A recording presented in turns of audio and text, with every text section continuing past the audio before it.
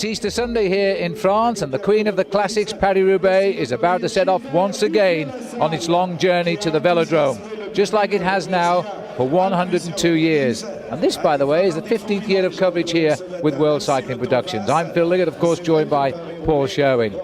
Well, everybody, I suspect, wants to see one man win this race, especially if you're Belgian. Johan Museeuw riding the event for the final time in just over a week. He'll have retired from the sport of cycling. He's won this race 3 times. Paul, can he equal the record of Roger de Vlaming? I think he can. He's got the form. The condition is always there when you've named Johan Museeuw. I think the important thing about a race like Paris-Roubaix is to have the knowledge of the terrain. And Johan Museeuw certainly has that. He's been here 15 times before. He knows the route better than anyone, although it changes very slightly each year. The cobblestones are as hard as ever. And they say out in the Forest of Arenberg this year, they are particularly brutal. No German cyclist has ever won this race since 1896, the very first Paris-Roubaix when Joseph Fischer triumphed. Stefan Westermann, the winner last week of the Tour de Flanders, could be a big favourite today, and he'd certainly be popular in Germany if he could take the victory. But let's talk about one other rider, the American George Hincapie. Twice fourth, I think the best form ever he now has. I think he's probably the best Paris-Roubaix rider America's ever produced. He's got the form this year. He's had no injuries leading up into this event. But the difficult thing I think about Paris-Roubaix is the fact that you have to have luck on your side. Last time George Hincapie was in a position like this, he ended up in the ditch. I think today, if everything goes right, he could be the first American winner. All right, the man alongside was Tom Boonen, then a teammate of George Hincapie. Today he comes out as a rival, and a few days ago Tom Boonen won the Classic Ghent-Wevelgem, so he could be a big challenger. Well, yesterday here in the Place de la Gaule, there was indeed a big crowd watching the teams being presented. And as they came off stage, Paul Sherwin, of course, was there to speak to them. Here's what they had to say. Well, George, it's been a reasonably good week for you. You looked pretty cool at the Ghent-Wevelgem race in the middle of the week, but this is the big one for you. Yeah, I didn't want to burn too many matches on Wednesday, so unfortunately I was able to make the first group, and it felt good, and I didn't really have to kill myself to do that, so that was a good sign, and I hope I could do better tomorrow. Do you think it's going to be important that you don't have Yaroslav Ekimov taking part, because he's always been a great ally in Paris-Roubaix?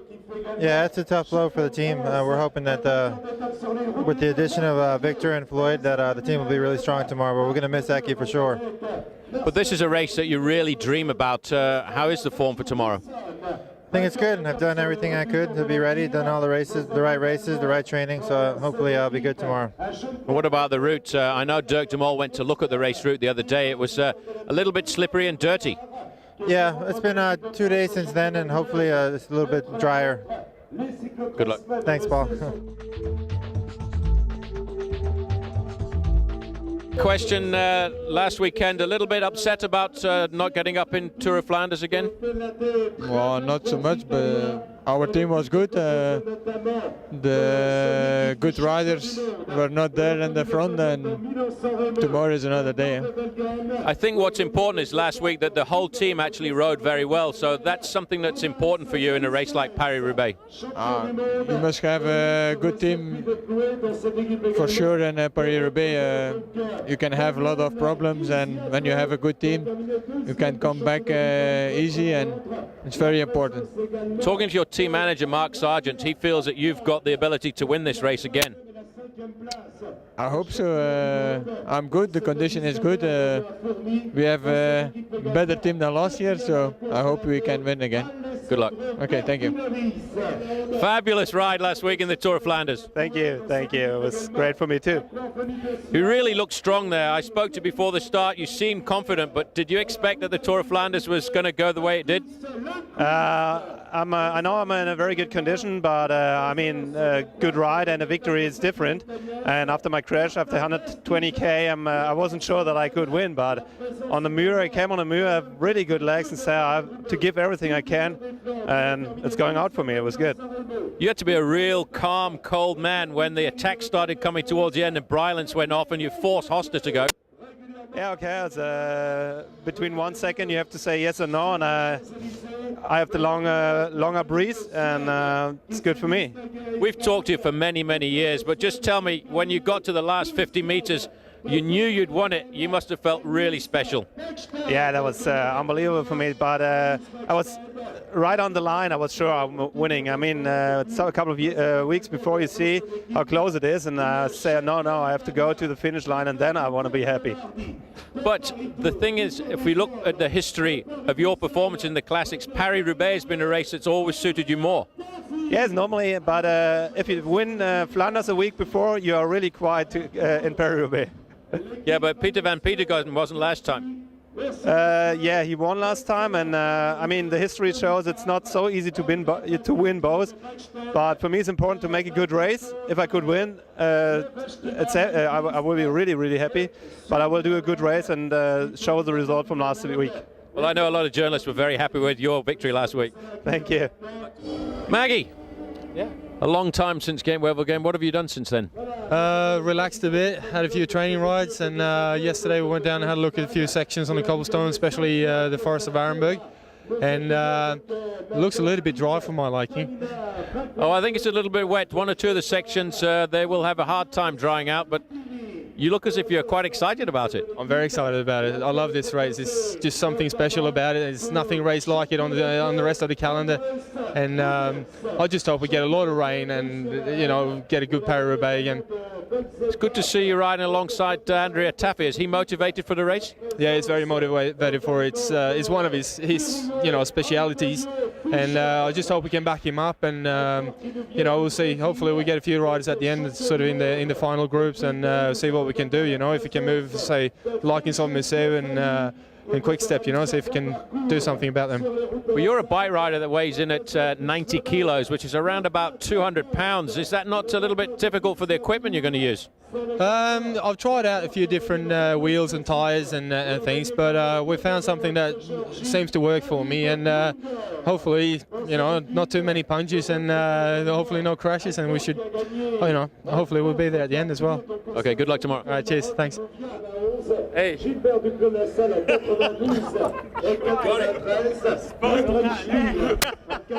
Bit spotty, that, isn't it? Well, I tell you what, the CSC camp seems to be pretty happy the day before Paris-Roubaix.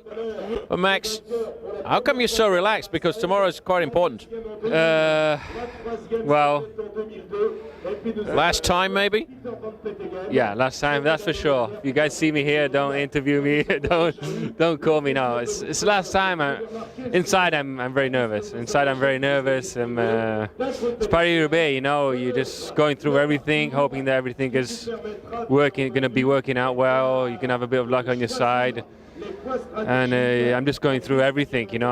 I'm here, but I'm nervous. I'm very. Helps to be old, doesn't it? Because after all, Sean Yates, you were a fairly old man when you finished 5th in Paris-Roubaix a couple of years ago. I wouldn't say old. 34. That was pretty old. I suppose so. No, I mean, yeah, obviously, but experience counts a lot in this race, you know. The more times you do it, the more experience you get. It helps a lot. Yeah, Max is, you know, he's older than me. He's more than that. It's 37. He's 37. Johan Museu is 38. That's it. I mean, and for sure, Museu is going to be there tomorrow. And like Max said, when you know you've got a chance, then it's a bit nerve-wracking. Do you feel that coming into your last season, you can be a little bit more liberated when you come into Paris-Roubaix? You've got to get every last little bit of anger out of that body. Yeah, I mean, all winter this is one of the races in my mind when I train, when I'm on the the crappy days, rain and whatever, you know. Especially this year with 3 training camps with Bjarne, we work really hard, you know, and you have one race is in your mind, and this is it, you know. For me, it's Paris-Roubaix, and I've been riding. I haven't got any particular results, but I've been riding quite good in this race, and. We've talked to you a lot over the years. We expect you to do it tomorrow. I expect myself, and quite a few people around me expect me to do well. You know, I try, do my best like every time, and as I said again, a bit of luck. That's all you need. Okay, good luck. Sean, one last question to you. It's great to see CSC being so dominant in the early part of this season. A lot of it to do with the preparation during the winter months. I mean, even just yesterday, Bobby Julich winning the time trial in the Pays Basque. Yeah, I mean, it's true, like Max said, we've had 3 training camps. We've been very, very serious. In previous years, we've not been so successful early season. This year, we wanted to rectify that. So therefore, you know, very good training camps, specific training, and yeah, the results will come. Obviously, you've got to have the riders, and we've had some great acquisitions this winter with Yaksha and Julik and Voigt and Bartley and Chandri. So that all helps. Obviously, you have to have the legs, but if you have the right preparation, the camps and what have you, then you come out good. You always got very motivated for this race as a bike rider. Coming into Paris-Roubaix as a team manager, still that little bit of nervousness in the stomach? Yeah, I mean, this race only comes around once a year, and like you said, you have to get it out all on this day. You can't ride this race again next weekend. You have to wait another year, so it's important. Yeah, you get nervous, but you make sure that you put the effort in on that day and not be holding back. You have to get it all out, and obviously luck can play a part, but hopefully, we want to have no bad luck. But as a team manager, do you still get nervous about this race? Yeah, I mean, last year was the first time I did it in the car, and it's just completely crazy, this race, so I was nervous about hitting someone. Good luck for the team. Thanks.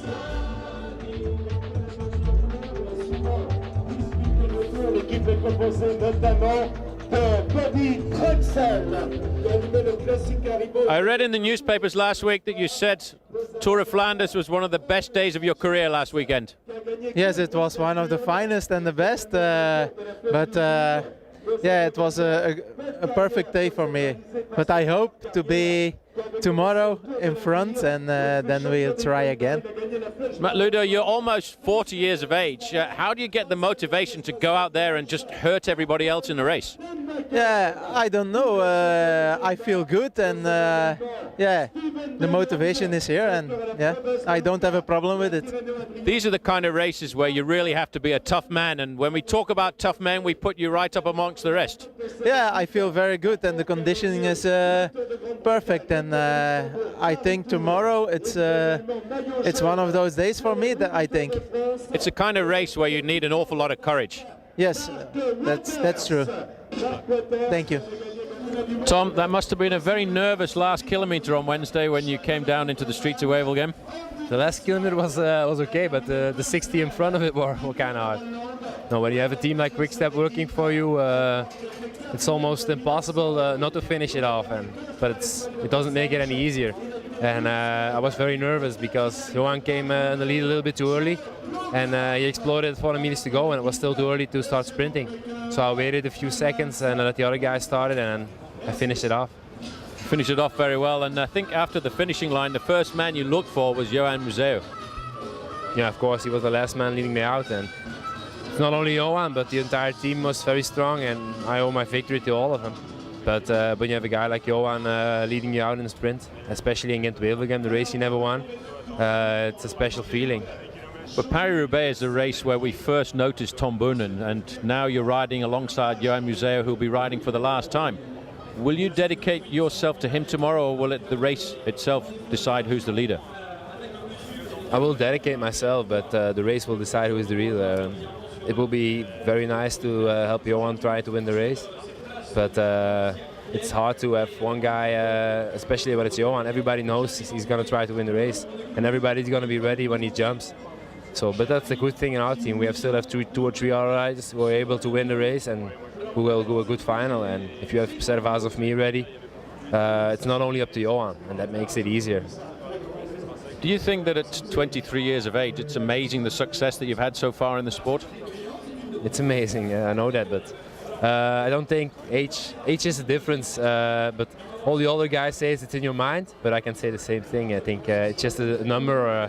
23 is just a number. I feel myself, I'm strong in the head, strong in my legs, so I think that's the most important thing. And if you're 23, but I still have I have a lot of experience in this race, not only the professionals, also at the amateurs, and I think that makes me strong. Good luck tomorrow. Thank you very much. Former winner of Paris-Roubaix, Servaas, it's always exciting to come to this race and work with a team like Quick-Step, because your team has been so dominant over the last few years. Yeah, it's very nice to be in a team like this, and on a day like Paris Roubaix, you can do something more than a normal day in this team. And yeah, it's only one day a year you're riding in Paris Roubaix, so it's something special, and everybody's looking forward to it. So maybe a little bit more special tomorrow, because it's the last time that Johan Museo, who's won this race 3 times, will be participating. Just a little bit more nervous before the start? Oh, I don't think so, but it's going to be a little bit more special than the years before. But all the races this year has been the last race for Johan in that particular race, so we're getting used to it. What's the special thing about Johan Museeuw? Yeah, he's always very quiet and never nervous, and yeah, he's good for the team, and especially for a race like this, you know, never be nervous during the race. That's very important, and yeah, he's a leader, and you know, you always can count on him, especially in Paris Roubaix. It's also something special with the team. It's kind of all for one for all, because when you took off and won Paris Roubaix, it was really to take the pressure off the rest of the team. Yeah, that's right. We have very strong riders for this race, so if we are in the front with 3 or 4 riders, then everybody can win, and we don't care who it is, as long as it's one of Quick-Step David Amon. But maybe tomorrow all of the riders will think, I hope it's Johan Museeuw. I hope it too. Okay, thank you. Johan, can I ask you a quick question? You say always the same. The last quick question. Yeah, but this is probably the last time ever we get a chance to talk to Johan Museeuw. I don't know. Is it the last time? What's the last time in life? Then it's over. It's never the last time in life, but maybe the last time before Paris-Roubaix, when you're still As rider. It's true. It's going to be the last time as rider. But next year I'm going to be here. I don't know as what, but I'm going to be here, but not as rider. That's sure. But even so, starting the Paris-Roubaix for the last time, you're starting as a big favourite. Do you feel the pressure anymore, or do you feel as if you can go into this race in a relaxed manner? I'm totally relaxed, like always. I'm already, I don't know how much, 10, 11, maybe 16 years favorite in this Paris-Roubaix Tour de Flanders, but I don't feel stress. Why I have to feel stress? I won already 3 times this race. I prepare good. Tomorrow I'm going to do the maximum, but more I can do. There's a lot of journalists would really like to see you win for a 4th time, because everybody loves the way that you've won Paris-Roubaix. It's always been a majestic way to win. I hope also to win, but it's the most difficult race to win, Paris-Roubaix. But it's nice to hear that everybody wants that I'm going to win for the last time. Well, ride well tomorrow, and I look forward to having a beer with you next year when you're even more relaxed. Thank you very much.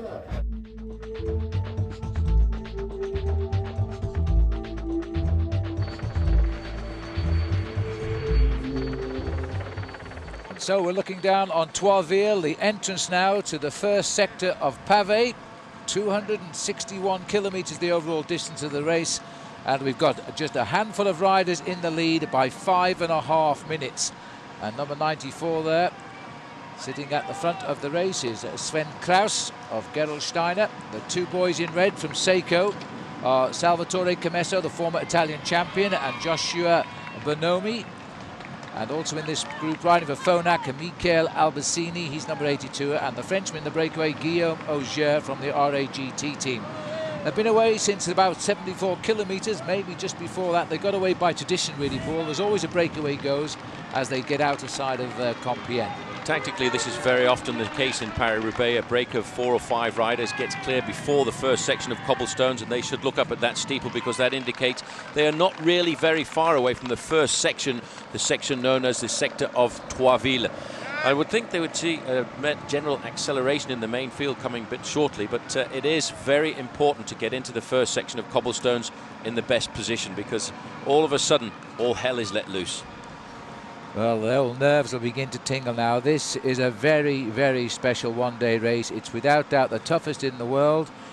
It's been around 102 years, this race, but you know, the roads have been around for centuries and have hardly altered in sectors of this course. 26 sections of cobbled roads, totaling some 50 kilometres. And that's where the race will start, where the big boys will try to make their move. They're lingering at some distance at 5.5 minutes, but that, almost by tradition, it's a breakaway distance which will be closed down quite quickly. As you can see, they're still 160 kilometres from the finish, and the real target of this race comes after the forest of Arenberg. and then they've got about 100 kilometres still to go. So a long way to go.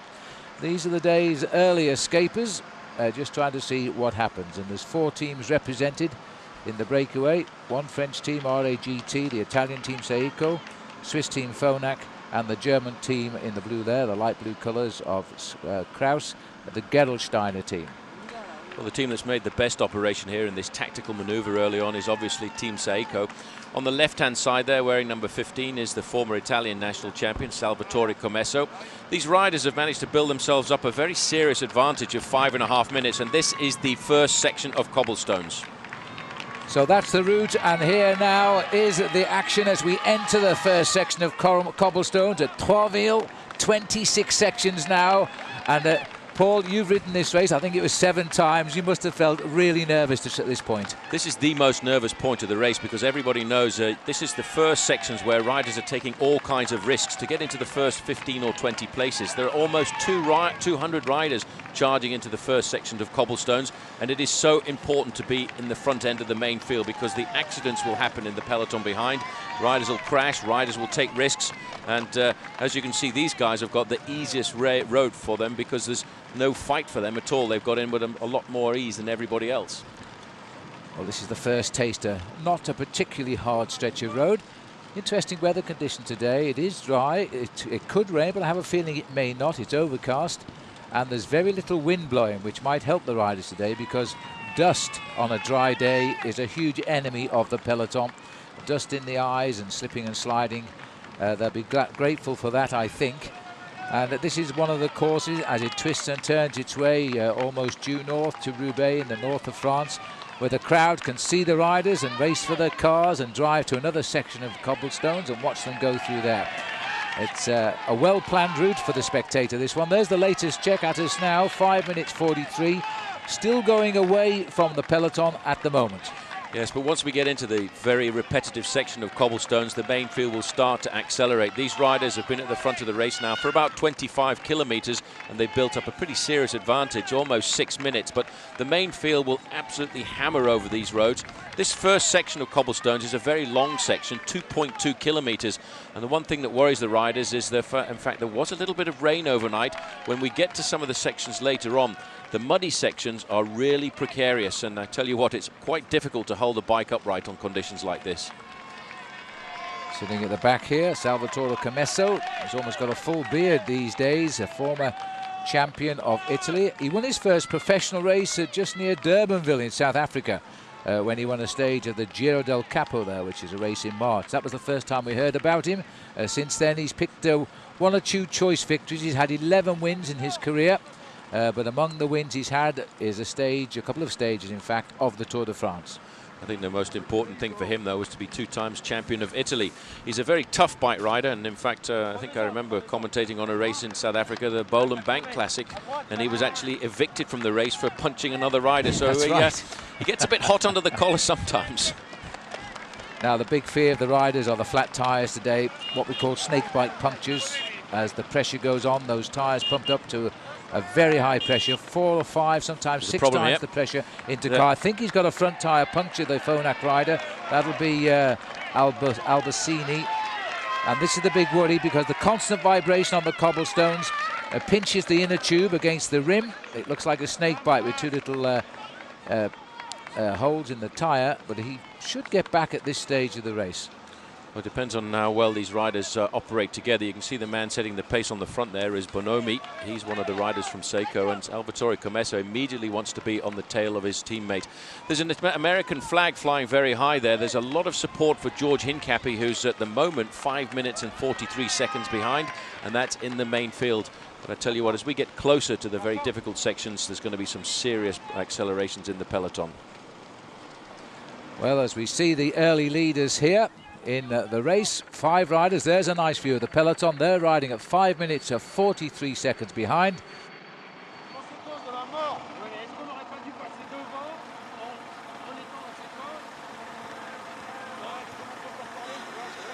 We're now in Troisville in Paris Roubaix. 5:43 the gap. This race will start to become like a cavalry charge once we hit that first sector of cobblestone. You see riders on the sidewalk there as well. coming back onto the highway. There'll be a lot of dodging the main roads as we go through, because the roads become extremely narrow, badly surfaced, many spectators on the sides as well. And it looks as though they're lifting the pace a little bit here now. This is scary at this moment. People are taking all kinds of risks to try and ride in the first 15 or 20 places. There are around about 160 riders in this group charging into the first section of cobblestones.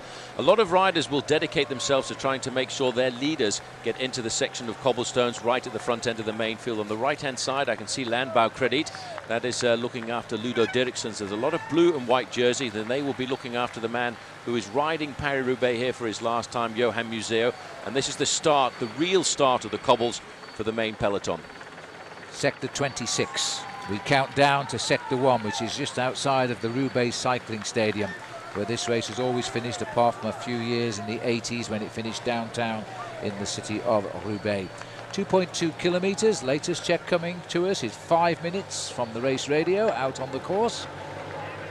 CSC on the frontier, the Danish team who've had a lot of success in the early part of this season with wins in the Tour of the Mediterranean, Paris-Nice, and of course the Criterium International. You can see the time checks. Albasani is in fact 25 seconds behind the 4 leaders, and the main field have very easily shaved 45 seconds off the deficit they had, and that's all because of the fact that they're picking up the pace getting into this first section of cobblestones.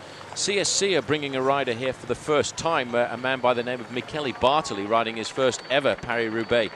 It'll be interesting to see just how he can digest these cobblestones. Which I find amazing, because he's been a great single-day classics rider, but not here. The World Cup leader, Oscar Freire of Spain.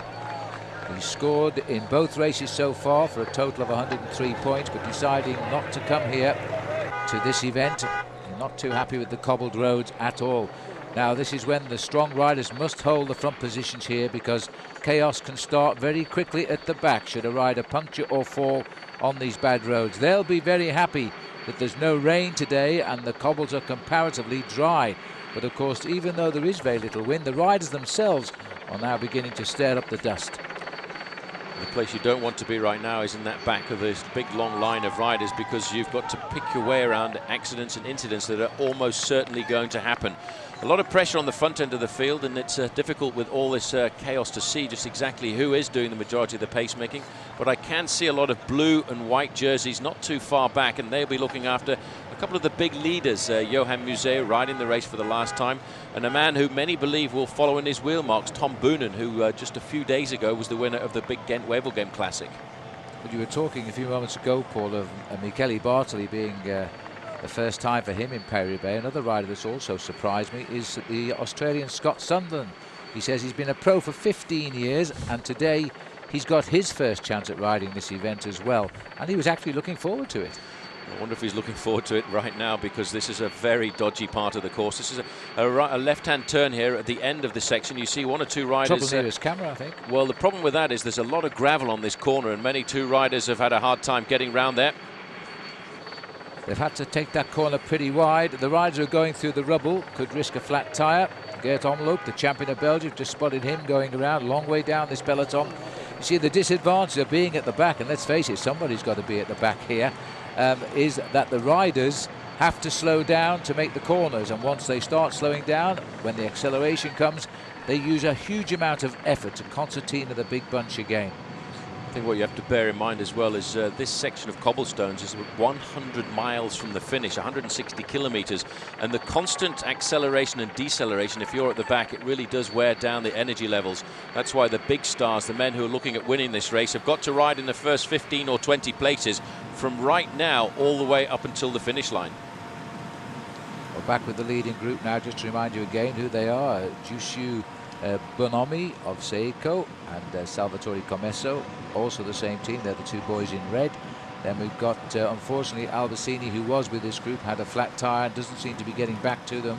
Sven Kraus, that's him there from Gredelsteiner, and Guillaume Augier of the French squad RAGT. That's Guillaume right there. They're off that first sector of cobblestones now, and they've 4 of them left. The cobbles claiming the victim, Mikel Albasini from the Swiss Phonak team. He's now behind and chasing. He's not going to give all his energy now. If he senses he's not rejoining them, he's going to ride along until he's swept up by the big bunch behind. The next section of cobblestones is around about 3 kilometers from here. It's again a very long section. This will be the Rue de la Chapelle. These guys do have the serious advantage of not having to fight like the guys in the main field. They can just pick their way, and it would appear at the moment that the two riders from Seiko are exceptionally strong. They're a little bit stronger than the other guys in the break. The man who really is, I think, outclassed here is the younger Auger, number 232. He rides for the very small French team RAGT. And looking back here, what a good comeback here, because the Phonak man has managed to pull himself back up to the 5-man breakaway. I take it all back to him. He's obviously found his legs on that stretch of cobblestones, and he's come back to the leads with a huge effort. So good for him. So Mikel Albacini from Phonak is back with the leaders. We're back to our number 5 as we move on to the second sector of Pavé. It would have been a hard ride by him to pull himself back up. And just look at all the riders at the bottom of that peloton there, just scrambling to try and regain contact after the first big acceleration of the day at the first section. 26 sections of cobblestones to go. Right now they've got 1 under the belt, and that means 25 sections, and there's still 49 kilometers of cobblestones. And these are unbelievable cobblestones as we look there at the leading group of 5 about to hit the second section for them. So no more time checks coming. They were just inside 5 minutes at the last time check. We're now at Viely at 1,800 meters.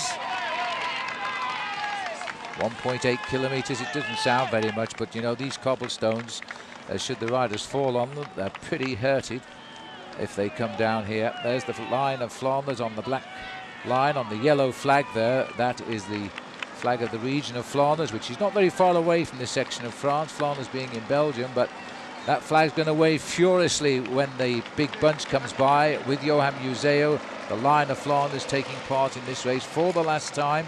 He's won it 3 times, and he'd love to get it 1 more and become equal on top with his fellow Belgian Roger de Vlaming, who de Vlaming always says, I'm the real Lion of Flanders, and that really Johan Museeuw is the champion of the Tour of Flanders, a race which he's also won. Well, Roger Vlaming was much more consistent throughout his performances in Paris Roubaix, but I think over the last couple of years we have seen a complete domination by the team of Johan Museeuw, and in fact I think out of the last 9 years they've won it on 7 occasions.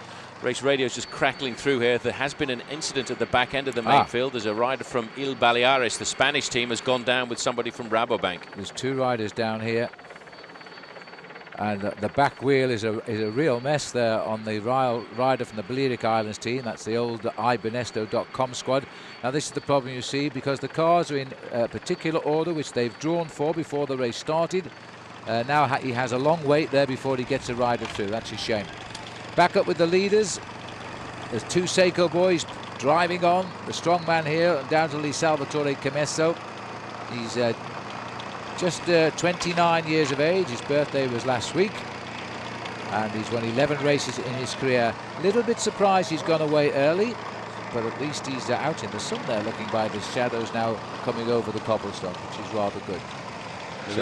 This is the section of the Rue de la Chapelle, and this is a good move tactically for the 2 Seiko riders, because they have got a man who's finished well up in Paris Roubaix before, Dario Pieri. He feels that he's got the ability to win the bike race here this afternoon. His best position was last year when he finished 2nd.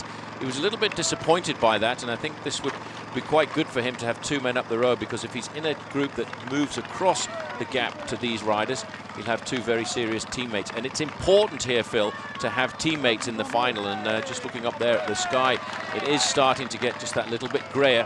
1 or 2 of these riders will be quite worried if the rain does come down, because these cobblestones, it will turn them into an ice rink. There would be, and if this race had happened yesterday, in fact, that was the case. The rain was coming down in this part of France yesterday. Ironically enough, not at the actual start town of Compiègne, but it was in the forest of Arlenberg, which is ahead of us yet, about 40 kilometers to go before we get there. And I would suspect that these boys will be a lot closer to the chasing group by the time we do. If you look at the wind out on the course, at the finishing line here, there doesn't seem to be all that much wind in the air, but out on the course, the wind is actually blowing right across these farm fields in the north of France. A chance there to see the main field. They too now will be lining themselves up for the Rue de la Chapelle, which is at 154 kilometers to go. We're still looking at big distances to go to the finish. The important thing about Paris-Roubaix, Phil, is to ride in the front in the group like this, not to go too close to the front and use too much energy, to conserve it down until the last few sections, because we've still got an awful long way to go in this event. Well, this is the big peloton. There were 184 riders at the start. but the withdrawal of the Cofidis team, very sadly, because they've now become the centre of quite a large drugs controversy, and they decided to stop all the riders racing until they've sorted the whole thing out and decided which way to go. But they have announced they will not be quitting the sport. They just want to make sure when they come back everything is set right. So in effect 177 riders took the start this morning without the French Cofidis team, which is the highest ranked team from France in the world and includes 2 world champions in Igor Astarloa and David Miller. Neither Astarloa would have ridden, David Miller would not have ridden anyway on this occasion. The riders here at the leading group of 5 are actually heading into zone number 24. 24 sections of cobblestones to go, and just look at the distance here, 3.7 kilometers of cobbles. It's a very long section.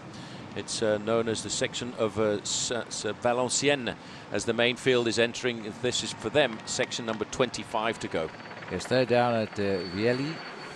There they are, 1,800 meters for them. The leaders are quite a way ahead of them just now. Something like 3.5 kilometers in front of the peloton. And again, CSC are driving on the head of the race here. They've obviously got plans perhaps today for Michele Bartoli. See though the blue and white jerseys of Quick Step Davitamon, they are also very much at the front end of the main field.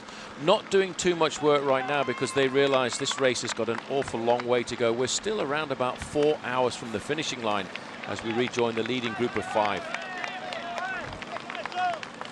Well, these people have to walk into this section to watch the race go by, or come extremely early and pinch a piece of land off the farmer while they park the car, because the roads are narrow enough without anybody else standing on them.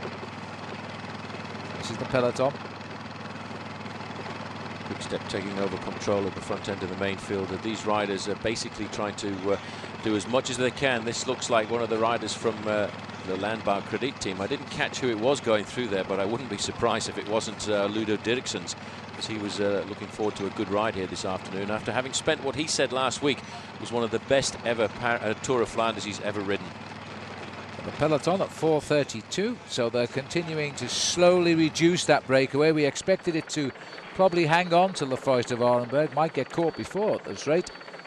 And that's where the big boys are going to then have to keep themselves out of trouble and mark everybody.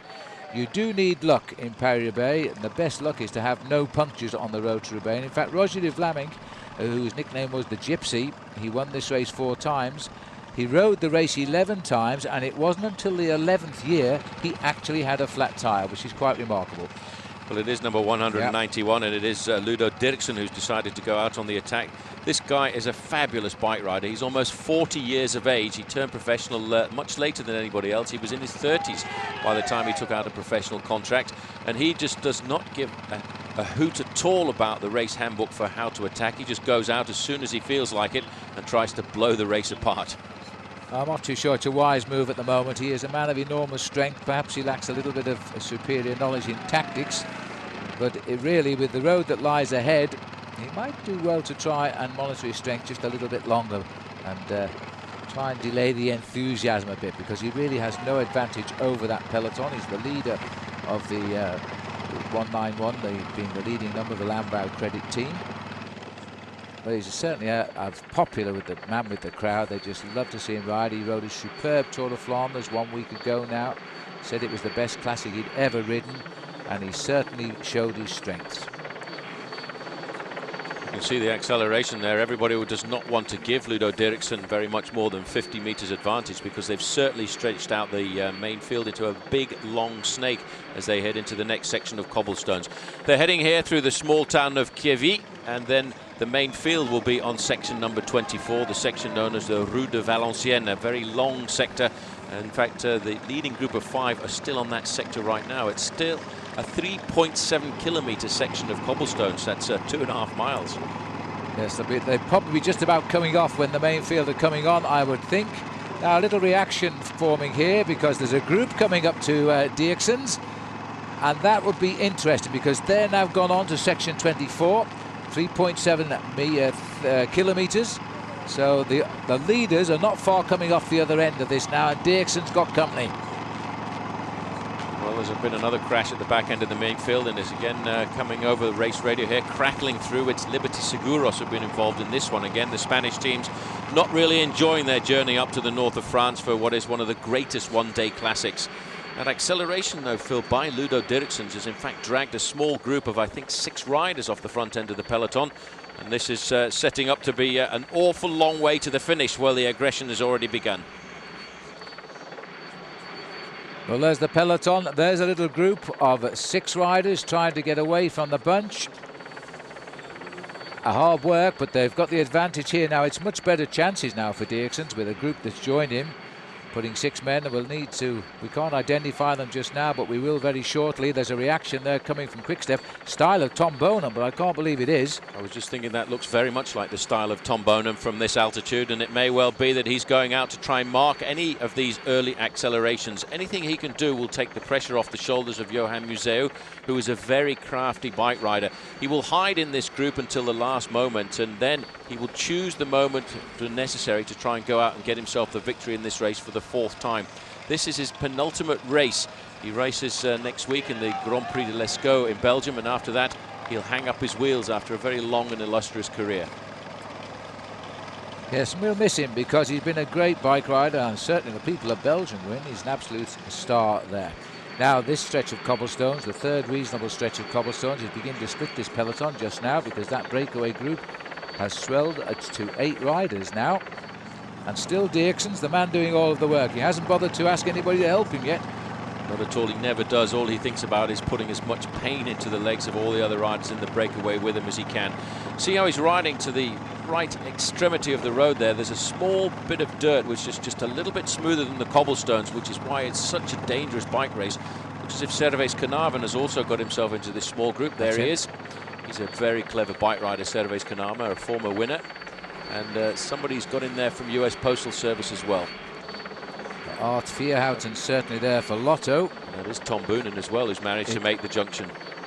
So it is Boonen who's gone across. Now that is going to cause a reaction from the main field for sure, because Tom Boonen is a man now who they will certainly react to. We think that Tom is riding the race to try and give the victory to his team captain, which is Johan Museeuw. But they'll still chase Tom. He's a big danger here. He's had a placing in Paris Roubaix already, and he's only 23 years of age this time around. Well, because of the presence of Tom Boonen here, the main field is certainly accelerated. You see, it is such so a risky fall, job here. You really have to be alert all of the time in Paris Roubaix, and that acceleration by Ludo Dirksen has in fact caused a pretty serious split in the main field. Art Vierhouten of Lotto in that leading group. As we look now to try and work out those 8 men, exactly who they are. The winds are actually low. There's no wind in the velodrome. Those flags are telling us a different story from out in the country. There is in fact quite a strong wind blowing, and just look at that length of that peloton now. This stretch of cobblestones has really told on 1 or 2 of the riders. Sitting here right at the back is Wim van Sevenant. He's just come back in fact from a flat tyre, and he's trying to pick his way through to the group.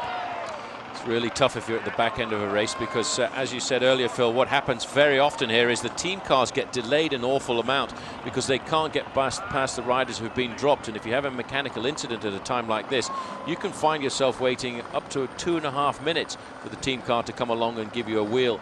But what a lot of the teams do, they actually put together a structure which is somewhat illegal, and they actually send team cars out to various strategic points on the course to mingle in with the crowd, and if one of the riders has a mechanical incident there, they will pass him a wheel. Well, you see that Van Sevenant had a puncture at a very unfortunate time there now, because the peloton has cracked big time on this stretch of cobblestones. He's going to have to continue working and hope that when they come off these stones that they do slow down a little bit. Well, looking over his shoulder here to see just what the situation is another rider from the Quickstep Davitamon team. I don't think anybody wants to go off the front just yet. We're still looking at 150 kilometers to go as we now go into section number 23 for the leaders. This is the section of Kievy to Saint-Piton, 1.5 kilometers in length. It's not a very difficult section. The little 2 stars there indicating that it's not one of the real tough pavé sections, but at these speeds, these cobblestone sections, Phil, are all very difficult. This looks like it could be Johan Museeuw. Well, it was riding with the style of Museeuw, and I think he's got a flat tyre. No, it's a Polman's rider. Oh yeah, it's a Polman's rider, 172.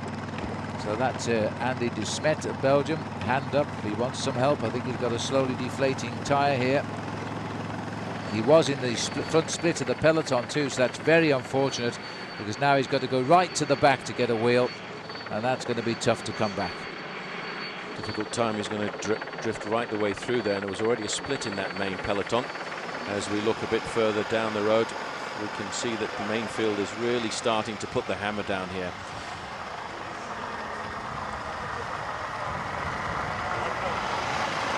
Well, this Paris-Roubaix, we have felt all along it is going to be an exceptional race today, because there's a lot of riders in the top rankings in the world not here, and yet there are some very good riders here. But I think there are equally a lot of riders who believe they have a good chance of winning this race, and it is the one race everybody would love to win. And judging by the way this peloton has gone under pressure in these early stretches of the cobblestones, I think we're going to have a very tough race. Very tough race if they're riding this hard, with still around about 100 miles to go to the finishing line. There's going to be some tired bodies when we get to the final few sections, which is why it's such an important event to have a lot of character.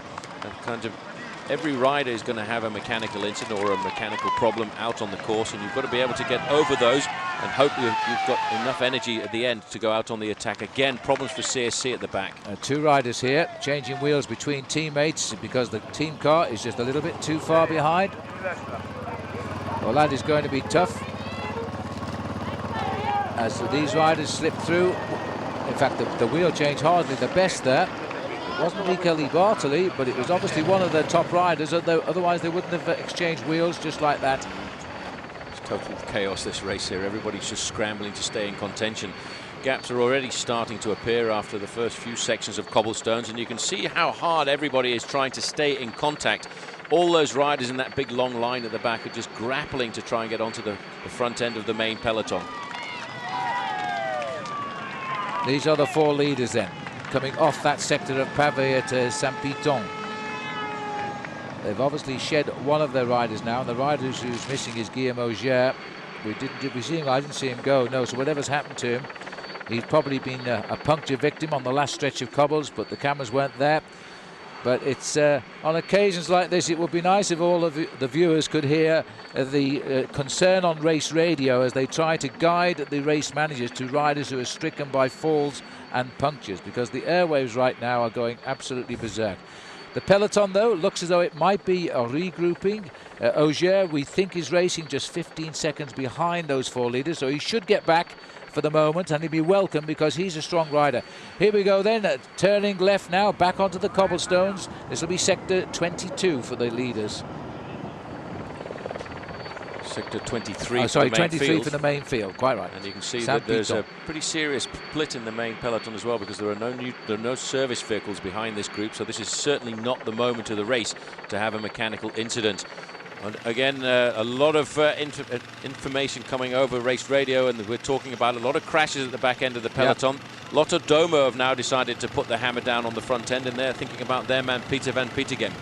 It's the tail of the bunch going onto this stretch has just fallen, but with no cameras back there to show you. But there's a number of riders crashed.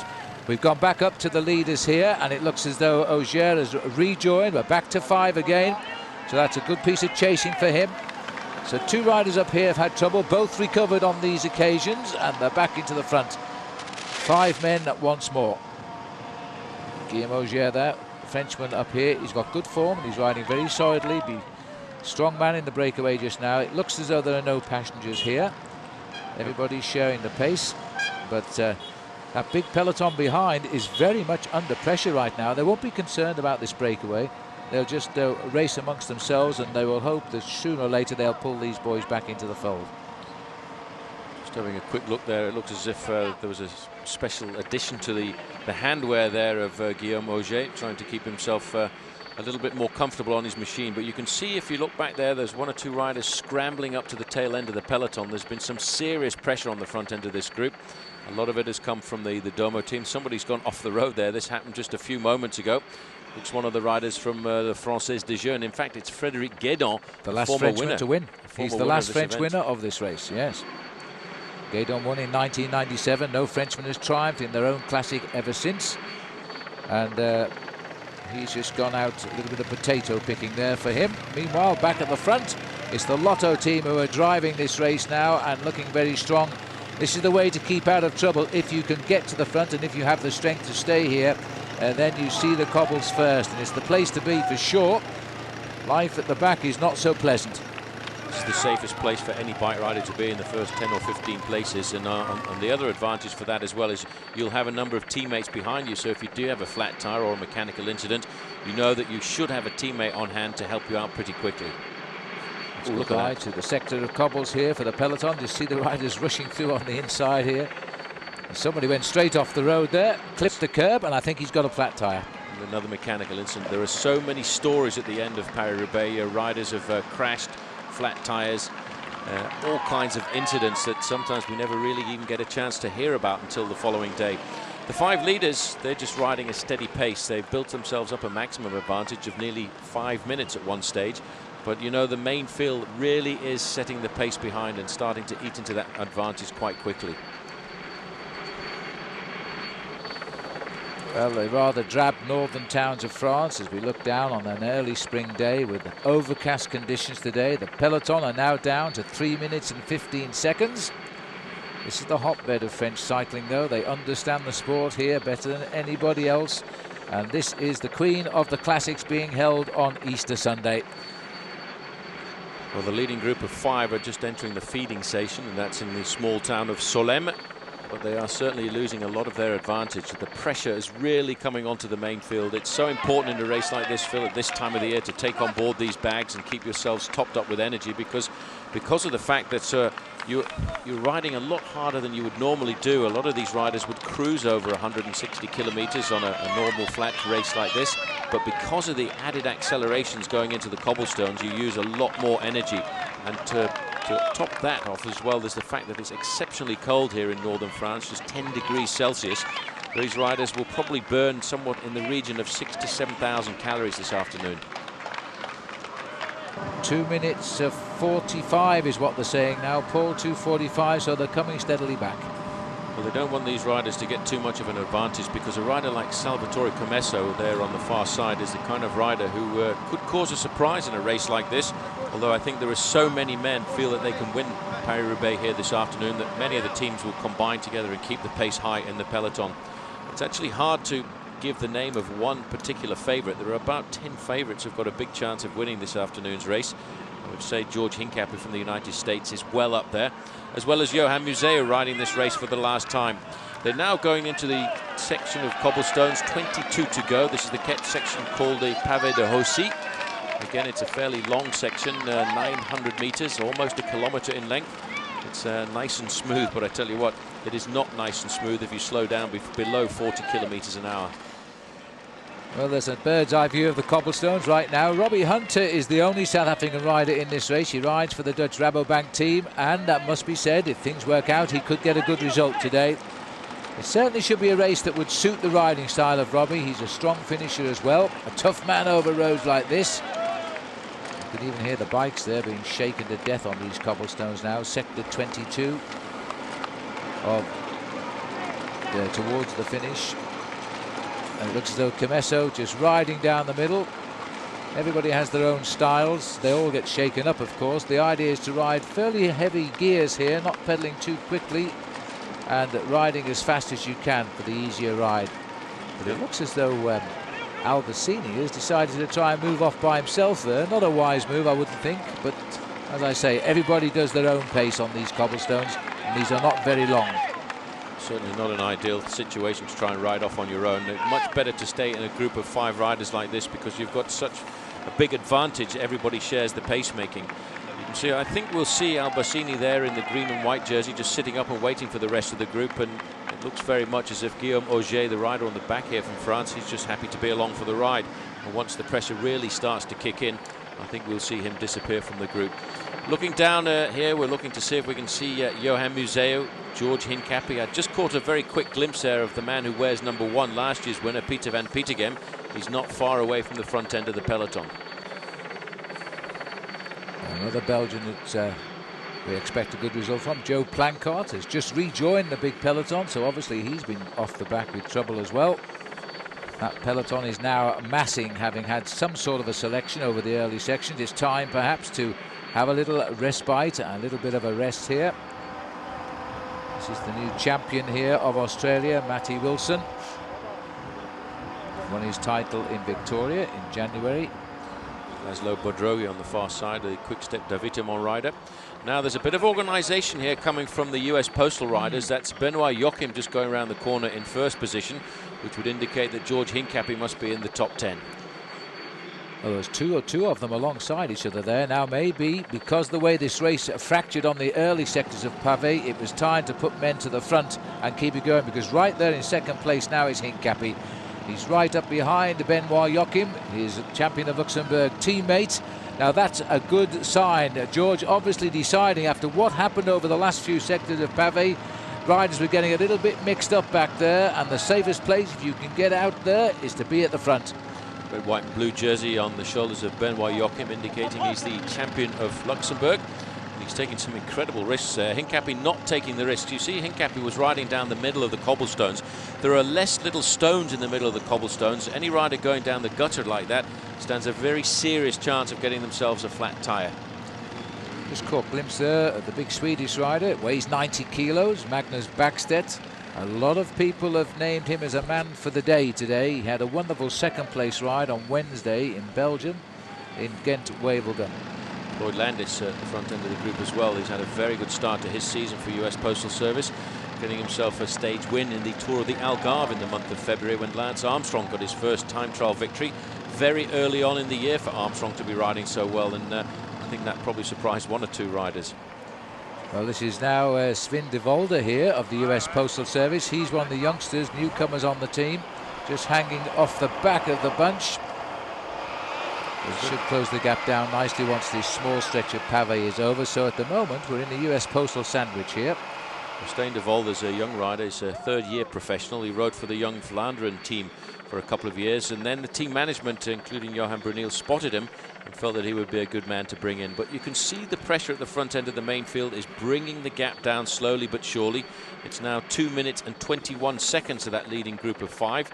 I think by the time we get to the Forest of Arenberg, it should all have come back together, and that to me is always the first real critical section. It's a long section and a dangerous section, and it's still 16 sections to go.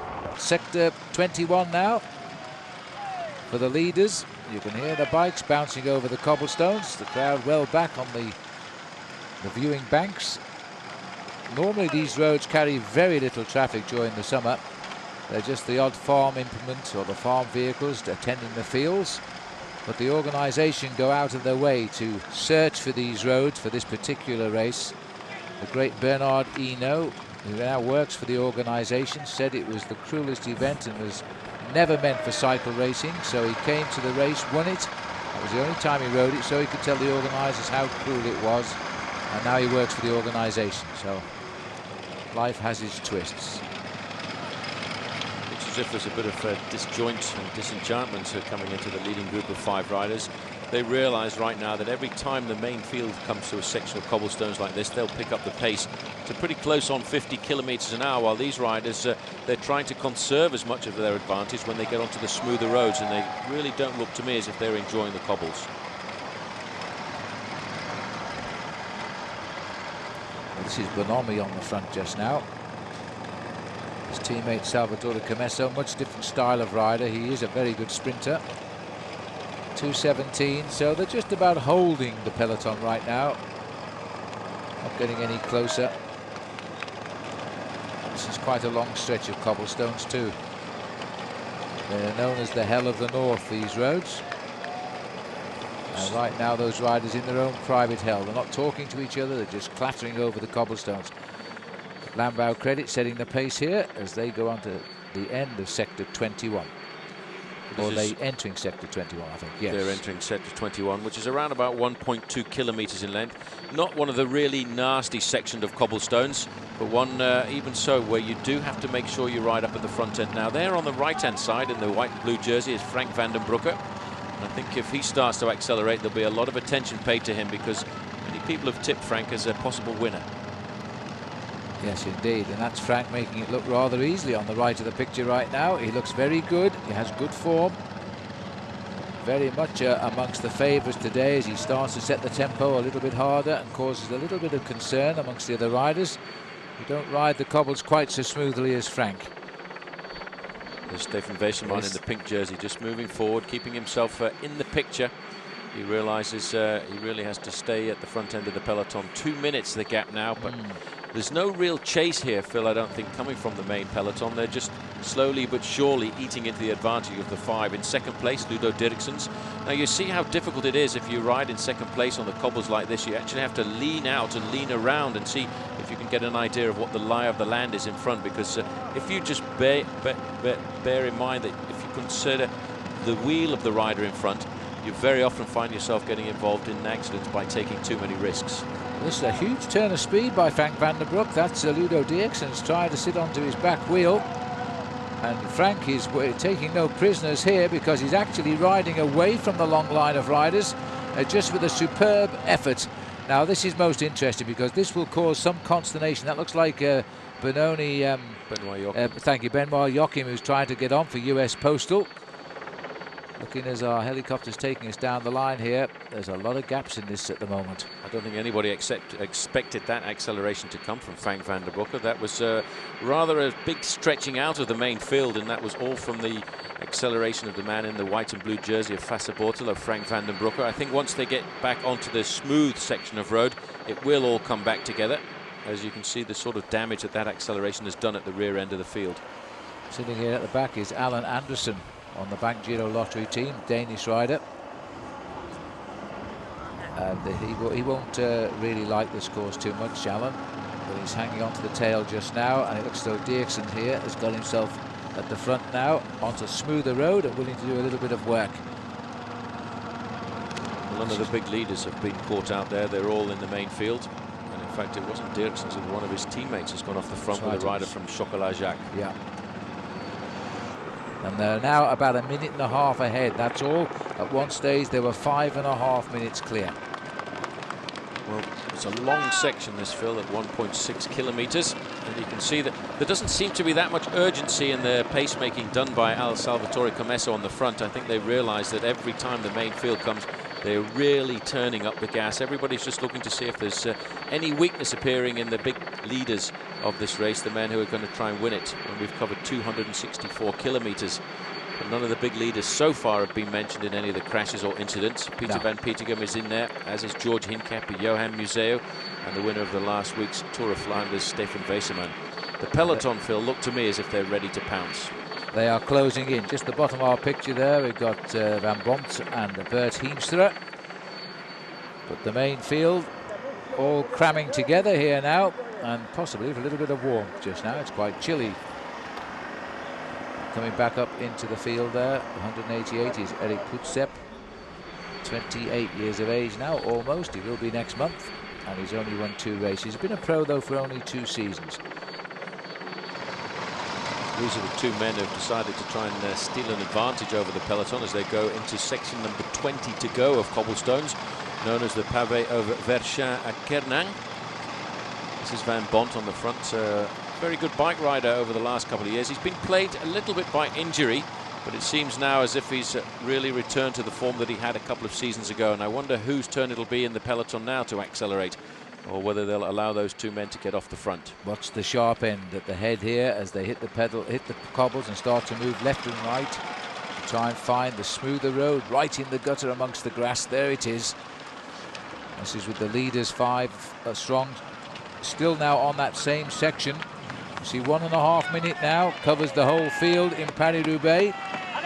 Still a long way to go, but these leaders are being brought back a little quicker than usual.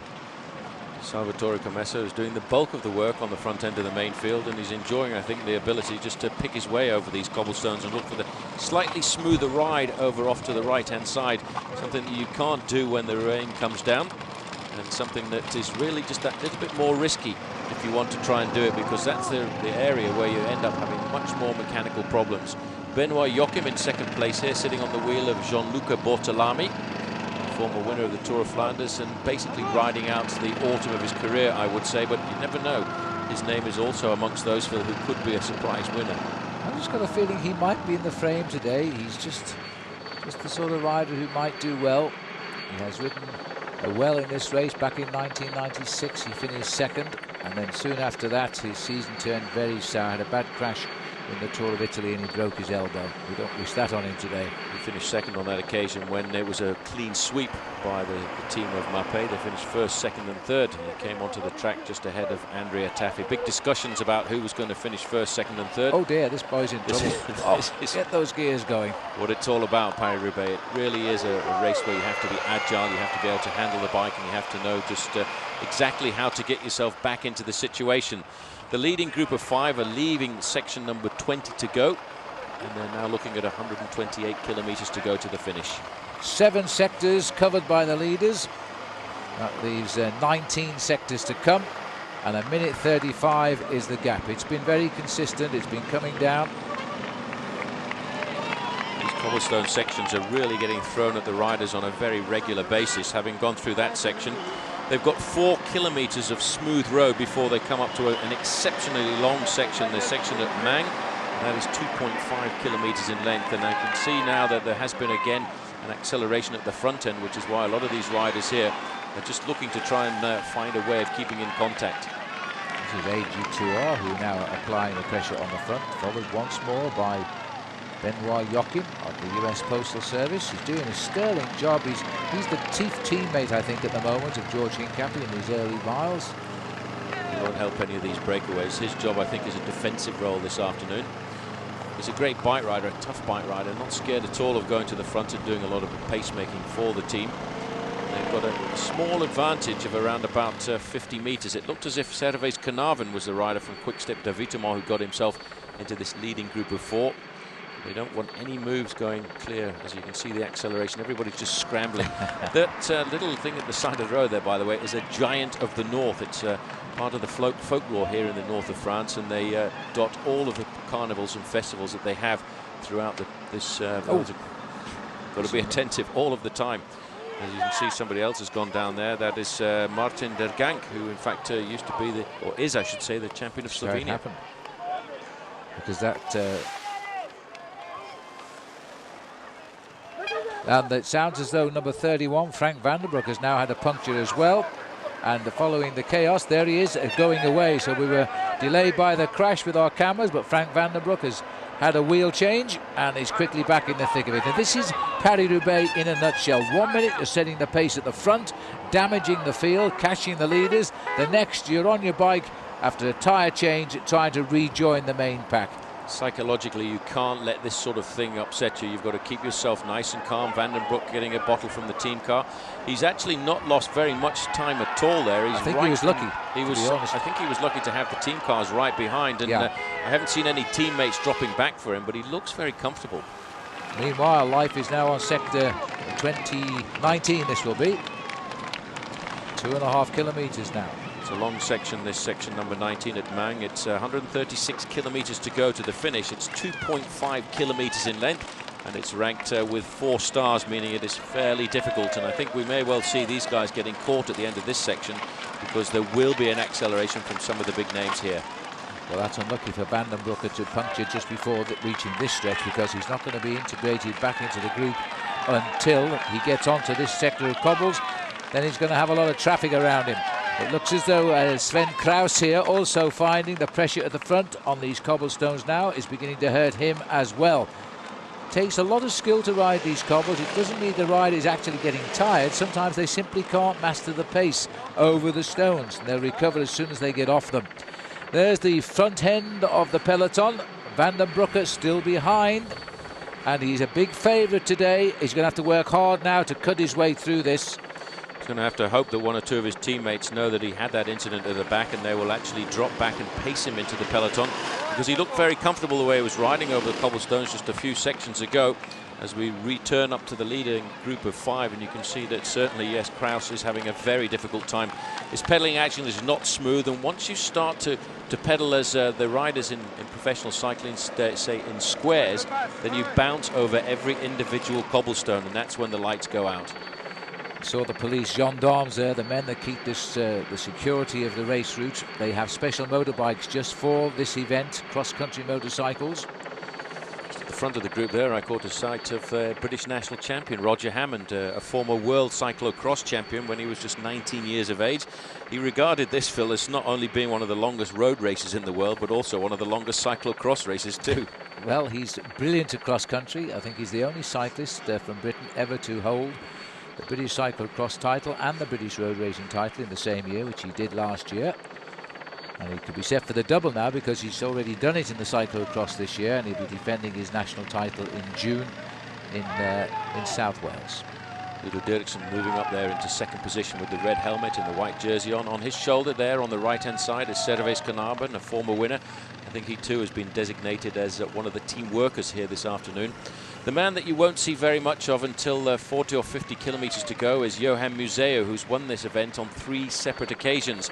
It's his last attempt at Paris-Roubaix, and if he can, he will write his name into the record books as being an equal 4-time winner with the other great Belgian king of this race, Roger de Vlaming. Roger de Vlaming, who's watching the race today as well. We're watching down now to see. I haven't seen Frank van der Broeke come back, but I suspect that he will get himself back into the action pretty soon. But this is when the riders now start to reshape the race. We're heading towards the Forest of Arenberg. We're not there yet by any means. But that stretch of cobblestones is a very, very bad stretch. It's the longest stretch as well. And AG2 are riding pretty well at the moment for France on the front here. This looks as if T-Mobile are also taking a pretty serious option on the front end of the main field because the pink jerseys are starting to appear. And there's, right now there's a junior race finishing on the stadium here, and it looks like Great Britain have got themselves a win. This is a long section of cobblestones here, Phil, 2.5 kilometers. Still a fair amount of confusion at the front end of the main field. Nobody yet wants to take up complete and utter control, and look at that, somebody almost lost it and went into the crowd. Well, you can see now the riders here have to concentrate so hard with the wheels in front, waiting for a sudden change of direction that might cause a massive pile-up. They really have to concentrate.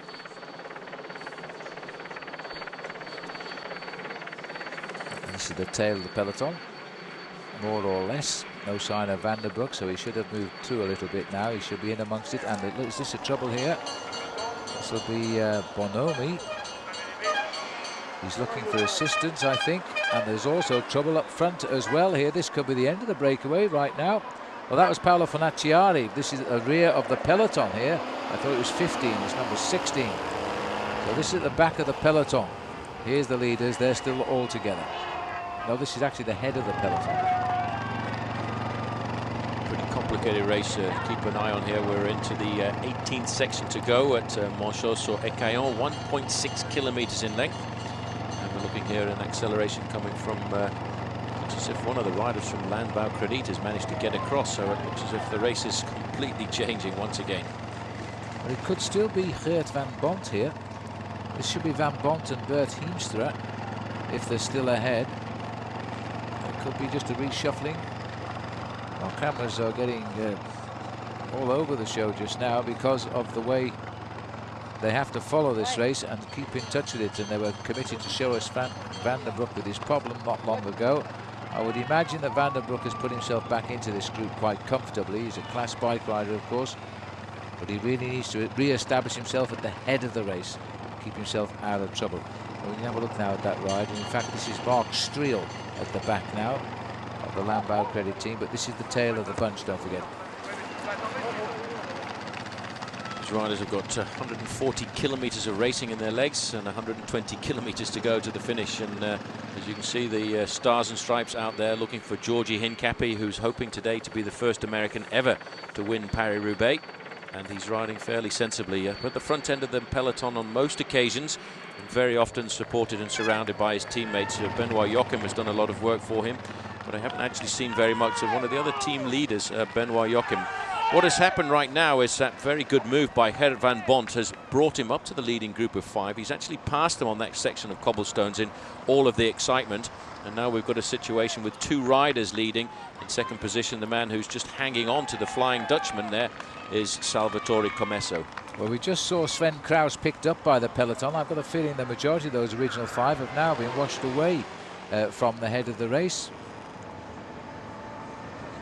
Commesso and Van Bont with probably not very much more than a 35-40 second advantage. This is Frank van den Broek, and I think he's still trying to integrate himself back into the race, and he's had a very difficult time here. You can't see his number on his back, but this is definitely the style of Frank van den Broek. He's got to try and get to the back end of the peloton, because if he doesn't, he's not going to get himself back into Paris-Roubaix, and that's the difficult thing about Paris-Roubaix. If you have a flat tire at the wrong time, you never get back. Somebody else stopped at the side of the road with another mechanical incident. This race is all about mechanical incidents and just hoping that you don't have any bad luck. Well, these are the 2 leaders just now. Frank van den Broek will be cursing his week of classic racing because he punctured twice in the Tour de Flanders last Sunday, and now he's had a puncture here in Paris-Roubaix. Well, Commesso, I don't know how much speed really Commesso has got left in those legs. Geert van Bont asking him to come and share the pace with him at Monchaux-sur-Caillon. But these are the 2 leaders, and coming up to join Commesso, who is the only survivor of those original 5 riders, and there behind them now is the complete field. So very shortly we're going to have them all together again. Well, that could be a bit of good luck for Frank van den Broek, because if they catch up to the breakaways, these 2 riders are the remnants of that 5-man breakaway on the far side. Bonomi and Ogier closer to the camera to us here. If they do catch these riders and slow down for a kilometre or so, that would give Frank van den Broek a serious chance of managing to pull himself back into the peloton. Well, this will leave only the 2 riders out front once they pick up these 2. There's a big traffic circle here. It's a sweep round. Pleasant enough road surface for the moment. See the chaos here in a bike race like this, and there are the team cars just behind, and I think 1 or 2 team cars again have been left behind on that cobblestone section because many riders have been dropped. Frank van den Broek in the cars. If there's a general slowing here, he's just going to have that chance to get back. He's a pretty strong rider when it comes to his character. He's had some very hard times over the last couple of years. He's looking over his shoulder, no panic at all. His hand is going up there, but I don't think he's got a mechanical incident. What he's trying to do is encourage the cars to come by him. Yes, that's a tough ride back for Frank van den Broek. A lot of energy being expended here. We've got the T-Mobile on the front, but we're now hearing the gap is down to 25 seconds. There's only 2 riders left, and that's Salvatore Commesso, and I must say that Van Bont did a sterling ride to reach him, and those are the 2 men out front. They do seem to be slowing down in the front end of the main peloton, and that should give Frank van den Broek here, number 31, the leader of Fassa Bortolo, a chance to reintegrate the peloton. That's all it takes sometimes, just a kilometre or so of the peloton slowing down, and you can get yourself back into the race. He's got his team car up alongside him. He doesn't seem to be panicking. I think he realises now he's fairly comfortably going to get back onto the group. Well, they're looking for the next section of cobbles, and there it is just underneath the bridge there. That will be section number 17 to go, the cobblestones of Aspera.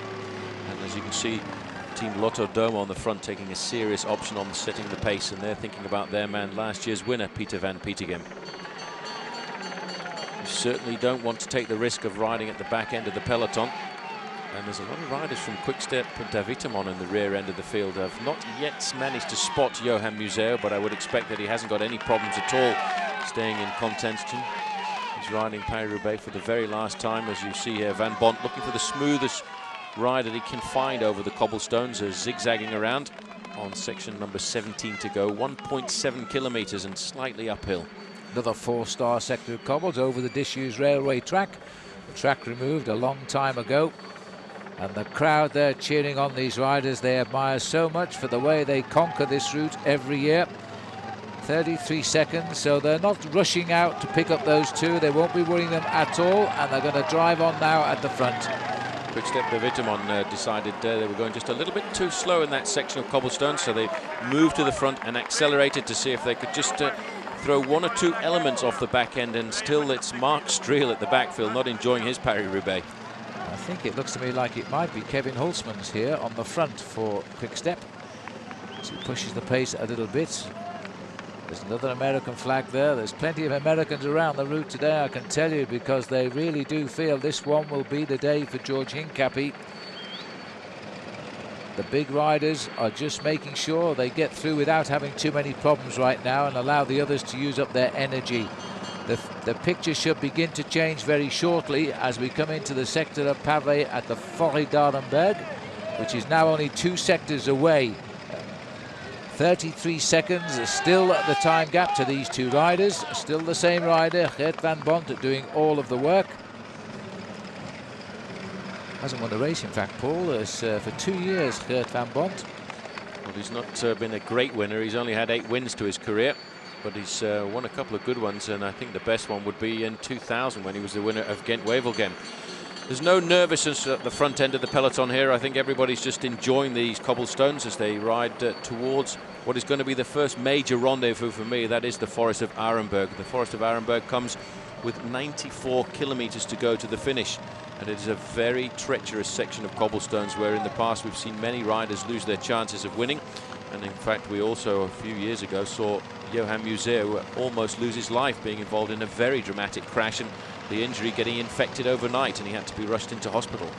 Yeah, very seriously injured. We thought he'd never ride any races again, and he came back and he won Paris Roubaix. Remarkable man. He won it twice, in fact. Still looking down there. I can see Roger Hammond. I can't pick him out for you. He had a white jersey on. That's about all I could tell you as he was off to the left of our picture. 38 seconds. So Van Bont pulling Camesso to a slightly longer lead. All, I think, academic. It'll make no difference very shortly. Here they are, still going on this same sector of cobbles at Aspera, sector 17. Oh, and there's been a massive pile-up further down that same sector of cobbles. Riders in the ditch, so somebody went down in the middle, and you can see the rider down there. Unfortunately, looks quite hurt. This may be a chance to see. It's happened that he clipped the wheel right on the left-hand side of the road as he was riding towards us, caused a ricochet of riders. This is why you've got to ride in the front 10 or 15. It looks like a Fassa Portolo rider, Paul, an Italian down there. Looks like a blue and white jersey. It's a Rabobank rider, actually. It looks like it might be Stefan de Jong who's gone down. Oh, it is a Rabobank too. And in fact, of seeing his number there, it is Robert Bartko, Olympic and world champion on the track. A heavy man to fall, I have to say. That's a nasty crash for Robert Bartko, but he looks as though he'll be brought back to his feet. The tough thing about falling on the cobblestones, I know it's a strange thing to say, but they just seem to be that much harder than any other road surface. He went down very hard there, and somebody touched the wheel of a rider in front, but it just goes to exaggerate the point I made earlier, which is why you have to ride at the front of the peloton on these sections of cobblestones. You've got to be in the first 15 or 20 places, because a mass pileup can delay you for an awful long time, and I'm not sure whether Bartko's going to get back onto his machine. I don't think he is. He'll look for his team car, I think, there. Now that split the back end of the peloton up yet again now, as they'll have to chase over this long section of pavé. Lotto, sensing they can do damage, has now gone to the front to push on the pace. It looks as though Bartko will be okay. Okay, but I think he'll be taking the shortcut to the Roubaix Velodrome. It was a very hard fall, and he's a huge bike rider. He's already been fairly successful in the early part of the season. You'd see how hard he went down there on the right-hand side of the road. Yeah. And the other crashes were caused a little bit by panic more than anything else, because once you hear the squeal of brakes going, everybody else locks the brakes up, and that's what happens. And you can see not too many riders, apart from Bartko, really involved dramatically in that crash. No, they were just surviving with a tumble. I didn't see any of the big names down either. They're now back up with the leader here, and this is a big attack from the front of the peloton. Lambert Credit again trying to launch a move off the front end of the main field, and you can see immediately everybody's responding to that attack. Guys are getting a bit nervous. It looks like Floyd Landis on the left-hand side. Good to see him riding at the front. He's had a very successful start to the season, as has US Postal Service. I would say the US Postal Service have had their best season so far over the last couple of years, with a lot of wins to their credit. 5 to Max van Heeswijk, 1 to Lance Armstrong, and 2 to this man here, Floyd Landis. Everybody's really starting to take a lot more attention. Once they've gone through this section of Averluy, they've got 7 kilometers to go to the Forest of Arenberg, which is why everyone's starting to get just that little bit twitchy on the front end of the main field, and it's good to see that US Postal Service are being very attentive for their man George Hincapie. The two leaders, Salvatore Camesso here in the red jersey and Geert van Bont, have only got a half a minute advantage, and we're not too far away now, Phil, from the start of this very difficult section. There's a problem there. Joe Plankett, flat tire again. He's had 1 puncture. I think this is his second, and he's got to keep on going. until the team car can reach him. This is the unfortunate side of Paris-Roubaix. After you have a flat tyre, he's waiting for help. As the team cars go by, he'll look for his own team car. There's the tyre, and this has come at a bad time because we're not too far away from entering sector 16 of the cobblestones. He's going to have to chase over those. Very professional, though. He waited until the very last moment when his team car was right up behind him, and then waited to see the mechanic actually beginning to get out of the car. The idea is to try and reduce the amount of time it takes. That was a pretty quick change there, I would say around about 15 to 20 seconds. The leading group of 2 now, Phil, are on the 16th section to go. So these are the 2 leaders on the section at Havloy now, 2.5 kilometres, sector 16, as Paris-Roubaix continues.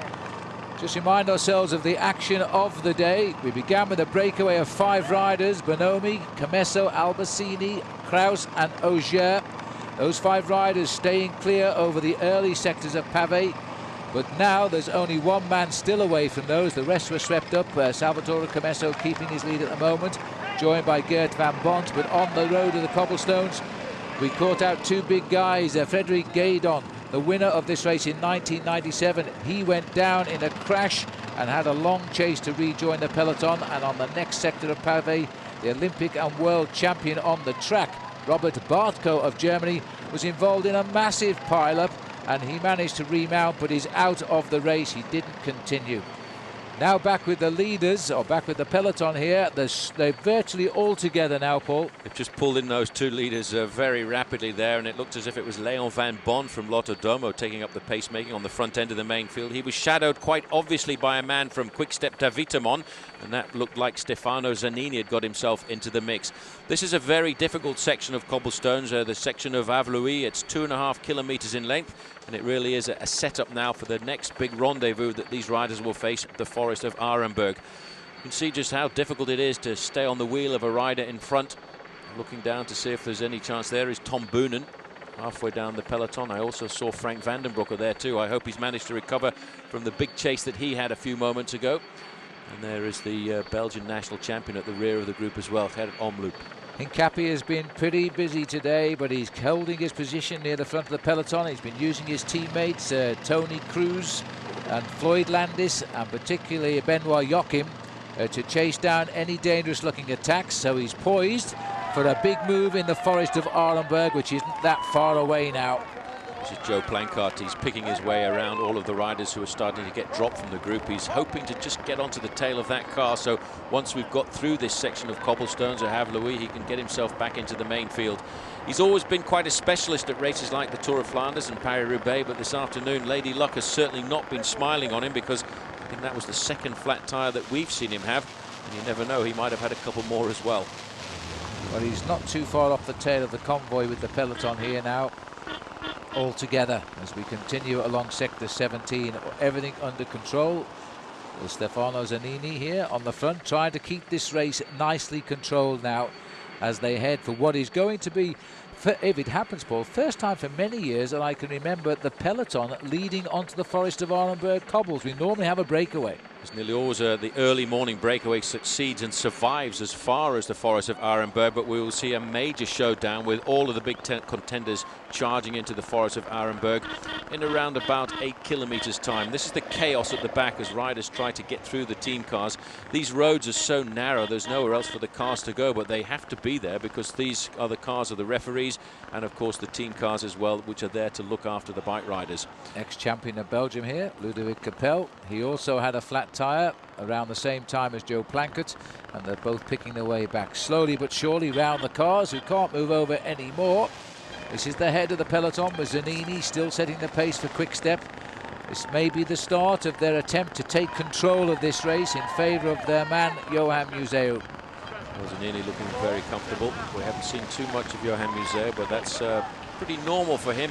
He'll try and hide in the peloton in the first 20 positions. Doesn't want to put his nose into the wind until the last possible moment. The interesting thing about him over the last couple of years, when he's taken his 2 big victories here, they've been after breakaways of 40 kilometres from the finish. And we're now still looking at 100 kilometres to go. 100 kilometres to go as they come out of the section of Havloy, section number 16. And very quickly, we'll be heading down to Arenberg.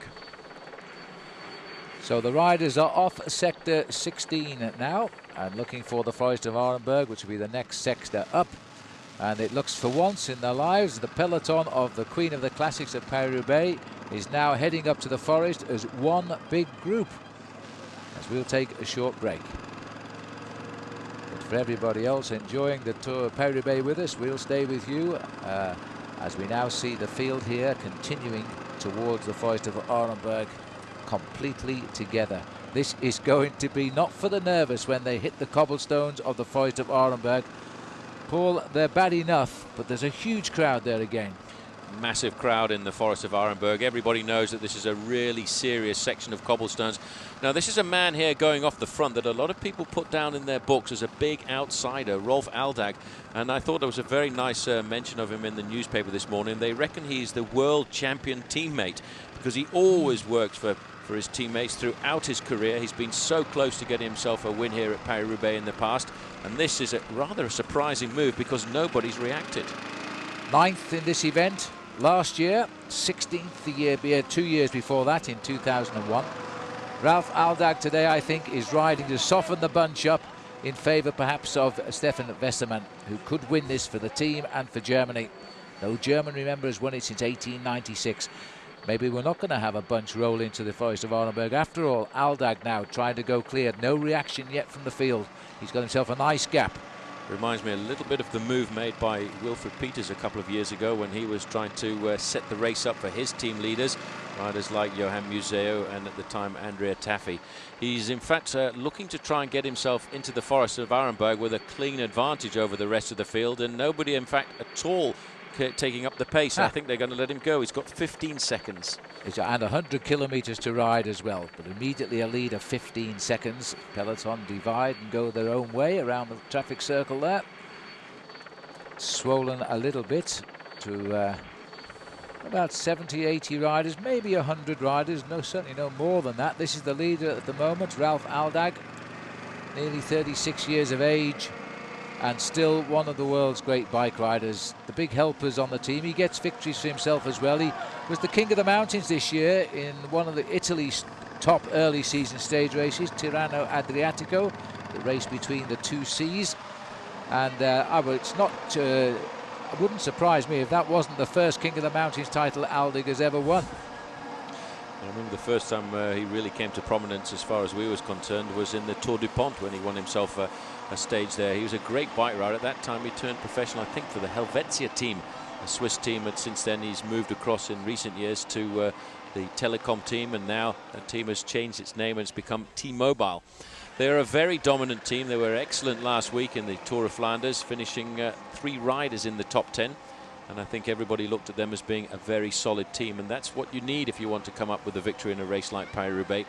A lot of teammates to be able to count on in the latter part of the race, because then there are no team cars around. The team cars are very often delayed by other incidents or accidents out on the road.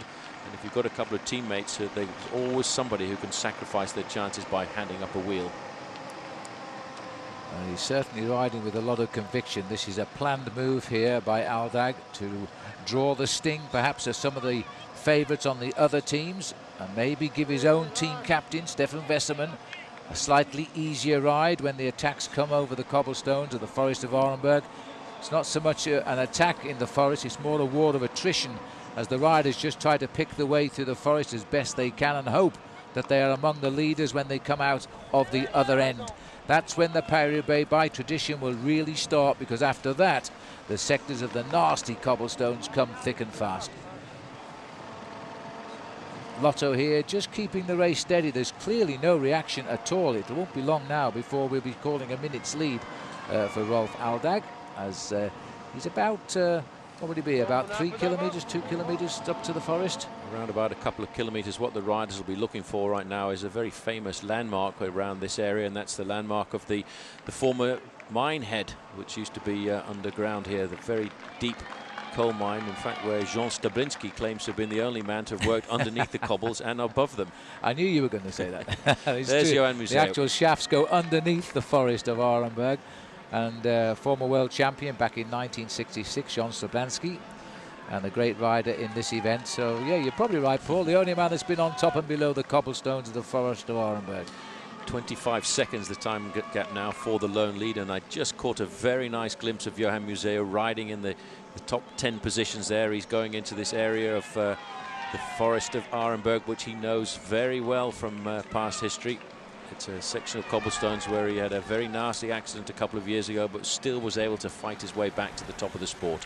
Tête de la course, this is the front end of the bike race. Number 22 is Rolf Aldag of Germany, and as many people say, he is one of the most ultimate domestics. He's worked for all of the great leaders like Jan Ullrich, Erik Zabel, and last week also for Stefan Weissermann. Oh, he's pushing out here. He's really giving this his best shot just now.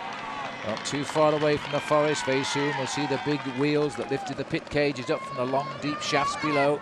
And we'll be on the outskirts of the Arenberg forest. It's a road which is never used for vehicles throughout the year, except for Paris-Roubaix. It's a closed road. It is for the peace of mind of the people to enjoy tranquility within the forest. And normally all you hear are the birds singing, except today, and I suspect we'll probably hear 40,000 spectators cheering. So as the riders now approach the forest of Arenberg on Paris-Roubaix, and we'll just recap quickly, 5 riders set the trend today, and then only 4 remained, as only 1 remained rather, as up came Gert van Bont to support Salvatore Comesso. The others dropped back. And this race over the early sections of cobblestones has been peppered with crashes, 1 rider after the falling, a lot of punctures too, but none yet, thankfully, to the big American favourite George Hincapie. And as we race towards the forest of Arenberg, the man in the lead is Rolf Aldag, the teammate of the rider from Germany, Stefan Weissermann. And it looks, Paul, as though Aldag is going to have about 40 seconds lead as we go into the forest. I wonder what his advantage is going to be coming out of it, because this is like the charge of the light brigade now. You can see Lotto Domer at the front there trying to set up Peter van Petegem. Johan Museeuw is moving right up through the middle on the far side there. I could just see Mark Wouters, the champion of Belgium. This is a very nervous moment here. These riders know that this is where Paris-Roubaix can end for anybody, and Rolf Aldag is going to get in first place. He enters the forest first on his own. Look at the crowd now. They've buried them back now because they got a little bit too excited in years gone by, as they watch now Aldag race right down the centre of these very, very unfriendly cobblestones. But the boys behind are chasing not necessarily him. They are going so quick, though, to try and defend their leading positions. They all want to see these stones first. A 5-star stretch of cobblestones, 2,400 metres of them. Look at the face of Aldag. Look at his bike as well, though. His bike is bouncing all over the place. This is the worst section of cobblestones, I think, that can exist in the sport of professional cycling. Aldag, you know, Phil, has almost been swept up by the front end of the main field. And look at his bike. It's all over the place. It's just slippy enough and bouncy enough for these riders to be put under pressure. Well, Aldag right in the far distance, and to top it all, there's no hills on this race to speak of, but this is steadily up still, and as you can see, the motorcycle's got to get that bike off the road as best he can here, because the rider will have a problem going around it. But he's trying to drag it off. Well, George Hincapie was in 4th or 5th position. Peter van Petegem was up there as well. This is why this cobblestone section is so disgusting. Once you lose your momentum, you just cannot get it going again. He can't even take his hands off the handlebars to change gear. He's lost all momentum. There's Leon van Bon. There in the middle there is George Hincapie with the white sunglasses on. Hincapie's done a marvellous piece of riding here to get 4th or 5th in line. Absolutely the right place, because behind there are riders gone down. 3 US postal riders on the floor. One of those is Max van Heeswijk, and they're looking to check if there's any incident there. They've got to get themselves back up and back into this race. This is Lars Mikkelsen on the front end, and a big acceleration coming through from Fassa Bortolo. Peter van Petegem was in the group. There he is, just behind George Hincapie. This is rather good for George Hincapie. He's looking very comfortable. Sad to see 3 US postal boys behind the race now, because they might need those. The fallen motorbike there, I think that's another one that's gone down as well. The riders themselves picking their way through. That's the 2nd time. And it looks to me as though George has done himself a big favour here. He has watched his moves perfectly correctly. And Peter van Petegem, who I think is probably the #1 favourite for the victory today, is not very far off George Hincapie's shoulder. Well, there's lots of crashes happening at the back end of the main field, which is why you've got to get into the Forest of Arenberg in an ideal position. There is Hincapie in about 6th position there, looking nice and comfortable, not too much of a problem for him. He wanted to make sure that he got himself into the front end of this race at the right moment. I'm not too sure who this Fassa Bortolo rider is, but I think it's possibly Alberto Ongarato who's setting the pace to the Forest. But Leon Van Bon is certainly the Lotto rider there who's going through. And these boys are safe now as they're coming towards the end. There's Van Bon straight at camera, looking through there. Hincapie has gone through. These riders concentrating. I didn't see Stefan Westermann go through, but I have a feeling he has. There's Tom Boonen going through, and big Magnus Backstedt, a man who could be a big surprise here in the Paris-Roubaix this year. Weighs in at 90 kilos and a meter 98. He's a very big bike rider, but you can see why this is a feared section of cobblestones. The damage that it's caused on the main field, almost the whole of the main field came into it together. When we move out of it, there's going to be around about 30 riders at the front. Well, the winner of this race, the last Dutchman to win the race in Servais Knaven back in 2001, has now gone down as well and has lost his position in the peloton. And that's not good news for the Quick-Step squad either. So it's every man for himself here just now as the leaders race towards the end of the Forest of Arenberg. Then they'll swing to the left. Well, a lot of riders gone down. There's George. Looks nice and comfortable. There's Stefano Zanini just 2 places behind him. And I was just trying to catch a glimpse of the man from the telecom team there. I wasn't quite sure who it was. It looked as if it might well have been Stefan Westermann. I think it was. There they are. The leaders are off now and the split is forming.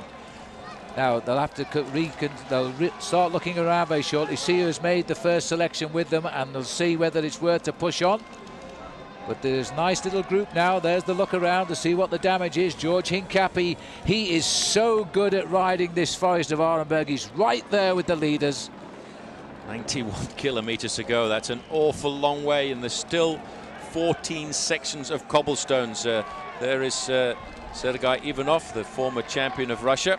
And this, as you can see, Phil, is the sort of damage that this one section of cobblestones can do here in the Forest of Arenberg. As you go into it, you can go in as a complete group, but coming out of it, riders could have lost themselves 2 to 2.5 minutes. Well, the Fassa Bortolo rider there was young Fabian Cancellara, who's come through in that leading group along with George Hincapie. And that was a very brave piece of riding. Daniela Nardello is not far away either. So as the leaders continue to come out of the forest, it'll be a while yet before they get themselves back together. We're heading now for sector number 14.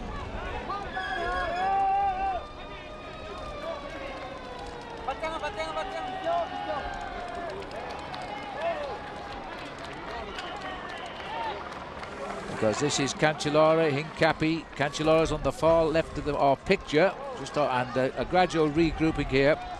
This is to be expected, I think. They're not pushing home any advantage. Still a long way to go, Phil, but there is another very difficult section of cobblestones coming up in 6 kilometers time. That's the section of Wallers, and that is a long section as well. It's around about 2 kilometers. There's Roger Hammond on the front, the British national champion, and he's going to really enjoy the conditions here in Paris-Roubaix. He enjoys the tough conditions, the cobblestones, and he's had a very good start to his season. He won the title of Great Britain national champion last year in June, but this year he's consistently finished in the top 10 of many of the top bike races around the world, including races like Fay-le-Franc, the Rudy Darnens Grand Prix. Probably his best performance, Phil, must have been the race across Belgium, and that's known as the Dwars door Vlaanderen. Well, Hincapie is going to be very happy with his situation. That looks like Robbie Hunter on the far side there for Rabobank as well. Moving up, that is Robbie. It's good to see Robbie. I've not seen too much of him since he won the Tour of Qatar in the early part of the season. On the far side, just coming past Robbie Hunter, is Dario Pieri, the big, strong man who finished second in Paris-Roubaix last year. There is Frédéric Guédon as well. So some big names moving to the front. This is Jan Kursipuu for the AG2R team. A lot of riders. I'll tell you what, Paul, the Lotto boys have got themselves 5 men in the front group just now, and George Hincapie isolated, the only American in this group. Just briefly looking at group number 2 there were some big names in that second group on the road. There's Leon Van Bon, Hincapie, as you say, a bit unfortunate that he's isolated, but 3 riders from US Postal involved in the same incident on the road. And that's the difficult thing about winning a race like Paris-Roubaix. You need to have a lot of teammates on hand at all moments in the race, just in case you have a mechanical incident towards the end. Hincapie doesn't look too worried at all about that. Pretty sure I saw Stefan Weisman in this group, so that's a good indication that he could be well setting himself up for the double. Yes, Weisman is here, and again he's isolated. He's the only man from the T-Mobile team to be up here. Rolf Aldag appears to have lost his position, even though he was leading at the time over the cobbles there. So he's been caught and dropped by this very select little group. They're starting to establish themselves. Stefano Zanini has certainly made the split up here as well. And quite a few riders in the CSC team, because of Vladimir Gustov and also Frank Hoy, who's having a great start to the season, and the former winner of Ghent-Wevelgem, Lars Mikkelsen, are in this front group. This is Christophe Mangin here, former French national cyclocross champion.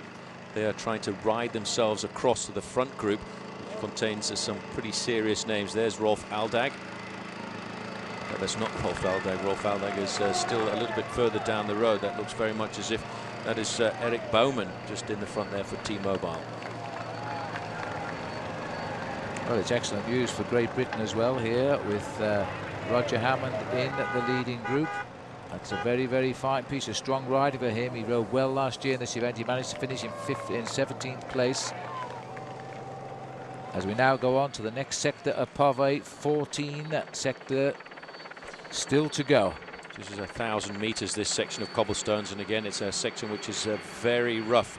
They go through a section in the middle which is known as the Pont Gibus, which is named after the famous Gilbert Duclos-Lassalle, who won this race on 2 occasions, and the second time he won it he was almost 40 years of age. It's a 3-star cobblestone section and 14 sections still to go to the finish. It's interesting to note that Peter van Petegem has made the junction here.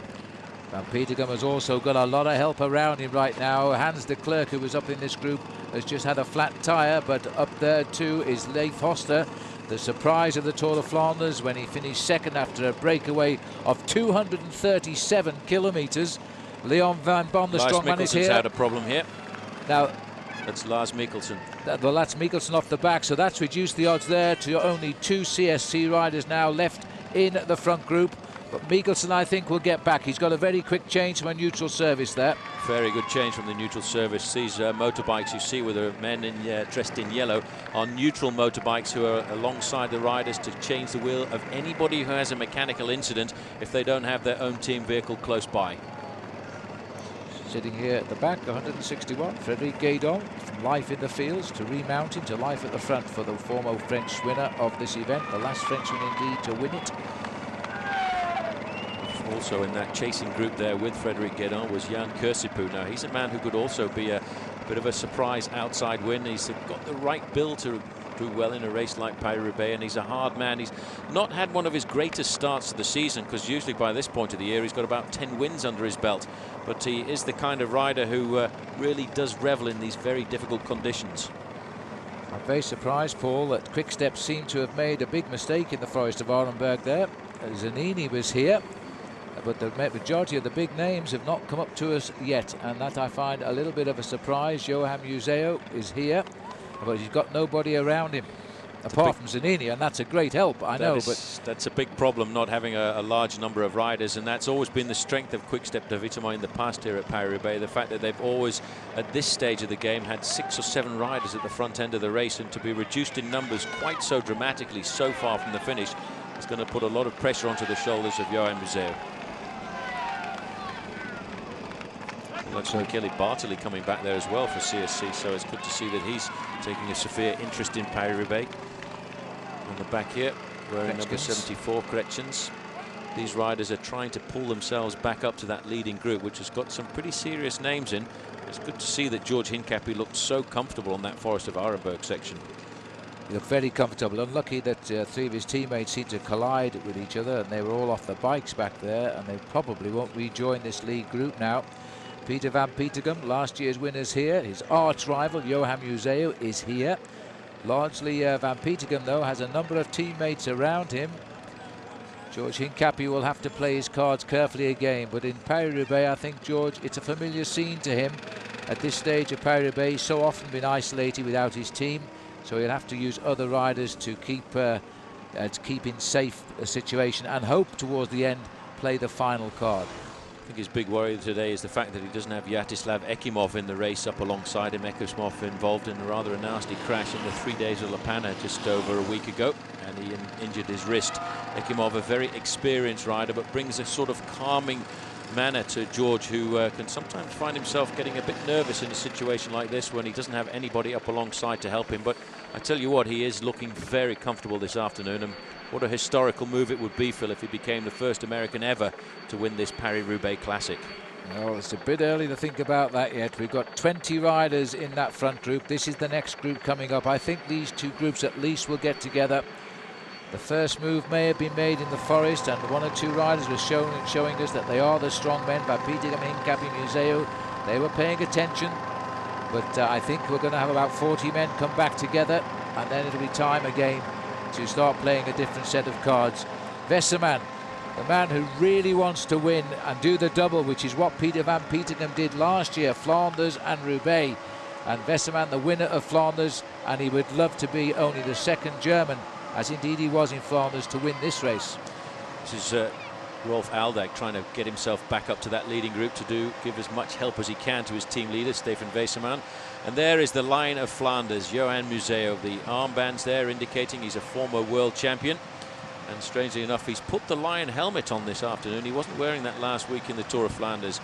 This is the last time we get a chance, Phil, really to see if the lion of Flanders can roar once again.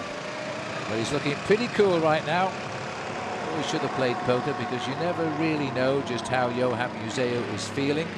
He's such a vastly experienced rider. He's looking very cool, and he's going pretty well. He's made the first selection confidently so. He'd be happy to have seen his teammate Tetkins come back up, though, because he needs a bit of help. Zanini is already here. It'd be tough to have to do it on his own, and Quick Step in different guises of team names, but always by the same manager, Patrick Lefevre, have come to this race so many times and dominated it. And it would be fitting, I think, if Johan could win on his final appearance in Roubaix, but cycling is not as romantic as all of that. This is nice, steady pace by this group now. They're allowing those strong riders who can fight back to just come back to the group and get ready for the next assault. They're looking for Pavé sector 13 now.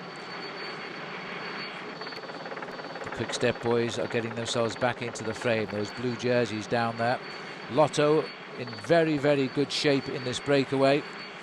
And it seems that Leif Hoster, who finished second in the Tour of Flanders, is not tired out, and he's certainly going to prove that was no fluke, because he is now up in this leading group, willing to work, of course, for last year's winner here, Peter Van Petegem. Van Petegem, I think, has done a good job of hiding what I believe is terrific form, and I think he's going to be a real feature as we get towards Roubaix. Nice to see that the sun is peeping out again now, because the riders certainly don't want bad weather at this stage. But look at the empty road behind, as we now begin to find out just what damage did get done in the Forest of Arneberg. This CSC rider is signing up, and it's Tristan Hoffmann. He's going to get back into the group too. That will give CSC, by my reckoning, 4 riders up here, and that's going to all well. Hoffmann, Gusev, Frank Hoy, Lars Mikkelsen have all made the move here into the leading group, and I think we've seen Michele Bartoli come in, so there could be 5 CSC riders in this group now. And Sean Yates, who's one of the managing directors of this team, former cyclist and a former great rider in this event, said to me yesterday he expected to see some of his riders in the selection.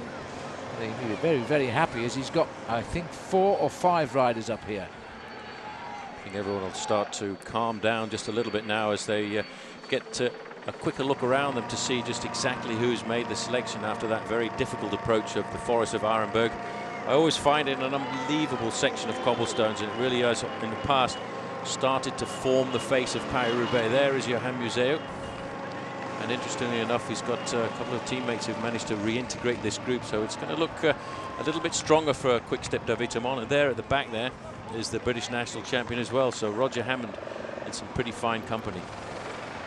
So 3 riders here from Quick Step, at least 5 riders from Lotto and 5 riders from CSC. And poor old George Hincapie in there by himself for US Postal, but it's a situation he's come to get kind of used to in this event. He's finished 4th twice, and he would like now to become the first American to climb on the podium.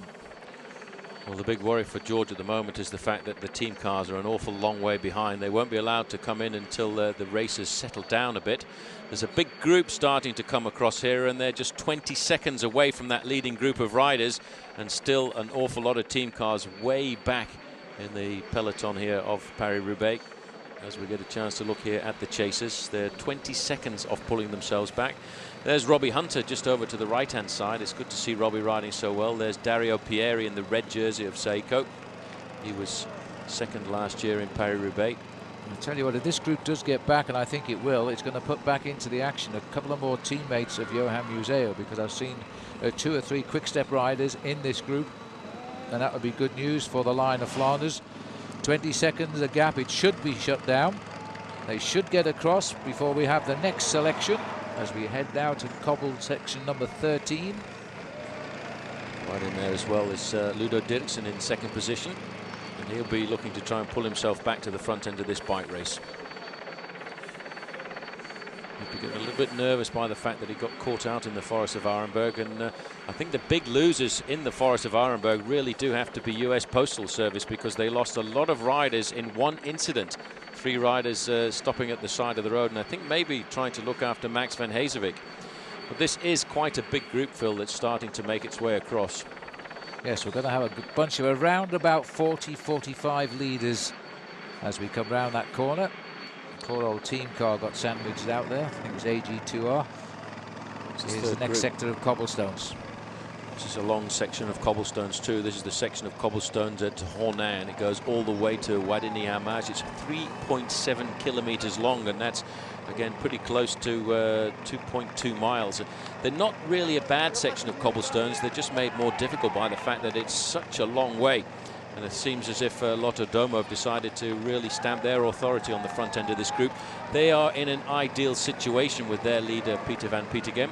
And I think they probably don't want that chasing group at 20 seconds to make the junction. And this is the halfway sector, 13 of 26 sectors. The riders now will start to begin to sense Roubaix on the horizon, although it's still a long way away. Just about 50 miles or 80 kilometers still to race to the finish in the Roubaix Velodrome. The traditional end to this race.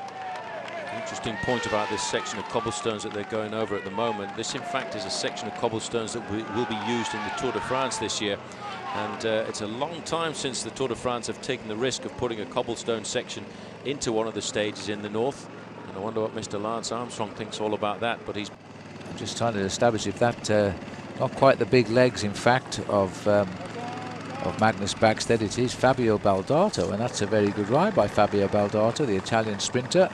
He's now on the back of the leading group. Baldato's ridden pretty well over the last week or so in the north of France, and he's always actually been quite a good rider for this kind of event. As we get a chance here just to see what this cobblestone section is like. The real experienced tough bike riders actually ride down the middle of the cobbles, and that's the crown of the cobbles. It then dips down just a little bit, but that's the safest place to ride, and you can ride that very well if you've got the power in your legs, because as long as you can keep the power in your legs and keep the pace up high, you really do tend to glide over the cobblestones. In 3rd position there is Peter van Petegem, and in 4th, very attentive in his blue jersey, Johan Museo.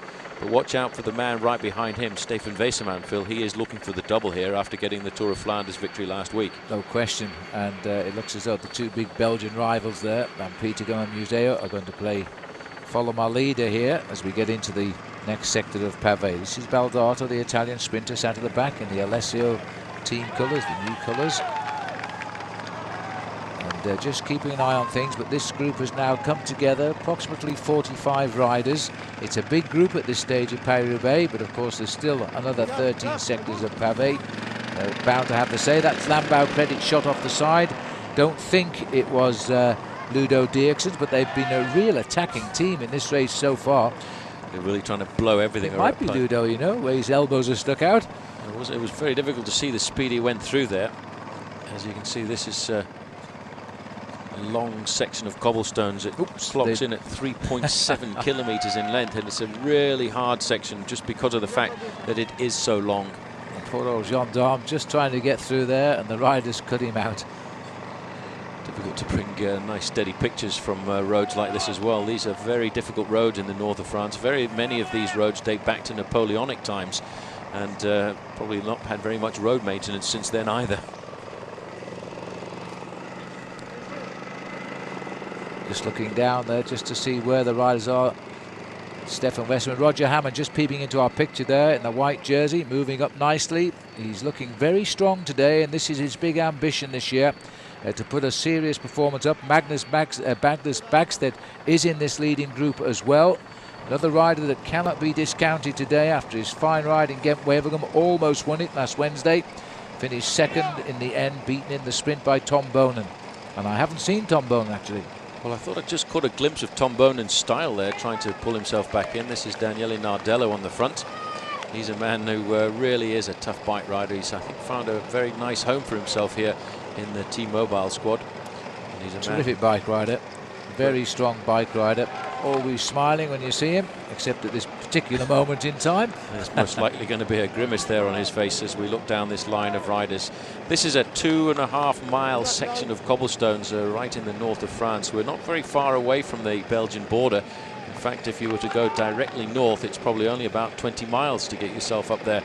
But the race now zigzags along the northern part of France to try and get itself a good taste of all of these cobbles. And there's the man you were looking for before, Phil, Tom Bonen.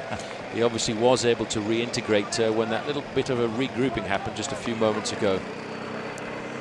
Big Tom Bonen, 23.5 years of age and already a superstar.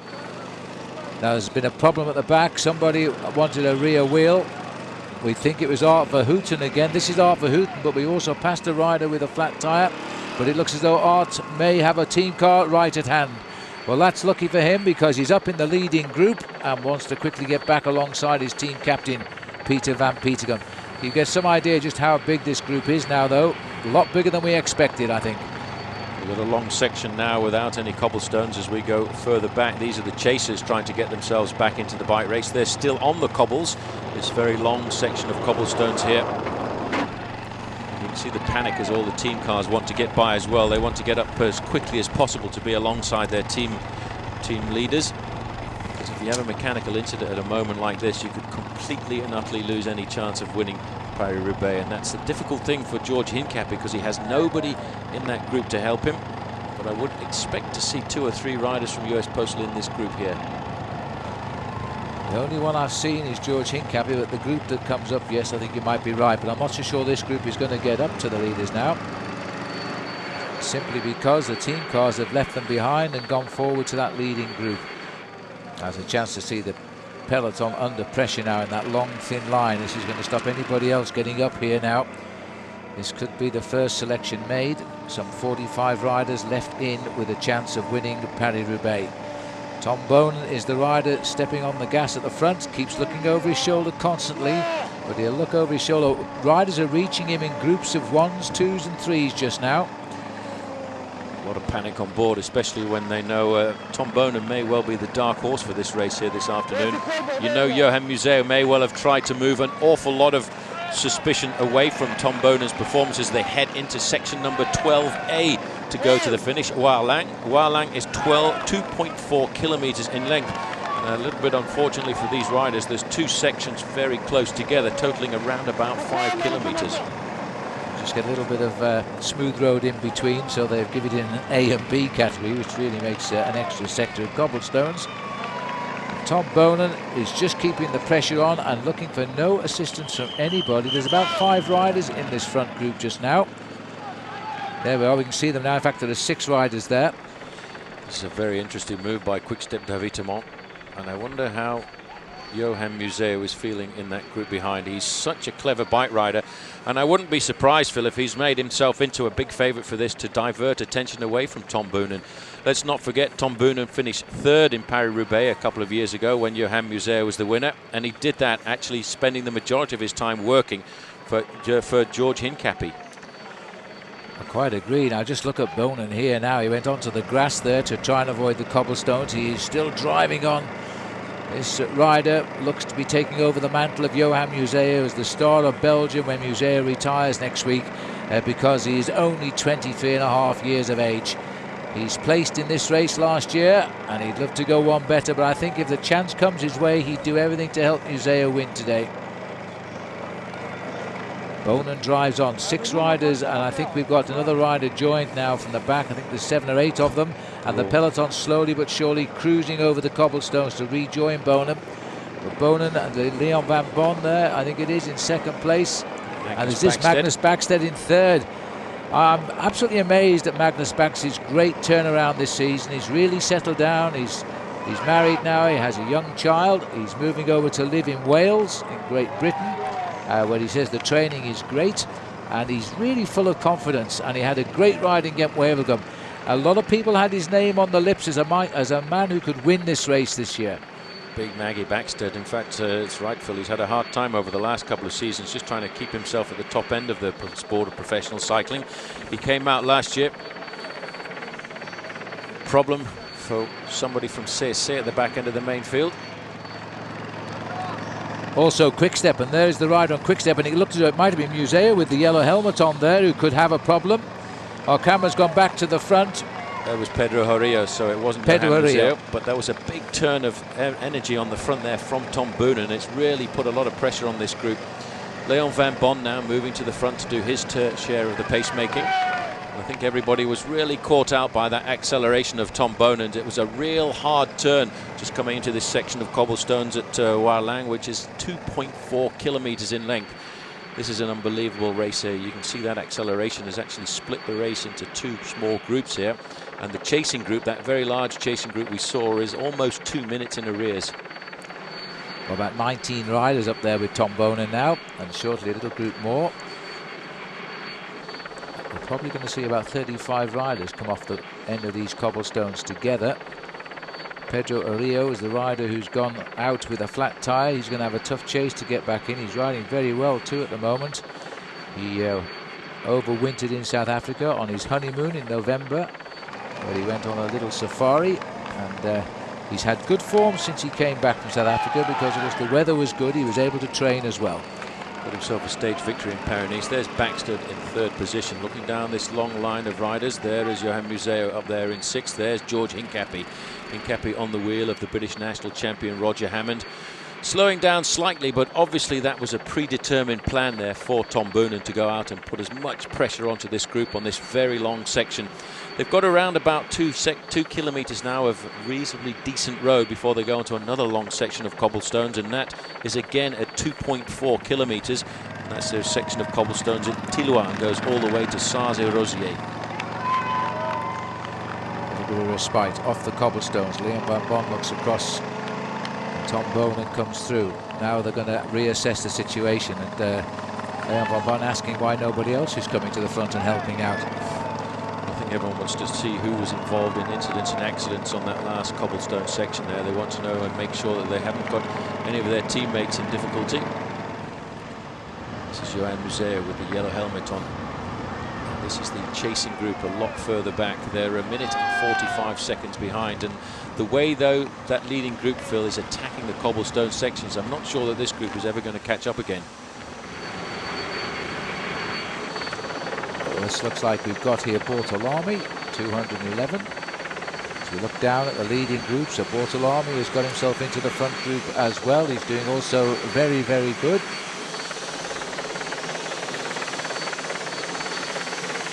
And again, a little bit of respite from the riders in the front there. They try to sort it out here. Complicated race this for many riders to try and figure out all the permutations of the riders they've got in the leading group and the riders who are chasing. It's very difficult for George Hincapie at the moment because he doesn't have any friends at all in that leading group. He's found himself very much isolated. One of his teammates is in this chase group here, just in front of the rider in the green and white jersey, is Benoit Joachim. And once again, it looks as if the giants of Flanders have turned out to witness the giants of the road. The men who really give it everything on this incredible section of cobbles. This section here at Tilloy, again, 2.4 kilometers in length. It's a long section of cobbles. Peloton continuing to concertina under the pressure. Something's got to give soon because there's been a lot of pressure. Nobody has taken this race yet or been able to take this race and shake it out. Quick Step, surprisingly, have made 1 or 2 mistakes, but they seem to have put matters to right just now. There's George Hincapie, again feeling a very lonely, isolated rider on US Postal, but he's up to it, and he's always in the right position. He has such a head for the right tactics. 70 kilometers to go, and once they come off this section, there's still 11 sections of cobblestones and some pretty nasty ones too. The one that will come up after this is another one that's usually regarded as being fairly decisive. It's actually known as the Road of the Prayers, and 1 or 2 riders will be praying when they get to that one. Stefano Zanini's on the front here. That chasing group there is a long way behind Phil, 2 minutes and 37 seconds. Hincapie looking very comfortable, riding sensibly, always at the front end of the group. The reason for doing that is to keep himself out of trouble. He dare not have a mechanical incident at the moment, although all of the team cars are up alongside him. If he has a mechanical incident, it's going to be a tough chase back for him to reintegrate this group. I think that was a significant time check there at 2:37. I would suspect that we're looking at the group now that from when the winner will come, because bridging 2:37 on these cobbled I think will be a tough call now as we get into the twists and turns of the race, always altering direction. These boys are certain to attack one another very shortly. Virtually all of the team cars have been sent forward there, they all are. So I think, Paul, we're looking at the winner coming out of this group, and we have to remind ourselves that George Hincapie is again on his own. The other 2 big favourites that are in this group are of course 3 favourites, Stefan Weissermann, Johan Museo and Peter van Petegem. All have been very much away from the front end of the peloton until the most important moment, and that was in the Forest of Arenberg when they needed to come up and show themselves for the first time. A little bit of confusion at the back as riders taking advantage of this slowing to there's another problem there. That looks like one of the Rabobank riders. That's Robbie Hunter, in fact, who stopped at the side of the road there, and I think he had a team car up behind him quite quickly. So the speed that these riders are going, I think we should see Robbie Hunter, the South African, get himself back into the fold. Back wheel there for the Johannesburg rider. Let's hope he gets a wheel quickly. He had that wheel out. He was already taking his back wheel out. Should be okay at the moment to integrate. He doesn't want to stay there too long, otherwise he'll be back in the second group, and I don't think that second group is going to see this front group again today. Just sitting off the back here now is Eric Bowman from T-Mobile. Now these are the chasers down there in the second group at 2.5 minutes. It's a big time gap to try and pull back. That was Tony Cruz just going through there. 2.5 minutes is a huge gap to try and pull back. After this section of cobblestones, though, they've got a fairly long section of smooth road. It'll give them a bit of respite from the hammering their bodies have been taking, because from the exit of this section of cobblestones, they've got around about 12 kilometers before they get to the section at Orchy. Yes, Orchy is a rather nasty stretch of road. Runs down by the main road to Paris to Brussels. As the riders seek the smoothest stretch here. Both sides of the cobbles. But sometimes those little tracks down the side run out and finish in big holes, so you've really got to keep your eyes open. That's why you really have to be the man setting the tempo on the front end of the peloton, because you get the chance to read the way you want to ride over these cobblestones, and they do change very dramatically. A lot of these stones have never been relaid since the first time they were put down, many of them over 100 years ago. And in fact, the organisers fighting to see that they're never changed, which in the days of modernisation isn't always too easy to do. They're turning out onto the main road now. This is a very long straight road all the way up to Orchy, and then they will get themselves into the sector known as the Chemin des Prières. And certainly we're getting confirmation that there are 37 riders in that leading group as they come off cobblestone section number 12 to go. And another rider in trouble here. That looks like Liam van Bont to me. One of the Lotto riders with his wheel out, and he's a strong workhorse. If it is, he's not panicking. He's got the experience, perhaps. This is the chasing group, 2.5 minutes in arrears. There's Benoit Joachim. Did a lot of work in the early part of the sections of cobblestones, especially going into Troisville. He was trying to set things up and set the race up for his team leader, George Hincapie. Right now he's at the wrong end of the race to help out George, and I think funny thing about riding the cobbles, Phil, is that once your energy goes and your power goes, it feels as if every one of those cobblestones is just throwing itself up at your bike, and you bounce over every one of them instead of gliding over them. Well, it's just an absolute scramble down there for the moment as riders just try to hold the wheel in front and get off the cobbles as fast as they can. Ben Joachim just passing off our picture to the right. Doesn't seem to be quite as sharp as he was an hour ago, that's for sure. So the rider on AG2R. He's got the style of Jan Kursipuu. I'm not sure where he is right now. Well, he was in the chasing group coming across, and I think he's just decided to try and launch himself off the front. This is the long, flat section between Beuvry and Orchy. I would say if we got down there and looked at that, we'd probably find it is Jan Kursipuu. He's a big, strong bike rider, and one day or another, I feel certain he'll come up with a victory in one of these kind of races. I'm not so sure anymore because he keeps on making mistakes and fading near the end. It is Kursipuu just coming off the front. He's not got that much of an advantage. Bit of a crazy moment to attack here because this is a long headwind section. Former champion of Estonia. He's the current Estonian time trial champion. I remember seeing him make a move like this early in the year in the Tour Down Under. And he was in a breakaway, which is quite surprising for a man who is much better known as a sprinter. And he got caught at something like 500 meters to go. Well, Kursipuu, as ever, has had already a clutch of wins this year, as he always does, but he wants that one big win on his honours list to make his career a success. He's had 117 wins in his career, but he needs one big one. There's a pink jersey moving out to the front end of the peloton, and that announces the acceleration possibly of T-Mobile. 181, the leader of AG2R. Jan Kursipuu has decided to go out on the attack before the next section of cobblestones at Orchy and the Chemin des Prières. He's getting into a long rhythm. It's good to see him taking the initiative like this, but look at the way everybody's scrambling across. Well, I think they'll nail back Jan shortly as we head down towards Orchy. 73 kilometres approximately left to ride down to Roubaix. Still a long way to go, still plenty of time for decisions to be made. The weather still holding out, temperature around 10 or 11 degrees Celsius. It's pretty good racing weather right now, and the wind itself not proving too troublesome. Brave move by Jan Kursipuu. He's 34 and a half years of age now. He's won 4 races this year. But as I say, he would really dearly love to land a big one. He almost got it the other day. He was 3rd in the Ghent-Wevelgem Classic. We're heading to Beuvry-la-Forêt. That'll be our next visit, and then we're almost on to the sector number 11. 6 kilometres to go to sector number 11. 11 sections of cobblestone to go, and there's still some pretty nasty ones. This one just outside of Orchy is a difficult one. I would think that, to me, is the new most important strategic point for all these guys in the group that are down there. Jan Kursipuu is taking the risk that there'll be a certain amount of marking amongst the big leaders like Museo, Stefan Weissermann, George Hincapie and Van Petegem. And he's hoping that they will just take a back seat and give him a minute or a minute and a half advantage over the main field. But it's a long way to go if you think you're going to win a bike race like this. Well, it would be exceptional to win from this far out. He could do with a little bit of help, I think, and that's possibly what he's hoping for. But while the big boys don't fire at him, he's got a chance of staying there for a while.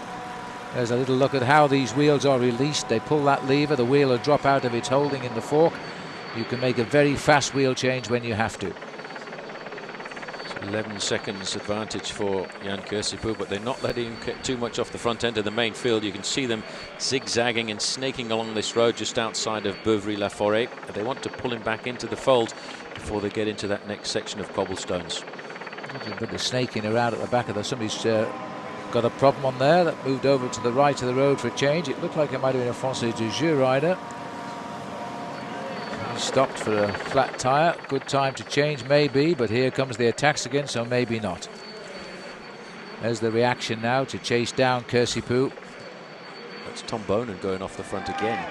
He's obviously been given the order by the team today to jump into as many of these small groups as possible, because if he can get an advantage over the peloton, he's the most serious candidate to take out the win if it comes down to a sprint towards the end. A very easy win for him in Ghent-Wevelgem just 3 days ago. He leapt out of the pack, perfectly set up by Johan Museo, and I think the reason he's going into these small groups is just to take a bit of pressure off Museo, because he knows that they will have to chase him down, because he's a pretty serious outside favourite. Moving into the outskirts of Orchy now. That's around about 3.5 kilometres to the start of the next section of cobblestones, and Jan Kursipuu, Phil, is actually not really going anywhere, because he's still only holding a 10-second advantage over this group. I think when they get to the next cobblestone section, there'll be a serious acceleration, and we'll see Jan Kursipuu brought back into this group. Still nobody here. There's a lot of nervousness, I think. The majority of the fancied riders are in this group. I don't think we've got Frank van den Broeke. He had problems very early on today, but I think basically all of the riders we fancy, Peter van Petegem, and dare I say it, Gianluca Bortolami, a previous winner, they're in the group. For Britain, we've also got Roger Hammond.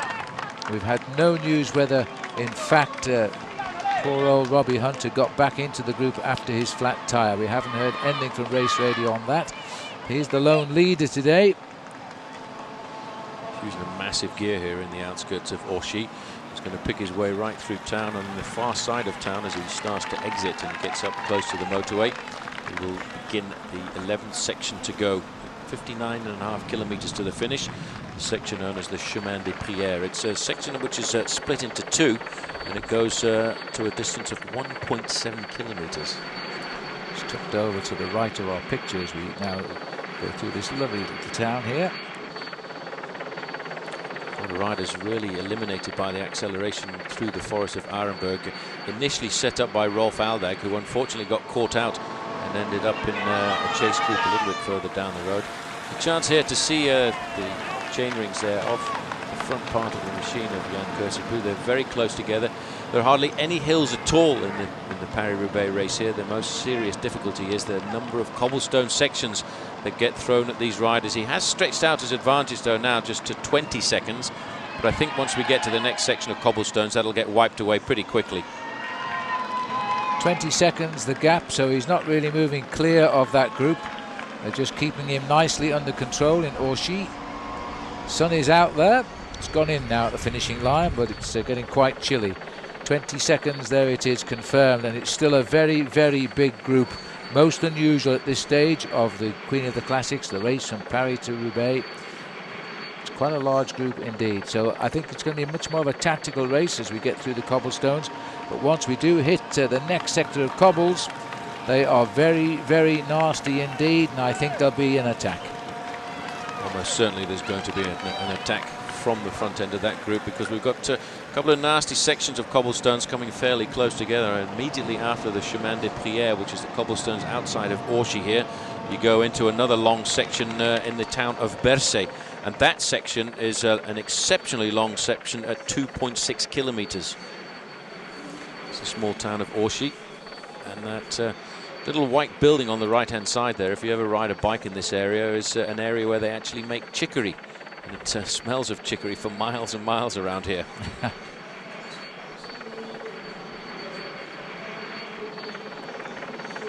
Well, Kursipuu, I think he's just in a controlled escape here. He's not really going anywhere. He's not giving it 100% either. I can't blame for that. He knows the situation behind. Just 60 kilometres to race now, and we're heading for one of the real challenges on the course, the Chemin des Prières. And I think now there'll be a lot of riders will try to force the issue and get to the front, because they know once they hit this next sector of cobblestones, it's very, very narrow. There's a guaranteed big crowd, and it's just around the corner ahead of Jan Kursipuu here. He's going to clearly be the first man on. Well, it is going to be quite interesting. It's just at the end there by that little house. You take a right-hand turn. His advantage is 22 seconds. He'll turn right into the road of the Prayers, and then at the end of this section, he continues on cobbles onto the road of the Abattoir. Here we go. I'm sure we'll see plenty of dust here. The line of Flanders on the flag there. This is the sharp right-hand bend. Dodgy years corner. gone by, this road has been covered in mud, but it's been fairly dry this past week. 1.7 kilometres. The clouds are beginning to look a little bit threatening ahead of the race again, as the spectators have waited for this one. Many of them getting here from the other sectors earlier on today, using the main freeways, running just off to the left shoulder The main road to Paris is there on the left shoulder of Jan Kirsipuu. Here come the main group chasing. I don't think anybody else apart from that group is in for the win now in Paris-Roubaix. He's riding a very sensible ride here. He's in the middle of the cobblestones. He's not taking any risks. I think one of the main reasons he went out on the attack here, Phil, was he wanted to get into this cobblestone section alone and then possibly get joined by a group that's going to fraction off the front end. But this is a long section of cobblestones. He's getting fairly close to the end of it. But at the end of this, when you think it's all over, you turn left and there's another long section, and that's right the way down past the old abattoirs. I'm a little bit worried about the black skies sitting ahead of Kirsipuu here, because if that rain does get dumped on the riders, it could be difficult. Now, this is what we expected. Once they hit this narrow section of road, there's Magnus Bagstedt trying to get into the action as well. Pressure's gone. The man that was putting the pressure on was George Hincapie right on the front in the dark blue jersey. He wants to get rid of a few of the riders in this group who he feels are starting to become passengers. Back to the leader, Jan Kirsipuu, riding very sensibly right down the middle of this crest of cobblestones. Huge crowd turns out for this section. It's in the past very often been a section that someone has laid down the foundations for victory. In fact, I remember a couple of years ago, Johan Museeuw having some pretty bad luck on this section of cobbles and having a flat tyre and having to battle his way back into the race. Kirsipuu's making it look almost too easy there, very casually riding along, but he's done it well. There's the cloud off to the right too. As we continue on the broken road here, Kirsipuu survived well there. I'd love to see what's going on in that chase group at the minute, but we'll wait and see. Just lost his bottle there because as he came onto this section it started bouncing along, and that's not a great thing to happen in a race like this. There's Hincapie in 5th position, so it didn't succeed there, as one of the Flemish supporters getting a little bit excited there because he must have seen Johan Museeuw at the front end of the group. Still about 37 riders there, so it could be that Robbie Hunter has come back into this group. There are at least 2 Rabobank riders, Hunter's team. But again, no big decisive move from this leading group of riders. They're holding their own over the rest of the race. We're looking at the back here. I think it's Geert Stedmans, is it? Sat at the back. Well, he's done well to be in this group at all. He's had his fair share of bad luck today as well. Rotterdamo seem to have the big advantage from the number of riders they've placed into this breakaway. And that could well be very important in the latter part of the race. I'm surprised here, Phil, that Jan Kirsipuu has survived off the front of the group, because there was a serious acceleration. And maybe they're not too worried about Kirsipuu, but I would think it rather more sensible to try and pull him back into the folds. There are still 16.3 kilometres of cobblestones to go, and they're broken up over 10 zones. A little bit surprised there that there wasn't a reaction on those cobbles. George Hincapie did seem to try, but came back together again. Now we're seeing the line of Flanders hitting the front here, being quickly chased down by Leif Hoste. That's Hoste going through. Hoste was the man who got second in the Tour of Flanders. This is Johan Museeuw. And this rider here is Mars Mikkelsen, winner of Gent-Wevelgem. And looking at Michele Bartoli, Paul, with his shorts black. He's been on the floor today, but he's got back up into this lead group. And George Hincapie sitting right behind him. Off to the left there, having his lunch there is Magnus Bagstedt. In the white is the champion of Great Britain, Roger Hammond. And looks like Robbie Hunter there has rejoined in the orange jersey. That's good news.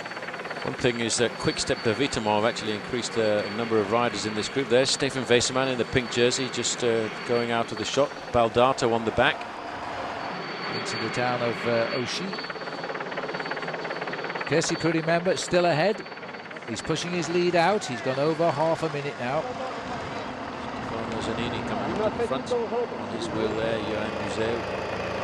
Very confident. It's amazing to think that he's 38 years of age and has still been able to prepare himself for half a season, basically, because he just wanted to race one more campaign of the classics in his favourite races, the Tour of Flanders, which he did last week, and this race here as they go now onto section number 10 to go. So as we enter Pavé section 10 now, these are the leaders of Paris-Roubaix. There's about 36 of them, but just ahead by some 32 seconds is Jan Kirsipuu. Remember that when we were in the forest of Arenberg, Ralph Aldag led into the Arenberg, but he was quickly swept up by the leaders and joined the madness in the forest. There were 3 US postal riders in amongst the casualties, and they haven't rejoined the front of the race. Once out of the forest of Orenburg, a big group formed at the front, and then Jan Kursipuu, with about 70 kilometres left to ride, has gone out on his own. And he's built a lead now up to 32 seconds as he rides beneath a big storm cloud, but at the moment no signs of rain. No signs of rain at all, but I've got a funny feeling the temperature has certainly dropped here in the velodrome. The start of the day we were looking at around about 10 degrees Celsius. It's very much down to 5. There you can see Thor Hushovd, the big rider from Norway, who is looking very comfortable in this group, and we haven't seen too much of him at the front end of the peloton, as we see a bit of difficulty at the back here for Gert Steegmans. But for him, Phil, he's done an excellent job for the team, and I think right now he's about to turn off the gas. Well, he's had his bad luck today. I was surprised to see him come to this front group, which he did, and he has done a lot of pacemaking in it, because Lotto are very well represented up here, especially with Peter van Petergem. Hincapie is isolated, lost to what riders he had around him back in the forest. He's here alone, but he's riding his usual very clever race. Johan Museeuw is here. Michele Bartoli took a while, but he joined the front runners. Judging by his shorts, he's had a fall, but he's up here, and this is his first ever Paris-Roubaix. If we're looking for surprises too, Gianluca Bortolami of Lampre is here and riding very well, as is the British champion Roger Hammond. The South African Robbie Hunt, who's a great sprinter, especially on the stadium finish. They are all in this front group, and none of them yet have pulled it together to chase back Jan Kursipuu. He is staying out front. There's a lot of marking going on amongst those riders, and they're all waiting for somebody to make the one big move. We've still got a long way to go to the finish. When they come out of this section of cobblestones, they're still facing 53 kilometres before they do get to the finishing circuit of the velodrome here in Roubaix. But there has been a slight acceleration as they come off these cobbles. I think everybody, though, Phil, will be looking to put the hammer down when we go into the section at Mont-Saint-Pavel. A little acceleration coming from the former under-23 time trial champion of the world, Thor Hushovd. Yes, and he's a good rider to have in a group at this stage of the race. He is a fast finisher as well. And probably the main reason why the Australian Stuart O'Grady felt he had to leave Crédit Agricole, because this man was becoming a big rival on the team for the protected rider status. And the irony is that O'Grady not riding today because of the total withdrawal of the Cofidis team, while they continue the investigation into alleged doping within the squad. It's thrown a big shadow over that team. Not all the riders, I hasten to add, are involved in that investigation. Museeuw going after this move here. The acceleration came from Thor Hushovd. It looked as if Leon van Bon was the man to take up the pacemaking initially, and then all of a sudden you could see the acceleration coming from the Lion of Flanders. Here is Johan Museeuw, number 71, and in fact on the big screen here the crowd are actually looking at this, and there's a lot of Flemish supporters here. Well, this is an amazing ride, and it must mean he is feeling very strong at this stage of the race. Early perhaps, but perhaps reshaping the next move. Museeuw goes onto the cobbles here with big skill. Magnus Bagstedt and Thor Hushovd, two Scandinavian riders, are just behind him. Now that is going to cause something of a panic in that main field, and I think the reaction will quickly bring us up to Jan Kursipuu. What a strong bike rider this is. Look at that, he's got the gap over Bagstedt, and he's going at this hammer and tongs to try and split the group as easily as possible. Look how he's got his hand in the middle of the handlebars now. He won't be holding those handlebars very tightly. He'll be allowing the front part of his machine to just bounce over the cobblestones and try and find the smoothest way possible. I don't think he's going to ride away from anybody just like this, because, you know, just taking up the pacemaking, they're not very far behind him is Magnus Bagstedt. But when a man like Johan Museeuw attacks, the best place to be is right on his wheel. Museeuw, the master of the cobbles, the Lion of Flanders, roaring for the final year of his career. He rides these cobblestones better than any other cyclist, and I'm not surprised he's trying this. It's an indication now he has the strength still in those aging legs. Here's the leader now, but he's going to have company, and he's going to be surprised if he sees Museeuw reach him first. There was 9 sections of cobblestones left to go to the finish, 13.7 kilometres. Jan Kursipuu looking over his shoulder to see what exactly is going on behind.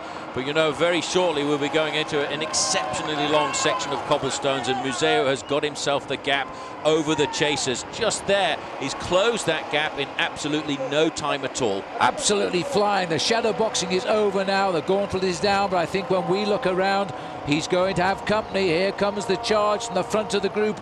Museeuw assessing, should he wait for them? The answer is yes, because it's not the whole field. Oh yes, it is. The vast majority of riders are coming back here, and I think I I caught a glimpse of Peter van Petegem just behind. Trying to look down that group and see if I can see the dark blue jersey of George Hincapie. That was a massive acceleration. There you can see just stretching his arms and his back there was the big acceleration from Jan Kursipuu. That's basically all over now as we look at Stefano Zanini at the back end of the group. That's just inside 50 kilometres to go now. That was the 50-kilometre banner. As we now have two riders up in front. This is Leon van Bon. No, it's Peter van Petegem or Leon van Bon. Leon van Bon trying to come across the gap here. Looks as though for the moment at least they've tamed the line of this race.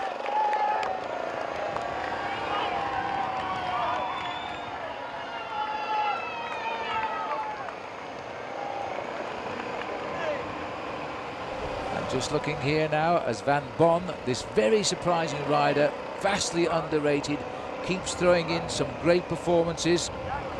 Clever bike rider too, where he got himself a very good victory in the early part of this season on a stage of Paris-Nice after a breakaway of around about 200 kilometres. Magnus Backstedt is the man who's come across it. And he's not very happy about the motorbike there. He feels as if the motorbike may well have just been helping the acceleration of Van Bon. And I wouldn't want to get on Magnus's bad side because he's a big lad. He's a big boy, isn't he? Anyway, Magnus is riding better, I think, than we've seen Magnus ride for years and years. I have to say that this is the old Magnus Backstedt. Remember, he's still the only Swedish rider to have won a stage of the Tour de France. I can still hear his scream of delight in my ears when he out-sprinted a group. I think it was 6 riders at the time, wasn't it? Superb performance by him. Now let's see what's happening as they all start to come back together. There is Museo, and I don't think any of those riders there expected Museo to go out on the attack. 50 kilometres to go. I think basically he was just testing the waters.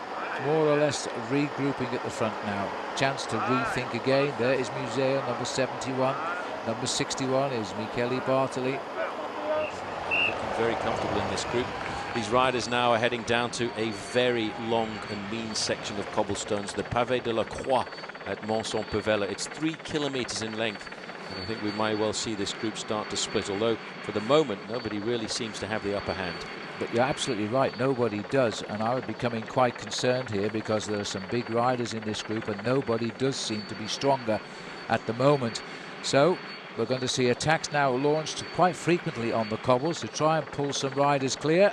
And we're also hearing that there's a rear wheel required too. I think it was for Fletcher himself from Fassa Bortolo. We saw his hand up.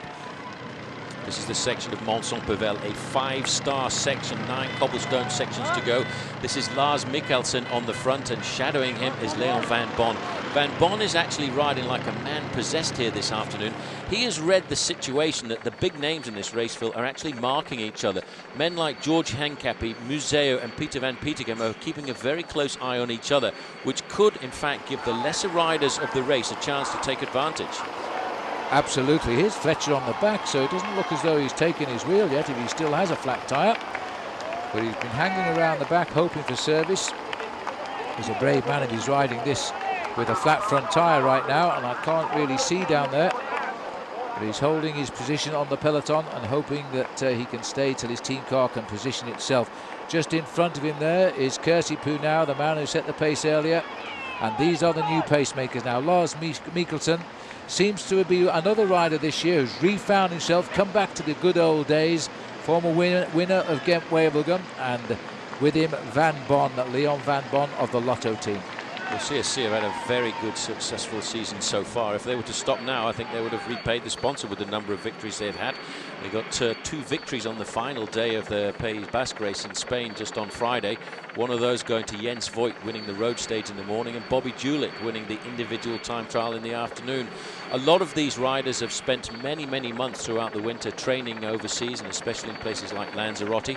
But this is actually a pretty scary move, I would say, for some of the men who want to win the bike race, because Lars Mikkelsen and Leon Van Bon are 2 riders who've got a fairly sturdy reputation. And if they don't pull them back quickly, it could be a big surprise in Paris-Roubaix here this afternoon. Well, in this group of some 36 riders too, I reckon that 10 of the riders are on the 2 teams represented at the front. So they've got a lot of teammates here to discourage the chase right now. Van Bon, 32 years of age, 15 seconds they've got as they start to move. Just 1 win for Van Bon this year. He won the 3rd day in Paris-Nice. It's a difficult thing for George Hincapie as well, what you mentioned there about the fact that there are a lot of riders from Lotto Domo, a lot of riders from CSC in the group behind. Hincapie is completely isolated. He doesn't have anybody who can help him out. If he needs to chase down a gap, he's got to do it completely on his own. This acceleration here is putting once again a number of riders under pressure. Just coming off the back end of the group there was Wilfred Kretschen's number 74. He's had a very difficult time over the last couple of kilometres. He's sitting at the back of the group on a consistent basis, and Fabio Baldato just on the back end of the group as well. Ooh! That was an accident. That was Kretschen's who went down. What happened there was he was just trying to find a smooth part at the side of the road. In fact, that's Zanini. That's the big boy. That's the Italian on the team, Zanini. He went down very hard indeed. He's trying to get his chain back up there. Well, this is a shame because his gears have jammed up and he's got to sort them out, and the gap is opening all the time. He may have lost now, and this is a blow to Museu because he's losing one of the strong men here. He's up and riding again, but that was a very nasty crash. His teammate Kretschens was at the back end of the field, but he obviously was just going to the side of the road there, and that's the big problem about taking the risk of riding down the side. All of a sudden a hole can appear and it can twist your wheel from in front of you. Long empty road ahead. See the helicopter on the left. That's where the leaders are now. He's left a big gap and there's nothing in that gap. It'll be a tough job for Zanini to rejoin, I think. Meanwhile, back at the front now, we've got an attack at the front. It's another acceleration coming up. Looks as like George Hincapie's in third position in the dark blue jersey of US Postal, trying to pull himself back into this race. They're still trying to catch up with the two leaders. On the front there, Lars Mikkelsen of CSC. In second place, Leon van Bon. But this section of cobblestones here at the Mont-Saint-Pével is a very long section. Well, they're saying Frank Hoy there, but I don't think they're right. I think it is 128, Lars Mikkelsen. There is another crash back in the chase group here, and it's Roger Hammond who's made the move. I didn't want to say it when I saw the white jersey, but Hammond, the British champion, is now starting to spearhead an attack, and George Hincapie's decided it's time to move. He is there on the right of our picture as well. So is the Lion of Flanders too. In the yellow helmet there is Johan Museu. Hincapie being very attentive. He has to be very careful and very clever at a situation like this, because being isolated, he has to make sure that if any moves go off the front end of the peloton, he has to be with them initially. Roger Hammond, though, Phil, I think is having an absolutely superb season, picking up the pace, giving out a bit of stick to a man like Johan Museu is pretty impressive. It's very impressive indeed. Hammond has become something of a star. He lives in Belgium, and he really is a very, very plucky bike rider, enjoying his finest ever season as British champion. He's carrying that jersey with distinction now, because here he is in a big selection in the Queen of the Classics. So difficult on roads like this to try and keep the cameras nice and steady. They're coming out of that section. He went through there exceptionally rapidly. Meanwhile, Paul, back in that chase group there, Art Verhoeven has just had another flat tyre. That's at least 3 flats he's had today. Calm coming back into the main field. I'm a little bit surprised as to why the Quick Step de Vitamon have not taken up the pacemaking. They've got 3 riders in this group. They may well be just backing off a little bit to give Stefano Zanini a chance to come up to the front. Well, looking there, we've got a clear shot of his number. It is indeed Frank Hoy who's in that breakaway rather than Lars Mikkelsen, but Hoy is also probably the best man on form this past week in the single-day classic races, and this is a strong move by him.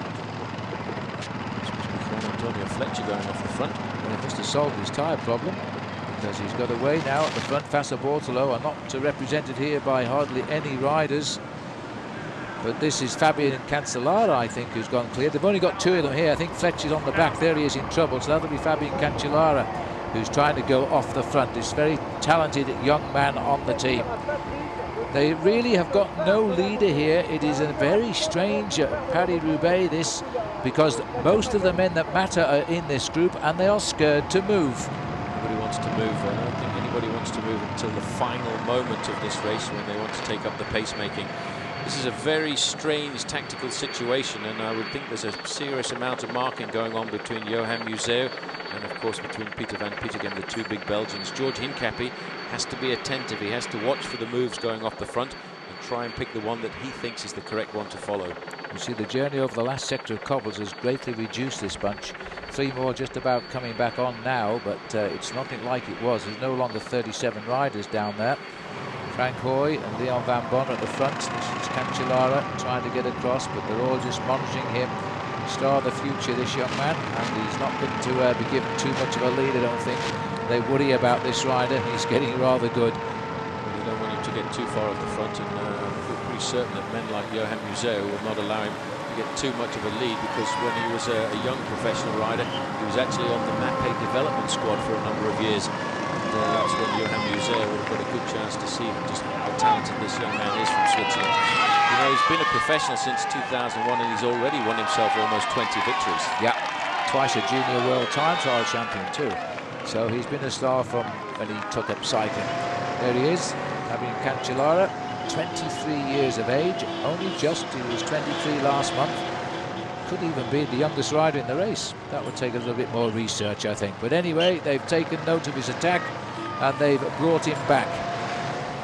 So it's about 25, 26 seconds, the gap up to Frank Hoy and Leon Van Bon, and these boys are dangerous. There's no question about that. They would be seen as worthy winners of Paris-Roubaix, so there will be a continual reaction from this group now. The team has decided to take the responsibility of whipping up the pacemaking on the front end is the team of Johan Museo and Tom Boonen, who I haven't seen for a little while. He was quite aggressive on a couple of the earlier sections of cobblestones, really whipping up the pacemaking. But they do have at least 4 riders in this group, and 5 if Stefano Zanini manages to come back from that pretty nasty accident he had a couple of moments ago. I don't think he'll get back personally from that now, because it was a little bit near the end. We're looking for Pavé sector number 8 as we count down from 26. There's the banner. Here we go. Back onto the next sector of Pavé, which will leave us some 41 kilometres to race to the finish. It's a very short section, this one, the Pavé of Mérigny. In fact, it's only 700 metres long, but it's a long, straight section of cobblestones. Going to the front there, Frankie Hoy is the man setting all the pace. But I tell you what, the man in second position has been very attentive, Leon Van Bon. He could well be the joker in the pack for this team, Lotto Doma, because there's a lot of marking going on with the big heads of state.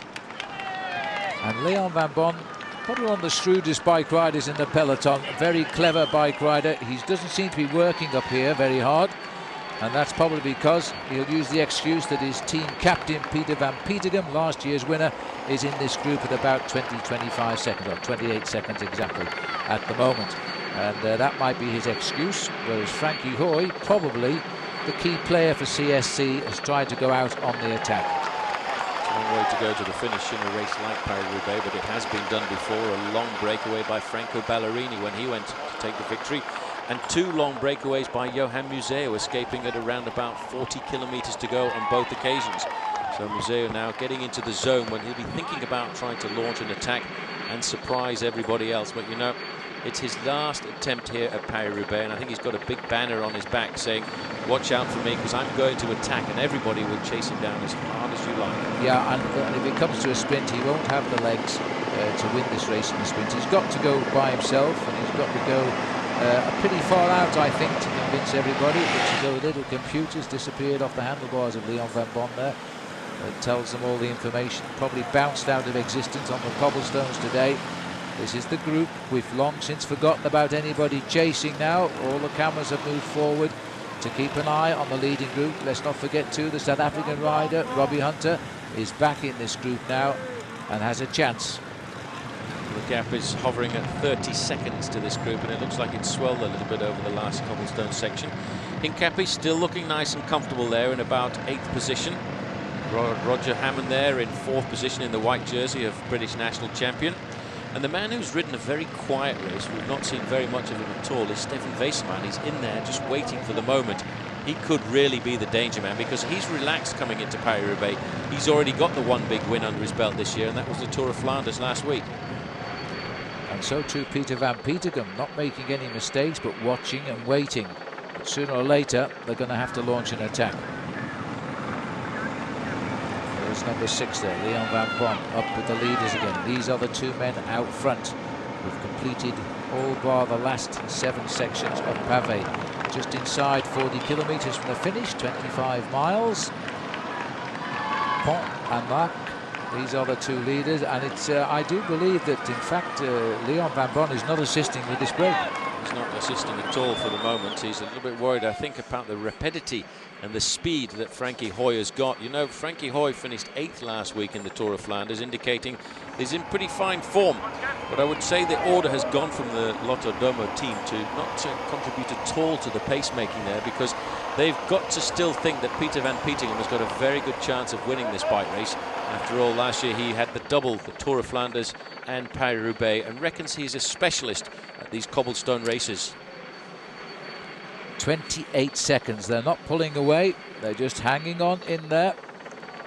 As we're now inside 40 kilometers from the finish. This breakaway has swelled but only reintegrated really after they split up on the last section of cobbles. This is Lars Mikkelsen, winner of Ghent-Wevelgem. Aldag driving here at the front now. Kretschkins just behind. Roger Hammond in white. This is a group now which is beginning to start to look as though they're racing quite quickly, but they're not catching those two up front yet. Taking it very seriously. They've got about 3 kilometers to go to this next section of cobblestones, and it's a long section, the Pont Thibault. It's 1.4 kilometers, and Johan Museo very attentive now. Phil up there in 4th position. He's asking his teammates to go forward and really dish out some pain to everybody else in this group. Well, judging by their faces, they are really lifting this pace right up into the red zone now, which is most interesting because they're not really pulling those guys back. That's Wilfried Kretschin setting the pace, then Kevin Hulsmans, then comes Rolf Aldag. There is the man himself, the line. Johan Museo, Roger Hammond, Peter van Petegem. Thor Hushoff, the sprinter, is there. Tom Boonen is in this group as well, looking very comfortable. There's There's Robbie Hunter in the red and blue jersey of Team Rabobank. Had his fair share of bad luck this afternoon as well, but he's still in with the heads of state of Paris-Roubaix here this afternoon as we head into, with the 2 leaders, section number 7 to go. 1.4 kilometers long, 223 kilometers in the saddle this afternoon so far. There's a change here too. We've got Van Bon hitting the cobbles in first place. Another example of the cleverness of this man. He knows when the road gets bad, it's best to be the first man. These corners are very sharp when you're riding on cobblestones. The bonus today is they're not wet, otherwise sometimes you don't even go around them. Right in the distance in the poplar trees, that's the end of the section, but 2 riders clear. Now this is surely somebody is going to try and crack this bunch, because to carry this big group to Roubaix Velodrome, it would be quite a spectacle on the velodrome, I must say. It was a huge acceleration off the front by Quick-Step Davitamont. Once again, they're really trying to whip up the pace. They've taken 10 seconds off the advantage of the 2 men in the front of the event. Over his shoulder here, he's trying to see whether or not his teammate Johan Museo is in fine attendance. There's Stefan Wesermann just slipping over to the left-hand side for the first time, popping up at the front end of this group. Stefan Wesermann is known as ups and downs in this race over the years. He's had one great result with a 2nd place as well. He's a big, big danger today. He really is. This is Sergei Ivanov on the back, is it? I didn't even see him in the group. So I don't know where Sergei Ivanov ever came from. He must have come forward at some stage. Some riders must have come back from the rear of the race that we weren't told about, because that's the former Russian champion. And what a bonus that is for Stefan Wesermann. Van Bon very clever, picking his way to 1st position over these cobblestones, because you're in fact the one who dictates the pace. You might have to ride on the front for a long period, like 1.4 kilometers here, but at least you're not being dished out the pain from the other rider, and you're the one able to set the tempo which you find comfortable to yourself. When they started this cobblestone section, those 2 leaders had an advantage of 30 seconds, and I would think next time we get a time check, Phil, it's going to be a lot closer to just 15. Oh, and there was a run off the road there by Kretschkins. He just got his foot off the pedal in time to regain his balance, and he did well. Kevin Hulsmans has gone up there now to keep the pace. It looks as though the Quick-Step Davitamont team are trying to take the regular and traditional control of this race, but not doing it with the ease that they normally have in the past. 20 seconds the gap now, and surprisingly, this gap is hovering at about the same all of the time. There will have to be somebody make a definitive move from this group. Well, If Johan Museeuw wants to win this race for the 4th time, he's going to have to win it on his own. His big advantage is, though, that he's got his teammate in the group with him, Tom Boonen. If a group came onto the velodrome here of 10 or 15 riders with Tom Boonen present, he would say, I would say that he's got a very serious chance of taking out the victory, because at 23 years of age, he's got a much more explosive finish than his team leader, as we get a chance here to see Jean-Marie Leblanc. Jean-Marie Leblanc, the director of the Tour de France, enjoying the spectacle yet again. Looking as though we've got trouble here at the back. No, well, he's the back with the 2 leaders now at Mbelin. But they've lost a couple of seconds. At 36 kilometres to go, it is now 18 seconds. The gap, Van Bon does appear to be helping now in this breakaway. That's good news for Frank Hoy. Be an interesting sprint between these two. They're not the best sprinters in the world, but they are quite rapid, both of them. And remember, the finish is on the velodrome at Roubaix. For many road racing cyclists, that in itself is quite a daunting experience, riding on the banked tracks of the velodrome.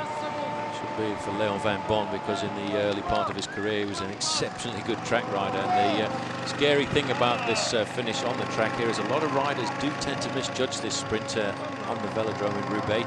It's a 500-meter velodrome, and it's an awful long way from the finish corner to the line, and some riders tend to lead out a long way too soon. There's the main field, the boys in blue, Kretschkins and Hulsmans, the workhorses today for the Quick-Step de Vitamin team. There are the 2 leaders, and we're pulling back. That's never a good sign when the camera pulls back, and there's the reason why. I would say about 10 seconds now to that corner. Very, very shortly, the leaders are going to be back together again now. Hammond off to the left. Britain's best ever result here is a 3rd place finish by Barry Hoban. That's a long time ago. Barry was a great rider when it came to racing over the cobblestones like this, and the next best performance was by Sean Yates when he finished in 5th place a couple of years ago. Yates is the team manager of one of the men in the breakaway. In fact, I'm sure he's quite nervous on the roads of Paris Roubaix here this afternoon. We've gone through the 7th section of cobblestones to go. The next one that the riders will be facing up to will be the cobblestone section of the Moulin de Vertin, and that will be at 31 kilometres to go. There's Peter van Pietegem in the red and white jersey there, and the black helmet of Lotto Domo, sitting very carefully on the wheel of Johan Museeuw. Hincapie sitting halfway down that group. He has to be exceptionally careful on where he positions himself, because he's got no teammates at all to help him in this group, as these 2 riders have had their 30-second advantage reduced down to 18 seconds, but they're certainly not going to give up now. Sean Yates, who is the assistant team manager with CSC, was almost as nervous as a team manager as he was as a bike rider. He always used to get super motivated for this event here in the north of France. He will probably be giving Frank Hoy an awful lot of advice on board, because most of these riders can receive communications from the team management from their onboard radios. A little small receiver which has a push-to-talk button, which allows them to talk not only to each other, but also to the team management as well. Rolf Albank, the man who started all of the excitement leading up to the Forest of Arenberg, leading them around the corner there. They're now slowly but surely starting to take responsibility of the pacemaking at the front end of this race. Most of the big race favourites are still here. There's Robbie Hunter sitting at the back of the group. He's the only rider in this group from Team Rabobank. There's Fabio Baldato in the light blue jersey there. Alessio, moving further up the group. There's a couple of riders there from CSC. Frédéric Guédon is also in this group as well, and that's quite a surprise. Christophe Mangin, 164, the champion of France in the cyclocross discipline, and a winner of a stage of the Tour de France a couple of years ago. It's good to see the FDJeux.com riders have got 2 serious men in this group. Frédéric Guédon, in fact, the last French winner of Paris-Roubaix, was a bit of a surprise when he took that victory, but he certainly would be motivated by his team manager, Marc Maggio, who won this race for France on 2 occasions. Team Telecom is still trying to lift up the pace to catch the 2 leaders who are just hovering off the front end of this group. But the teams of the main contenders are now seriously starting to take control of the pacemaking on the front end of this group. We're looking now to see the riders head up to section number 6 to go, and 6 to go is a fairly short section. The Moulin de Vertin is 500 meters in length, and then after that another strategically important point will be the cobblestones at Sizouin. A list of the previous winners for you. Peter van Petegem won last year. Roubaix, you see, he's won it 3 times. 1996, the first time for him. Franco Ballerini, now retired. Also a man of Roubaix in the years gone by. Last Russian winner, Andrei Schmil, in 1994. Moldavia was, in fact, he's had a number of countries. Currently, he's a Belgian. You never know with Andrei Schmil. He's been Russian, Ukrainian, Moldovan, and now he's a Belgian. He runs the Chocolat Jacques team, and he's taken Belgian naturalization after the end of his career. He raced nearly all of his career for Belgian teams after initially turning professional for a small Russian team, Alpha Lum. Van Bon just looking over his shoulder there to see just exactly who is taking up the pacemaking at the front end of the field, and they're slowly but surely now, Phil, starting to pull these 2 riders back. When you get a hesitation like this, they've been hovering around 10 seconds, 12 seconds, 11 seconds for some kilometres. They're trying not to catch them because they know the minute these 2 are caught, there's got to be a series of attacks coming from that group. It has to happen. There are far too many good finishers in this group now. Just look at the proximity of the 2 wheels there of the 2 leaders. Here's Ralph Aldag still driving on. It gives you some idea, though, of how these riders are. Oh, is that Jörg Schaffath? It is indeed Schaffath. He replaced Aldag in this front group. Very similar styles. Flicking his right arm there, saying to come and give us a hand on the front line. Well, this is the next section of cobblestone, section number 6 to go, the Moulin de Verdun. It's only 500 metres long, but I think we'll see again a serious acceleration on the front end of the main field, and a lot of that 10 seconds advantage will probably get wiped out. Yes, this is only a short section of cobbles, but it is a rather nasty section. Van Bon there ducking and diving across the other side of the road now. And that's the reason why we call it the section of the Moulin, the windmill.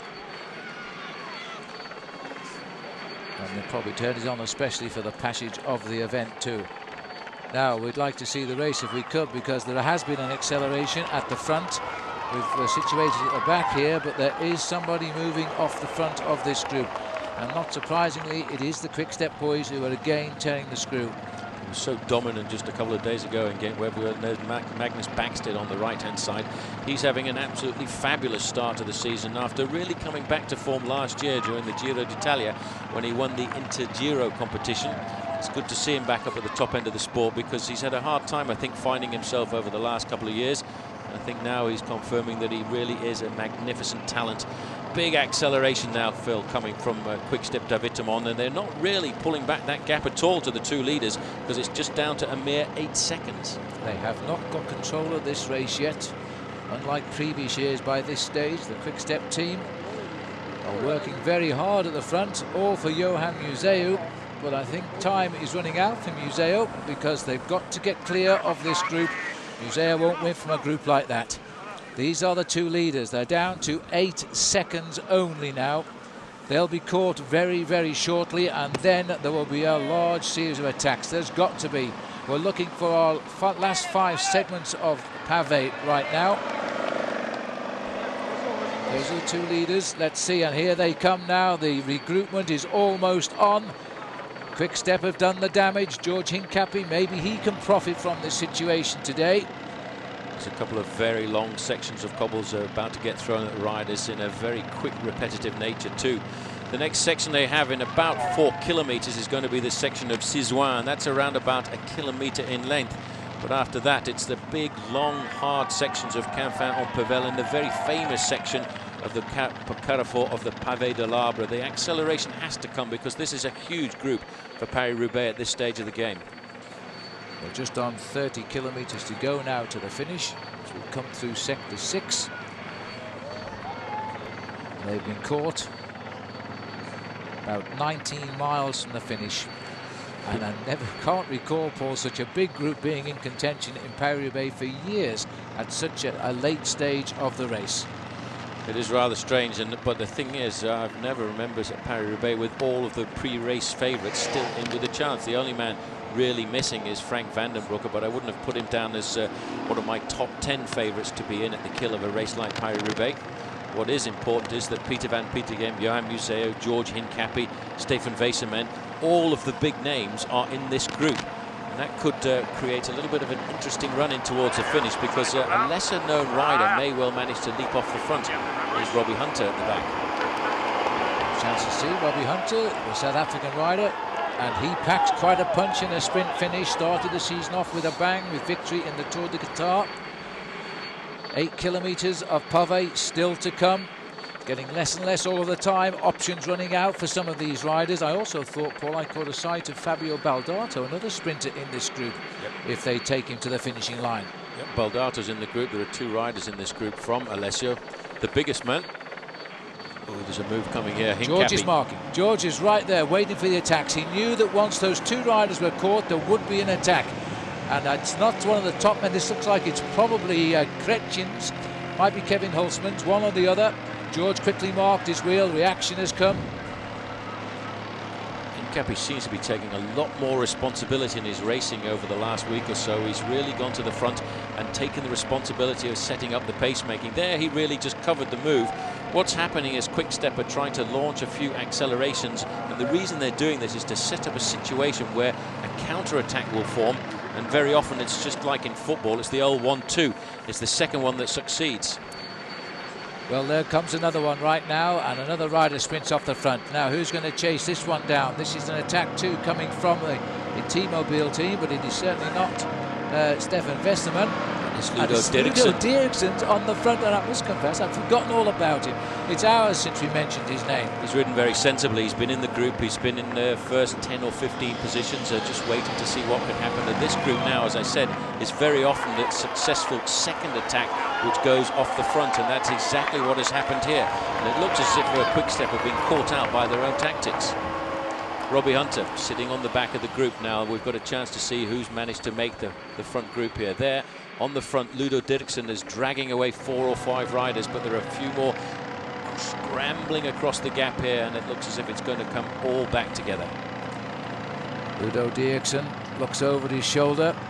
He'll certainly try to go alone at some stage. Robbie Hunter sitting at the back here, but he won't be there when it comes to the finish. He could give us finest ever finish by a South African cyclist in this event.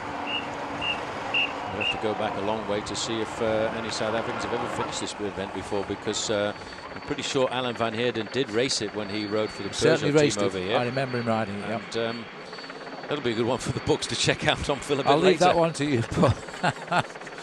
But Robbie's a very, very good cyclist, of course.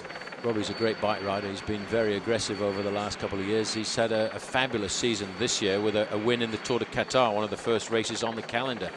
And he's been a rider promising to break through with a big victory over the last couple of seasons. He's had a couple of stage wins in the Vuelta a España. And he's never really managed to do all that well in the big one-day classics, although he was looking pretty good the other day. Well, there are so many riders here, and here comes another attack up on the outside, or perhaps a move back into the front line for the Quick Step rider there. Hunter to the right, 125 there is Gustav Vladimir, one of 4 or 5 riders up here for Team CSC. That's Christophe Mangin from FDJ, and another acceleration going from the front. We're going to see a lot of these now. Thor Hushovd marshalling well, this rider from T-Mobile. Not too sure who it is, to be honest. Shafrath again moving forward. A lot of accelerations coming off the front end of the main field, and these are very dangerous accelerations, because it's when they slow down after an acceleration like this that somebody has the ability to hit them hard, and this is the kind of move that maybe a man like Johan Museeuw will be looking for. So we look down now on the leading field in Paris Roubaix. Remember, there was a breakaway by Geert van Bont and Frankie Hoy. Van Bont rather than Frankie Hoy. They broke away on the section of pavé number 9. They got a lead up to 28 seconds, and then the group started to hunt them down, driven in fact by the Quick Step de Vietemont team, and that I suppose was to be expected, and catching up with some 30 kilometers still to race. The group is still around 36 strong, and the attacks, as we expected once those 2 riders have been caught, are going to come thick and fast, and FDJ are on the attack now. Christophe Mangin, the former French national cyclocross champion, has gone out to the front. It looks as if he's been very smartly covered by somebody from Fassa Bortolo. And it looks more like an Alessio colour coming up there. That's Fabio Baldato. Fabio Baldato, the sprinter who's still in this group.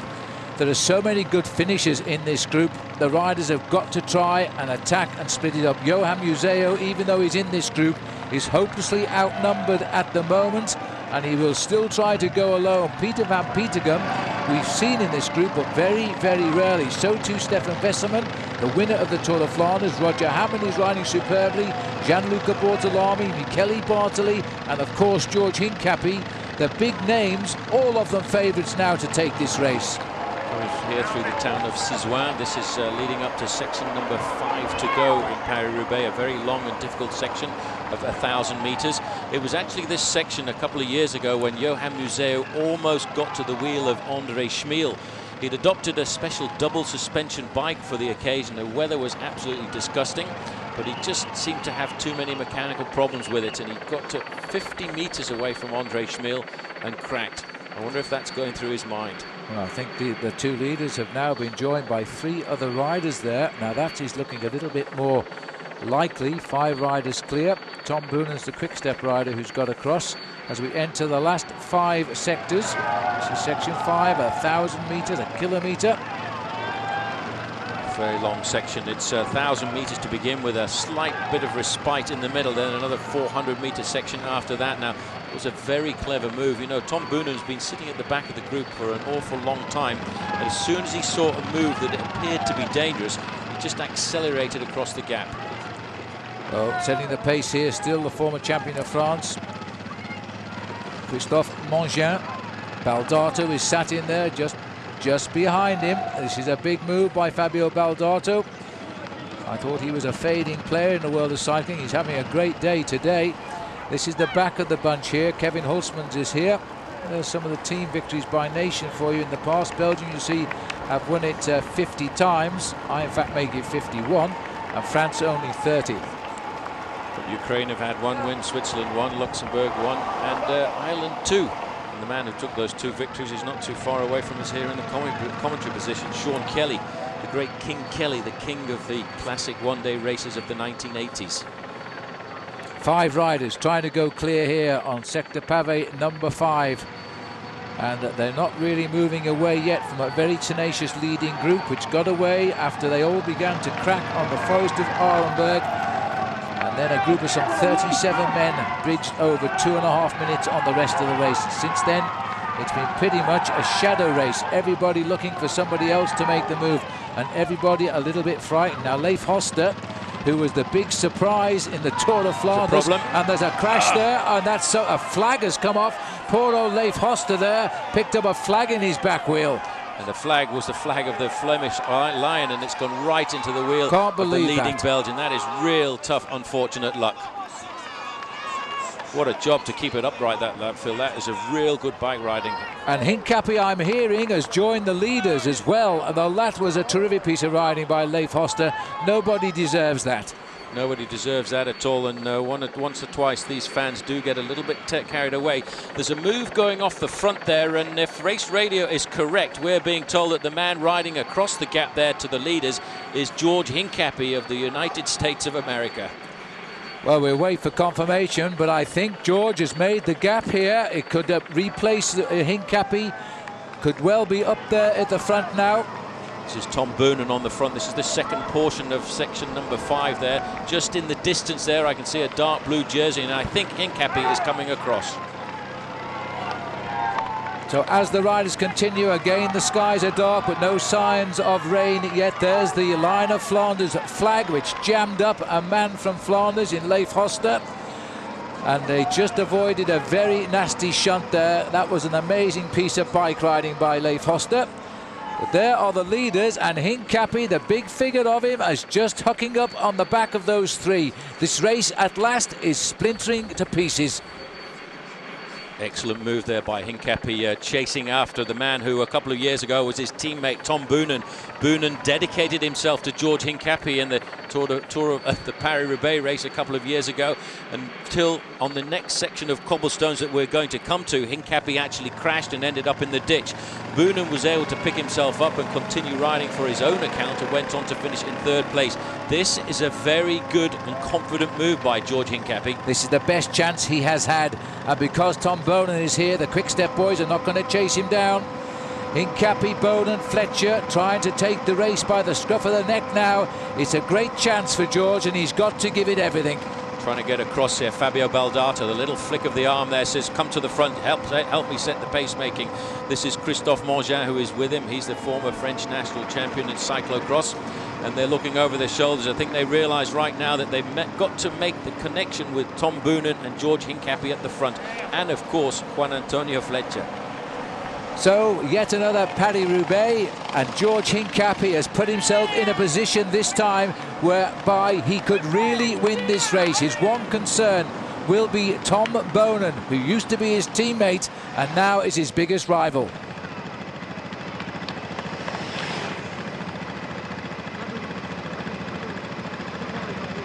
Baldato, that's the face of Fabio Baldato. Christophe Mangin, who started the move, remember, and very, very quickly lost contact with those three flyers up front. This is now a desperate race for the line by three men: Tom Bonan, George Hincapie and Juan Antonio Fletcher. This is where team tactics starts to play in right now. Look at that on the front end of the group, the pink jerseys of T-Mobile. They've got to try and pull it all back together for their man, Stefan Wesermann, who's been sitting nice and calmly in the main group for an awful long time.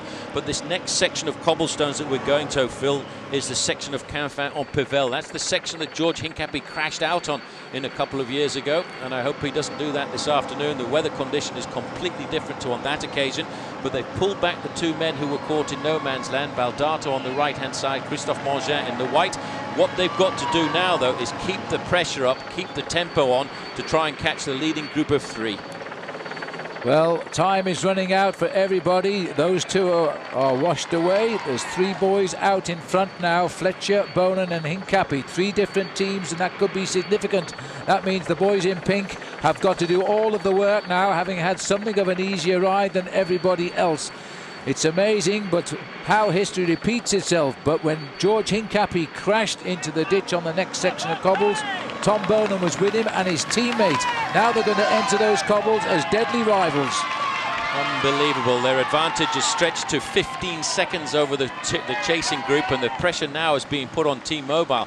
Johan Museo can take a back seat. He's got his advantage because his young team protege is in front there, number 73, Tom Bonan, just 23 years of age. But he rides with so much confidence. He rides with the maturity of a man who's been a professional for at least 10 years.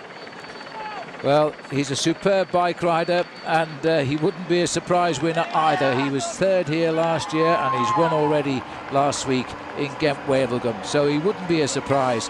But George Hincapie, so nearly the winner of this race, and always a victim of the stronger team around him.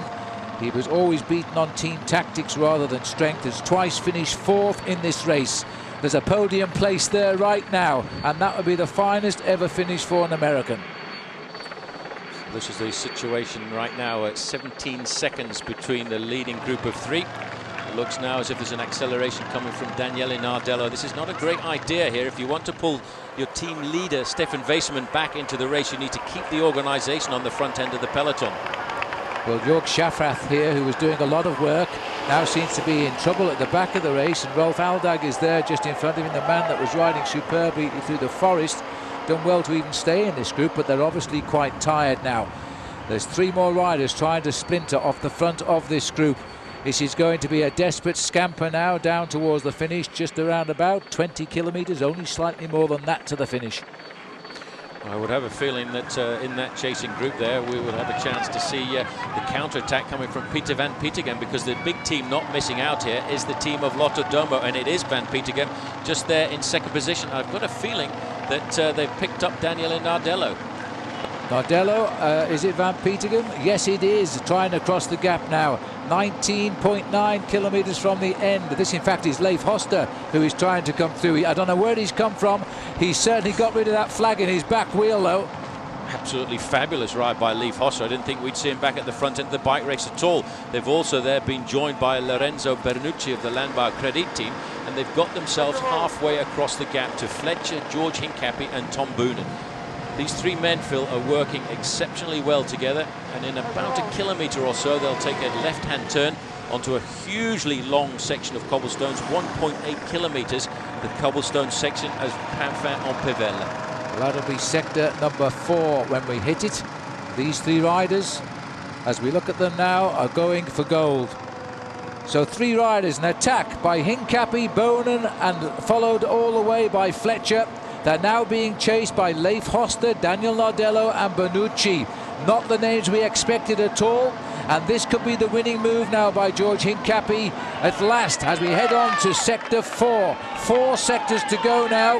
George Hincapie has put himself in with a great chance of winning, and at worst he'll be the first American on a podium in Paris Roubaix. Well, he must cast his mind back to this section of cobblestones a couple of years ago, because it was on this section of cobblestones that he was riding alongside the very man he's with now, Tom Boonen. One of them ended up in the ditch, and the one went on to finish in 3rd place. Tom Boonen, then only 21 years of age, was working for George Hincapie, the leader, and rode to a very magnificent 3rd place behind Johan Museeuw on that occasion. Hincapie now, though, Phil, must be feeling 2 things going through his mind. Very confident that he's in a break of 3, but also a little worried about the fact that he's got Tom Boonen with him, because that youngster has got a very rapid turn of speed when it comes down to the acceleration at the end. He has got to worry about Bonen. He's going to be the big problem for him if they manage to stay clear of the field. But it looks as though there's 3 more problems on the way up here now. Bonucci, Hoste and Nardello, I think, are going to close the gap. That might be a good thing for George. It might confuse the issue a little bit. If 6 riders get themselves together, then that surely will decide this year's Paris-Roubaix as far as the rest of the race is concerned. But there is the rest of the race, and they are still very much attacking.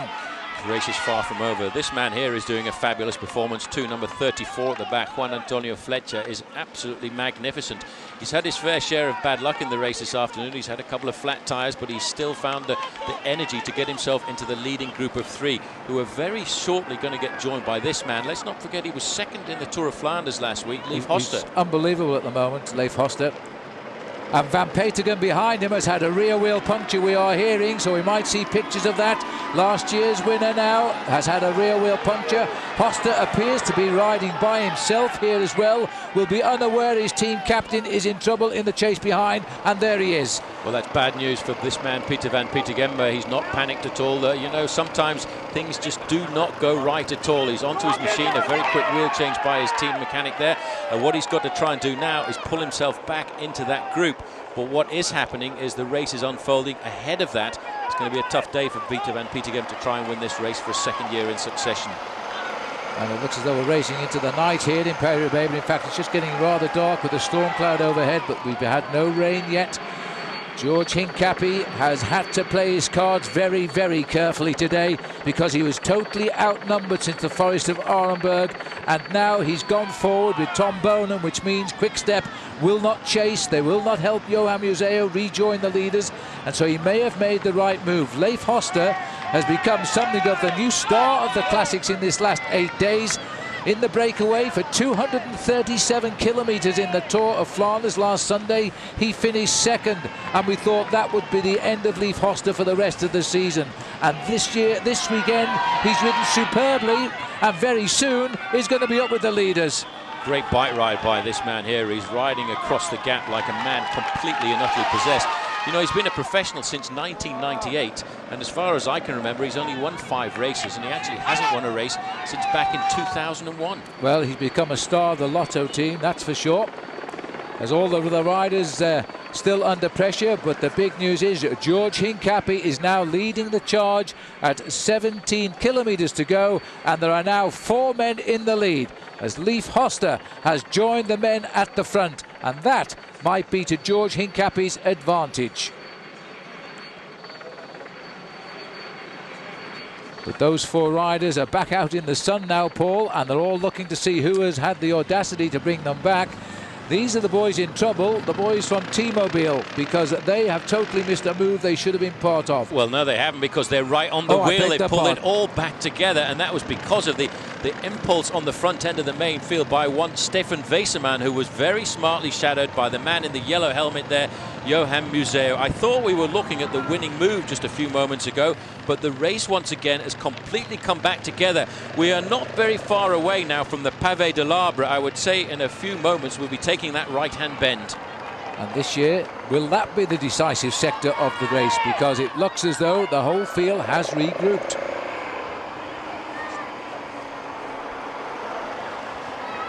Looking there at 164. He was the rider who started the move earlier on, but has now brought it all back together again. Christophe Mangeon. Now we're on the Pavé de l'Arbre, and the man at the front, Johan Museeuw, he must have thought his chances were gone.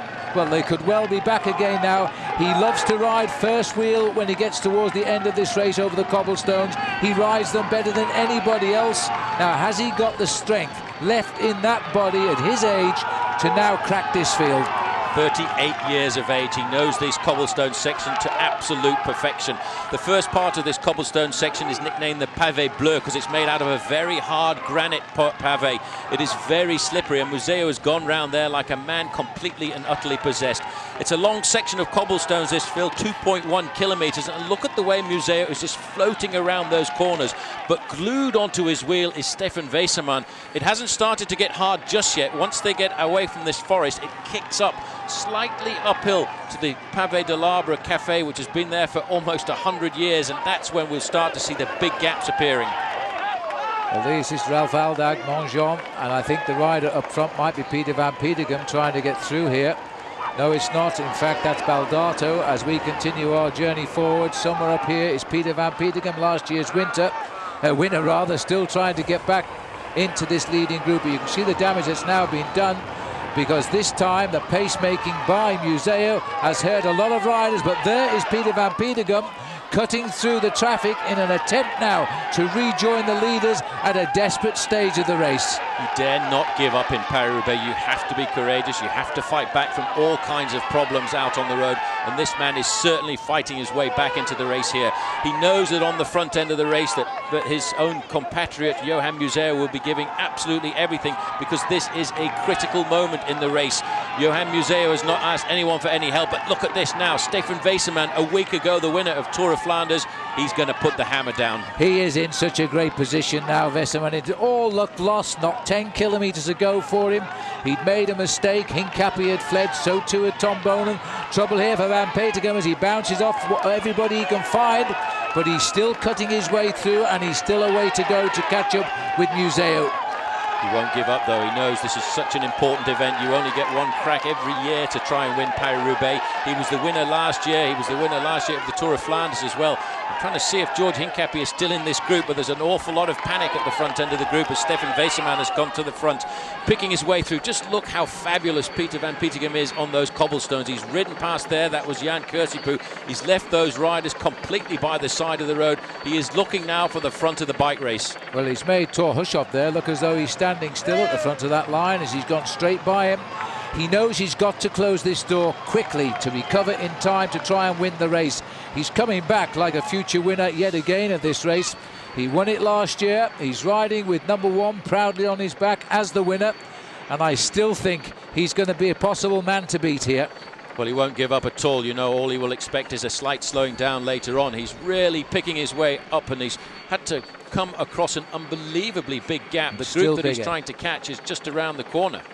It is still a big gap. You can see them. They've just made the turn. There they are, led by Stefan Weissermann, who again now is beginning to feel a little bit confident.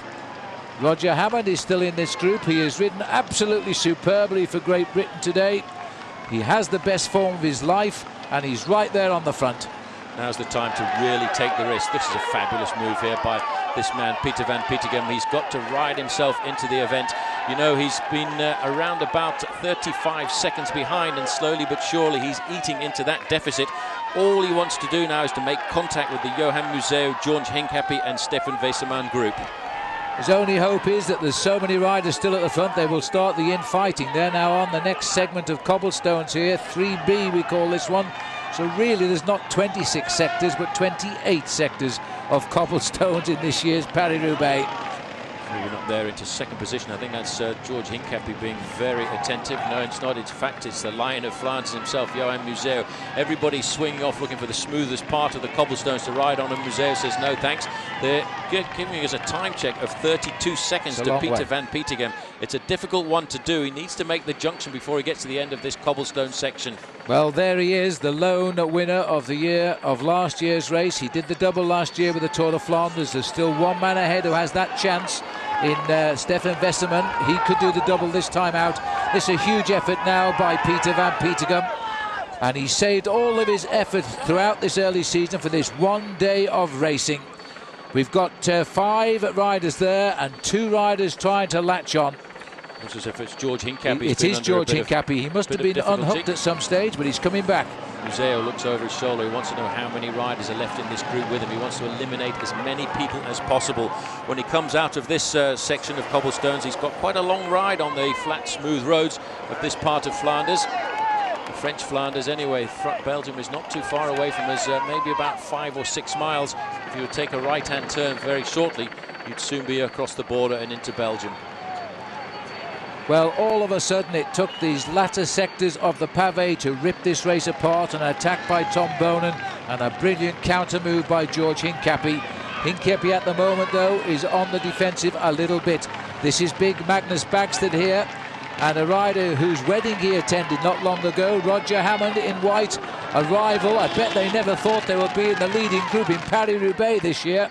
Fabulous move by Roger Hammond there on the right-hand side in the white jersey. And Magnus Bagstad as well is a man who I've got a funny feeling is riding himself into a very high position here. George Hincapie at the moment is around about 5 seconds in arrears, but if he can just keep his courage going, he should be able to get back up to this group. And the last time I saw George, he was just around the corner.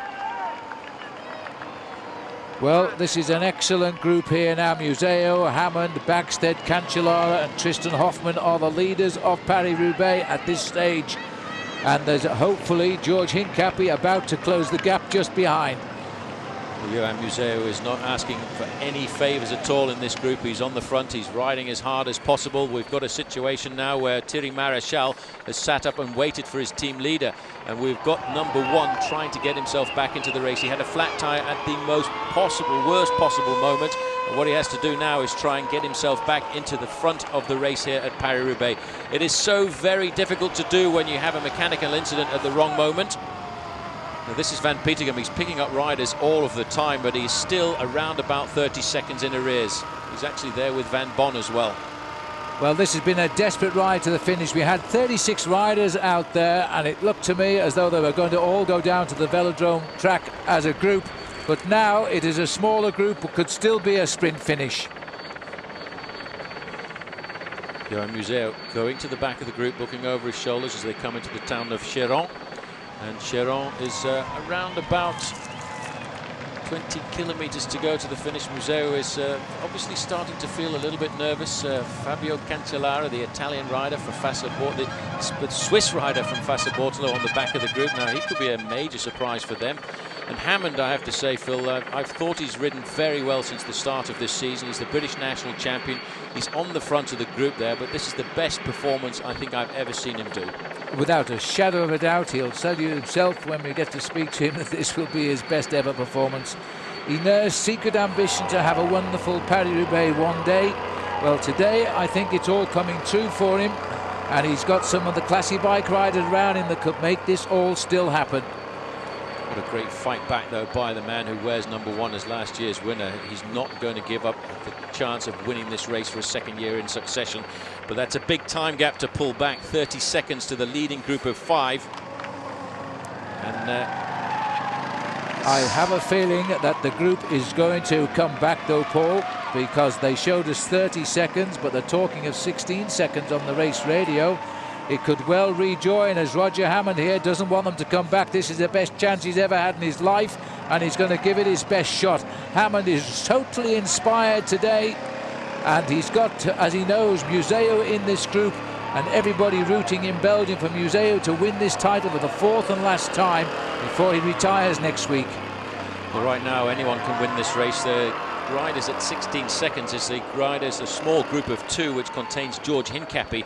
The 5 leaders still have an advantage of 30 seconds over that chasing group, but they are so dedicated to pulling this race back together for Peter van Petegem. I think it might come together before the final big tough section of cobblestones at Hem. They're 1.4 kilometers long, but they're not really all that difficult. There's a nice piece of smooth tarmac to the left-hand side of them. The major obstacles are now behind the riders, and they still haven't given us any clear indication as to who will win Paris-Roubaix, a race now in its 102nd year. Just picking up George Hincapie there. You can see he's going to sit on the back end of the group. He got halfway across the gap to Johan Museeu's group, but obviously the impetus went out, and you can see a lot of urgency at the front end of this group, because we've got 2 very big pre-race favourites in it, Stefan Weserman and of course Peter van Petegem. Peter van Petegem having to pay dearly for that puncture, but showing he's got some talent in those legs. He's almost back in contention here. A little bit worried about George Hincapie now. I think he might be getting tired, because he's been brought back with Fletcher into this rather large group. So it should just leave 5 riders up front now. Museu, Hammond, Cancellara, Backstead and Tristan Hoffmann are the leaders on the road. It's going to be very difficult for Johan Museeu to try and win this again, because if he wants to win it, he's going to have to take off on his own and leave these riders behind. The fastest man in the group is the man in 3rd position there, the big Magnus Backstead, looking over his shoulder, and he's done very well to get over these cobblestones this afternoon. He weighs in at 90 kilos and around about 1.9 meters in height. He's a very big bike rider. Whatever you say, Phil, about Johan Museeu, whether he wins this race or not, he's certainly gone out in fine style, and he's done everything right to try and win this race for a 4th time. Couldn't agree with you more with that comment, because this is a rider who's delighted us. He's won more than 100 races in his career. He's now 38 years of age, and he's giving us a fine display here in the Queen of the Classics, a race he's won on 3 occasions, and on 1 occasion almost lost his life in a serious accident. So this is a fitting way to go out for Johan. Win or lose now, he's played his part yet again in the shaping of a race over the cobblestones of northern France. This is the group behind, still containing George Hincapie. There he is, halfway up the line, just out to the left. But they must be wondering just how they're going to reach the leaders now. Very complicated race for 1 or 2 of the riders in this group. They're going to have to leave the majority of the pacemaking up to T-Mobile, who actually seem to have given everything they had a little early before they went to that big cobblestone section of Canfin-en-Pervelle, because they were trying to pull back George Hincapie's attack at the time, and it seems as if a lot of those riders have actually disappeared from that group. Well, if those 5 riders come onto the velodrome together, it will be very difficult to pick a winner. I can't believe that Johan Museeu could win from a sprint of 5, but he was in his early days a fabulous sprinter, green jersey sprinter in the Tour de France.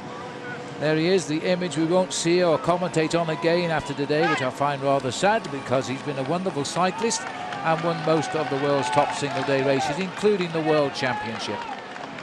Strangely enough, the year he went on to win the World Championship was in 1996 in Lugano, and it was about 2 months after he'd announced his retirement then, wasn't it? That's absolutely right. Said he was never going to race again, then he was world champion. Never quite sure where you are with Johan, really. He's a very crafty bike rider, and he's got himself into a situation here where he's in a leading group of 5. It's going to be very difficult for him to get the win here this afternoon, because the fastest man in the group is the man on the front, Magnus Backstedt, and the cleverest man in the group is probably Tristan Hoffmann, the man sitting on the back for CSC. It's a tricky situation. There's the group that's chasing them. 30 seconds, that's what they're saying that represents, 30 seconds. It might be just too much. It's going to be very difficult. The kilometres are slowly but surely ticking by for the men on the front end of this race. When they come out of this section of cobblestones, Phil, they will be facing around about 6 kilometres to go to the finish. Now, there's a very good position where you can attack on the run in towards the finish line, and that's around about 5 kilometres to go. It's a slight incline in the outskirts of Hem, and I wonder if that's what's in the back of Johan Museeu's mind. I thought when I looked at him last week at the Tour of Flanders, oh, he's got a problem. A problem for Museeu, a back wheel flat tyre for Johan Museeu. That is a terrible, terrible shame that the vehicle is there, but remember the gap is 30 seconds. 10 has gone by already. They're going to see Museeu trapped here and caught. That is going to make the Quick Step boys start chasing again. And if they're blocking the road, they'll slow down that pursuing group. These are dramatic pictures. What a way to end your career. The man never shows expression on his face, but what does he think? There's no emotion there for Johan Museeuw. He was obviously in a great position to try and win this race for a 4th time. This happened to Henny Kuiper a couple of years ago as well, but he was on his own in the lead, and there was a group chasing him at 30 seconds. He got a quick wheel change and went on to win. It's going to be very difficult now, Phil, for Johan Museeuw to pull himself back into this bike race, and I think he will very shortly get caught by that chasing group of Van Petegem and Stefan Weseman. What a shame. An absolute and utter shame. We're in the final cobblestone section here of Hem. When they come out of this cobblestone section, there are 6 kilometers to go, and look at this. Peter Van Petegem has come out of the group on his own, and he's about to catch Johan Museeuw. The two great rivals have suddenly got to become friends here and work together to catch the leaders. And I wonder what Van Petegem might say to Johan Museeuw if they go past here. This is amazing. The riders who between them have won this race on 4 occasions have both had punctures at crucial stages today. They've said something, Van Petegem, and I don't know what Museeuw said, but he's not lifted the pace. He's coming again. Well, it looks as if he had a slight problem. I'm not sure what was going on there, but he seems to have recollected himself and got himself back into some kind of composure, and he's jumped up to the wheel here of Peter Van Petegem. Van Petegem looking over his shoulder, and it'd be nice to look back and see what sort of gap. Now these 4 here are starting to wonder, well, we don't have a man who is stronger than any of us here, so who's going to win the race? And they're actually starting to lose a bit of impetus. Well, if they start messing about now, it's all over, because there's Weseman hooked up now, the man who's on for the double like Van Petegem. So the 3 strong men, the 3 favourites, are now all on the defensive, and the group they left is just off their back wheel here. Van Petegem has ridden superbly to be even in this position. Museeuw has also been pushed backwards involuntarily, and Weseman, who's had a second but never won this race, is now in with a chance. But they are riding approximately 25 seconds behind the 4 leaders on the road. This is when Johan Museeuw is a real hard character. He's being cold and collected right now, and he's saying to the younger riders, well, you guys want to win Paris Roubaix. I've won it 3 times. If you want to get back into the race, you do the work at the front and chase them all back. He's a real hard character, I tell you. Well, it looks as though the field has regrouped behind. Johan Museeuw will have seen it there when he looked over. We've got 3, 6, 8 men now, all forming behind 4 leaders. Tristan Hoffmann, Roger Hammond, Fabian Cancellara and Magnus Bagstedt. The face on Bagstedt. They will never believe the chance they have now. Hammond will not know what to do here because he will be so excited. He's in with a chance of winning Paris-Roubaix. 28 seconds these 4 men have over a chasing group which now contains some unbelievably big names. They're just going inside of 5 kilometers to go. In around about a kilometer, the road will kick up slightly. Now, if anybody has got any power at all left in those legs of theirs, this is the moment to really hit hard and try and get a lone victory.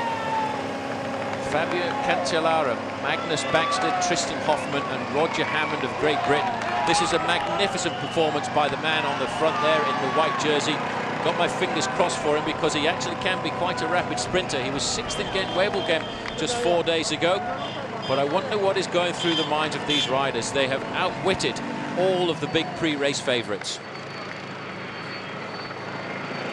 Well, looking here at the 4 men now, they mustn't slow down because if they do, it will close right down for the sprint. The 2 big sprinters, I think, are probably Cancellara and Bagstedt. 28 seconds is the gap. Watch out for Fabian Cancellara, this young man who could be having the greatest moment too of his young career, because he is not a rider who's been around that long, but he's certainly a rider who has got the big results to his credit. Well, there's a big counter-attack here coming from Johan Museeuw. It was set up there very admirably by number 1, the man who won the race last year, Peter Van Petegem, and they're starting this long drag up to the finishing line. George Hincapie is in here as well. This group has really been reduced over that last cobblestone section at Hem with just 6 kilometers left to go, and they can almost look up the road and see the leading group of 4. The majority of the work from that leading group of 4 was done there by Magnus Bagstedt. Van Bonner's now jumped out of the group there. He's trying to get across a 28-second gap. And these guys really don't look as if they've got the power to keep the tempo on at the front end. Everybody right now has their bodies screaming out in a request for mercy, because they've been thrashing their bodies for 264 kilometers over 31 miles of unbelievably disgusting roads in the north of France. What a great race at the end this is turning out to be now, as these riders try to hang on while the big favourites have continued now to have to chase their way back into this race, and they haven't succeeded yet.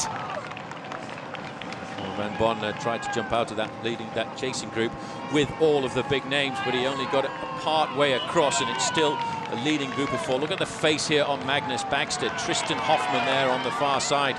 He now knows that he's got a fabulous chance here of getting himself a victory, as Cancellara decides also to take up the pacemaking.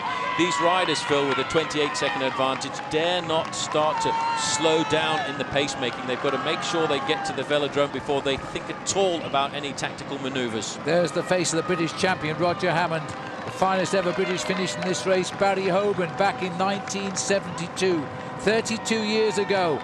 Magnus Bagstedt of Sweden. There's never been a Swedish rider make the top three finish. Two chasers on the front there. Peter van Petegem shadowed there by Johan Museo. They're part way across the gap to the four leaders. This is an unbelievable bike race. This is one of the most miraculous finishes I've seen over the last couple of years. Johan Museo is slowly but surely dragging himself back in with a chance, but I don't think he's got enough kilometers left. Well, these two riders, the stars of Belgian cycling, undoubtedly. We're looking at the face of the Lion of Flanders here. Johan Museo, both put on the defensive because of flat tyres. Both can't believe the bad luck. Both so professional, they just get on with the job of trying to put themselves back into the frame. These are the four riders who are trying to stay away to the end.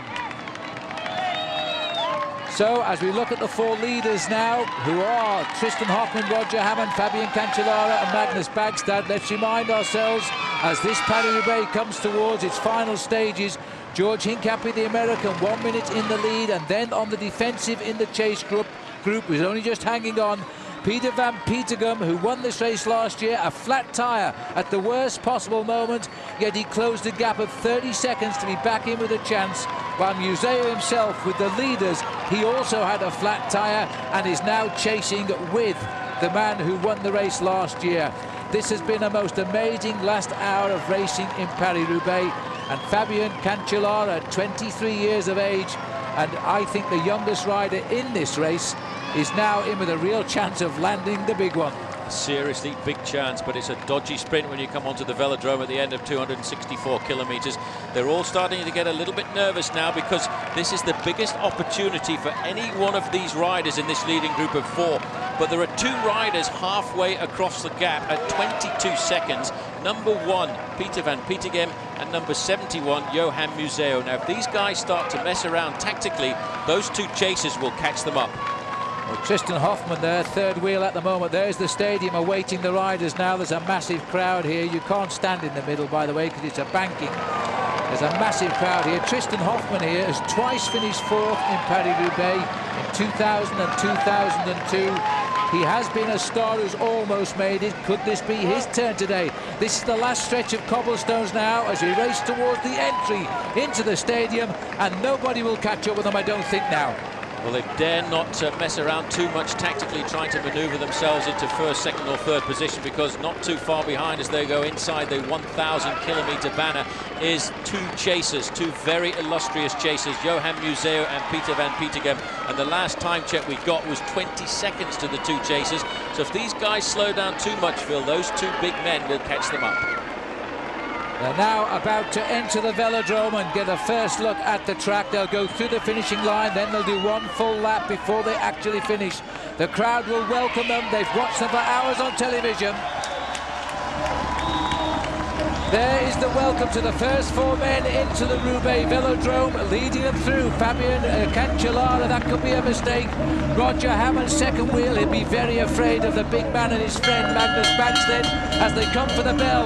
Watch out for Tristan Hoffmann as well. He's put himself in the right position. Cancellara wants none of it. He's moving up to the banking and down again. It's going to be cat and mouse tactics now. Roger Hammond doesn't want the lead, and Backstedt won't move till the last possible moment. Huge cheers here as Roger Hammond goes beneath the commentary position. Cancellara, I think, is the one that will lose here now. A good move by Hammond, the British national cyclo-cross champion. He knows all about the mud. Now can he show us his track skills? They're waiting till the very, very last moment here now. Museo and Petergum are closing in, but it won't be quick enough. So it's Cancellara who opens the sprint. Roger Hammond grits his teeth for his finest ever ride in this event. Backstedt's got the inside lane now. Cancellara's got some speed. Hammond sprinting for the win on the left of the road. Magnus Backstedt going with him here to the line. Backstedt gets it. Second it will be Tristan Hoffmann. Third, Roger Hammond. That equals Barry Hobart's 1972 best finish. And here, shaking hands, last year's winner and Johan Museu. That is a fabulous picture. The line of Flanders comes over the line. He will take the 5th place. He has ridden his last Paris Roubaix. That was pretty tough. Just coming in now for the big sprint, it looks like Leon van Bon walks away from it just ahead of Tom Boonen and George Hincapie right in the middle there. So there is the winner, the first Swedish cyclist ever. What a win that is for Magnus Backstedt. His last big victory was a stage in the Tour de France. He seemed to be a man on his way out. He is now the champion of the 102nd Paris-Roubaix. And you have to say, he rode all day like a man on a mission. Regarde-moi.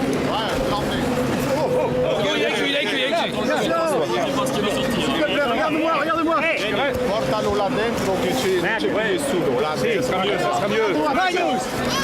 Laissez-le respirer, s'il vous plaît. Attention, Grande Magnus! C'est bello, grazie. Allez, portalo dentro. No, Magnus. Vieni dentro, vieni. Magnus! Amon, je crois. Allez, emmène-le, viens. Passe davanti, passe. Magnus! Oh! Putain, c'est vous, bordel! Descends ton vélo. Roger Hammond et Patrick. Pardon, fucking is Dis quoi? Oh, I don't know, man. It's fucking unbelievable. Roger. Roger, that's the best British performance for 30 years. Coming into the stadium, you must have been a little bit worried about Magnus Backstedt. Yeah, I saw him that he was sprinting really quick on Wednesday, so yeah, I was really afraid of him, but what can I do? There was no chance of riding away from him because he was also strong on the road, so yeah, I mean, I have to admit that the strongest guy won the race. I mean, I tried to win it, but yeah. The strongest guy? What about Johan Museo having that flat tire on the final cobblestone section? Oh, that's just... I just feel really, really sorry for Johan. I mean, he's a super champion, and it's such a pity that he has such bad luck on the last section of cobbles. But yeah, what do? We don't wait for him. You've been promising this performance for the last couple of months because since the start of this year, you've been consistently placed in the top 10. Yeah, I think it's been my best year so far. I mean, I'm 30 years old, and now I'm starting to believe in myself, and I think that's the only difference really, is that now it's time. I can see the end of the tunnel. From a cyclocross world champion to the podium of Paris-Roubaix is a long walk, isn't it? It's been a long time, and there's been a few people that have stood behind me since the beginning of my career, and for them, this is for you. Thanks very much. Congratulations. Cheers, thanks. Cheers, on.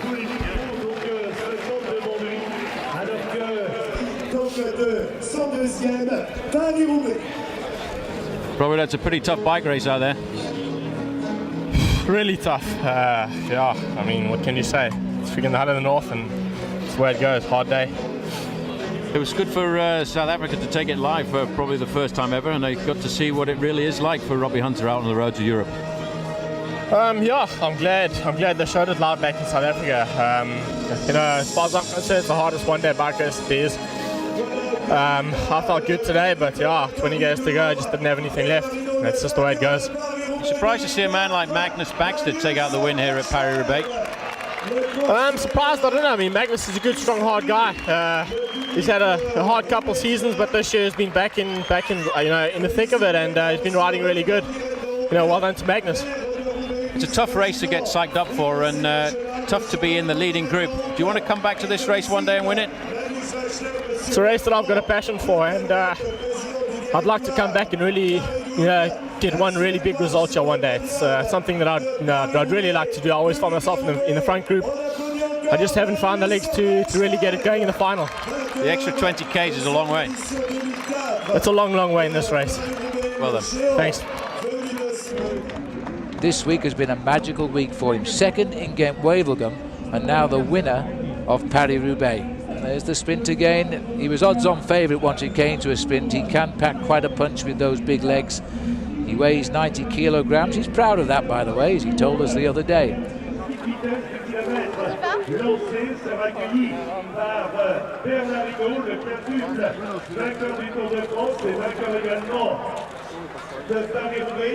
C'était en 1981.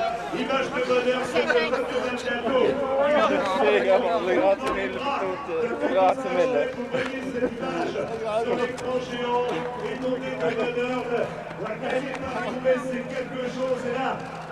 It's been a dream my whole life to win this race, and I just can't believe I've done it. The whole day has just passed so nicely for me. No punctures, no crashes. The team has done a good work for me as well, and I've just been sitting here keeping an eye on Veerseman and Musev the whole day. And Musev tried to get away one of the early sections, and I tried closing the gap, and I closed it down and stayed with him. And then we come out from the third last section and turned around, and there was only 5 of us left. And I thought, hang on, this is the chance of a lifetime to do something here. So we kept on riding and got out of the second last section, and Musev wasn't there, and I suspect he punctured, yeah. So when we were only 4 guys left, I thought, well, we just got to keep on hammering as hard as we can. Then when we get into the velodrome, just do the sprint between us all then. And I do a lot of track riding in the winter, and I just knew that I got to keep high in the last corner and then dive down on the inside as we hit the last straight, and that should do me. And wow. Just looking here now at the top 3 today, Tristan Hoffmann twice has finished 4th, and now he's got 2nd, while Roger Hammond on the right, the British champion, he gets the finest finish ever since Barry Hoban back in 1972. I'll do you all the factoids again. Okay. Right. Now, as Paris Roubaix continues, here's something you might like to know. So there's the result. Magnus Backstedt wins ahead of Hoffmann and Roger Hammond. Fabien Cancellara, they were the men that came in together. Then Johan Museeuw was given 5th by Peter van Petegem, last year's winner. It's goodbye now to the line of Flanders, but what a way to leave this race. Leon van Bon, a magnificent 7th for him. George Hincapie 8th. He'll be a little upset by that, but again, he was always in the frame. Well, I don't think anybody could have predicted the first 3 finishes today in Paris-Roubaix, but we've known Magnus Backstedt for a long time. We call him a friend of ours, and he was delighted, wasn't he? He certainly was. He's a great bike rider, a very friendly guy too.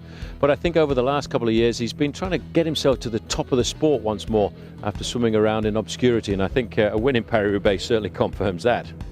Absolutely. George Hincapie, I don't suppose he'd be very pleased with his 8th place finish, but you know, he rode another great race. But towards the end, he just couldn't get into the right move. But what about Johan Museeuw? He's such a great rider, isn't he? That's so sad. I really wanted Museeuw to come into the velodrome for the last time in the leading group. At 5 kilometres to go, there he was in the winning break, and then a flat tyre, and there was absolutely no way he could get back. But he's still a great character, and we'll miss him.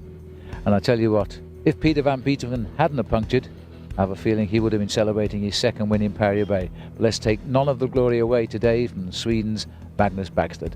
Until the next time, for Paul, I'm Phil Liggett saying see ya.